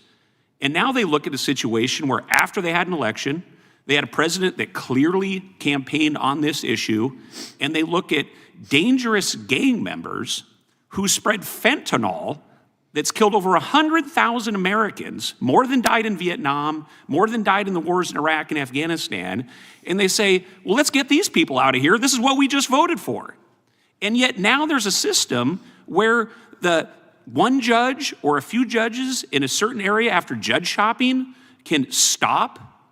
So they look at the situation and say, is there any remedy to this? What is the future of the republic if what they just voted for is something as egregious as dangerous, hardened gang members from a foreign country, in the country legal, spreading a deadly drug that is killing over 100,000 Americans, and they say, well, how is this supposed to work? So what would be your comment to these people? Well, three quick things. First, I run a project called the America's New Majority Project. And if you ask the American people, do you think the system is corrupt? 82% say yes. Now that's really dangerous in a free society. I don't care what your ideology, what your partisanship is. When more than 8 out of every 10 of your fellow Americans think the system's corrupt, you have a deep challenge to somehow break through, really on a nonpartisan basis. Second, President Lincoln once said, with public sentiment, anything is possible. Without public sentiment, nothing is possible. And I think it's very important for every judge who thinks they want to impose themselves on the president to ask themselves, are you putting the entire judicial system in disrepute? Because if the country sees really sort of, by the standards of most Americans, fairly radical positions being taken by judges, blocking what is the clear will of the American people, not just the president, I think that it literally puts the entire underlying system under enormous stress and leads to popular dissatisfaction in a way that's very, very dangerous. The stability of the system ultimately requires that all of us find a way to work together, to behave in such a way that people no longer think the system's corrupt. And Mr. Speaker, just finally, you referenced Thomas Jefferson, one of our founding fathers, one of the founding revolutionaries of this country, and the author of the Declaration of Independence, in your opening statement. I was able to visit the White House for the first time last week and got to meet President Trump there. And as we came in, we exchanged some pleasantries, and there was a kind of a humorous moment because neither of us knew quite what to do because staff wasn't telling us. And as we had this kind of moment of silence, and he said, well, can I show you the Declaration of Independence? And he turned around and it showed it to me that was on his wall, and he was very proud he just had it installed. And so it was kind of a fun moment, as you can imagine, for any American citizen, particularly a freshman member of Congress. But I hear you loud and clear, and I hope on what you think is the best remedy at this point is that Chief Justice Roberts steps in and brings some clarity and some sanity to the craziness right now. But if he didn't, and President Jefferson were sitting in the White House or the president right now, what do you think President Jefferson would do if Chief Justice Roberts wouldn't step in and help this issue? You know, the Jeffersonians as a group were bitterly anti-judge. The number 2 demand in the American Revolution, after no taxation without representation, was their hatred of the British judges, because they were appointed by the king, served at the king's convenience, and were seen as the oppressors imposing the law of a foreign government on the American people. And Jefferson had grown out of that tradition. Jefferson's probably the most radical of the founding fathers. And the Jeffersonians ran essentially on cleaning up the judiciary. This is why the whole thing with Marshall is such a wonderful example of a sleight of hand. Because if you look at the Judicial Act of in 1801, after they lose the election, the Federalists passed the Judiciary Act of 1801, which creates judges, many of whom were being appointed literally the night before Jefferson sworn in. So they were called the midnight judges. Well, the Jeffersonians thought, we're not going to have this. So they write the Judiciary Act of 1802, and they wipe out, as I said at the beginning of my statement, they wipe out, I think, 16 of them, 14 of which were actually occupied. I got into this because a good friend of mine who's a great lawyer said those must have been vacant, because after all, it's a lifetime appointment. No, we went back and pulled up the biographies. These 14 guys had to go out and get a job. I mean, they were gone. And so I think Marshall knew, you push Jefferson very hard. I mean, a guy who buys half a continent, sends the Marines to Tripoli, you really want to play this game? And they didn't. I mean, he's if you read Marbury versus Madison, it's a brilliantly clever device in which he says, we really have this authority, but you don't have to worry about it because we ain't going to give it to him. So, you know, Marbury doesn't get his writ. Well, so he tweaked Jefferson, but he knew if he tweaked him too much, he would probably have replaced the whole Supreme Court. I mean, the Jeffersonians were very tough about this stuff. I think Jefferson also was very practical. And I think what Jefferson would say is, you've raised the issue, you've begun to get the country aware.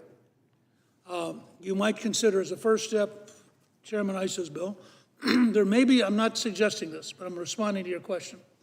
It may be speculatively at some point that the most radical and dumbest of the decisions could lead to interrogatories to the judges, first in writing. It might even be conceivable at some point that the judges might be brought in under oath to explain what's the how did you think of this? What's the constitutional basis? Why are you doing this? I mean, there are many ways one could pursue this.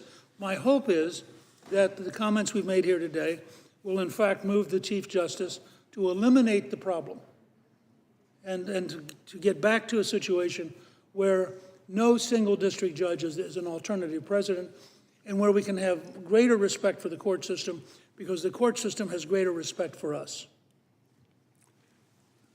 I thank you all. It's been a long day, and although my closing statement I'll read in a moment says this will be in writing, just to make it easier for all of you, there are approximately 8,000 petitions to the Supreme Court every year. Over the last 3 calendar years, the court has accepted 68, 62, and 62 of them. We've heard a great deal today about just appeal, just go through, on now what's clearly going to hit over 100 national injunctions, all of whom would, according to Chief Justice Roberts, have to go to him through an appeal process. Even with Speaker Gingrich's suggestion, that would be 100 additional cases potentially in a year going to the Supreme Court. In writing, because it has been a long day, to the extent that any of you want to opine on the question of the burden to the court that comes from these many, many, many national injunctions, because we've talked about my bill here quite a bit today. We've also talked about impeachment quite a bit today, and you're all welcome to opine on that in written. But I think it's important that we also ask a lot of functional questions. Ranking Member Johnson and I, we oversee the courts. We've moved a again in this Congress on a bipartisan basis, to add 66 new judges at the district level. But we all have to be concerned of caseload, of how do we get the right number of cases, how do we get them to the judges, how do we get good decisions, and ultimately the burden that flows up to the Supreme Court. So, as my script now says, this concludes our hearing, and I want to thank our witnesses, and I would ask that all members have 5 legislative days in which to give additional written materials for the witnesses, along with other material, and would ask that the witnesses be willing to respond to those if they receive them. And before I gavel, Ms. Romero, you weren't asked any questions to speak of today because you weren't a constitutional scholar, but I'll leave to you the last word.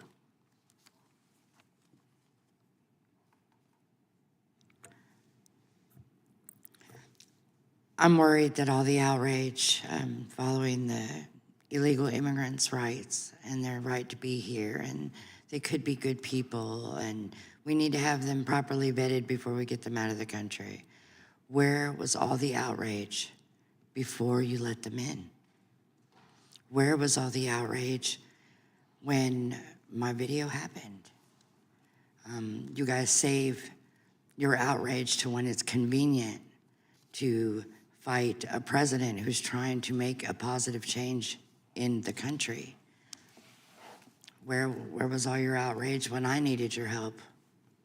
Because I feel like you guys have lost the plot, and you're allowing harm to come to Americans in the pursuit of stopping President Trump. And I don't think that that's right, and I don't think that it's fair, and I don't think in the next election it'll stand. Thank you. Mr. Chairman. We stand adjourned.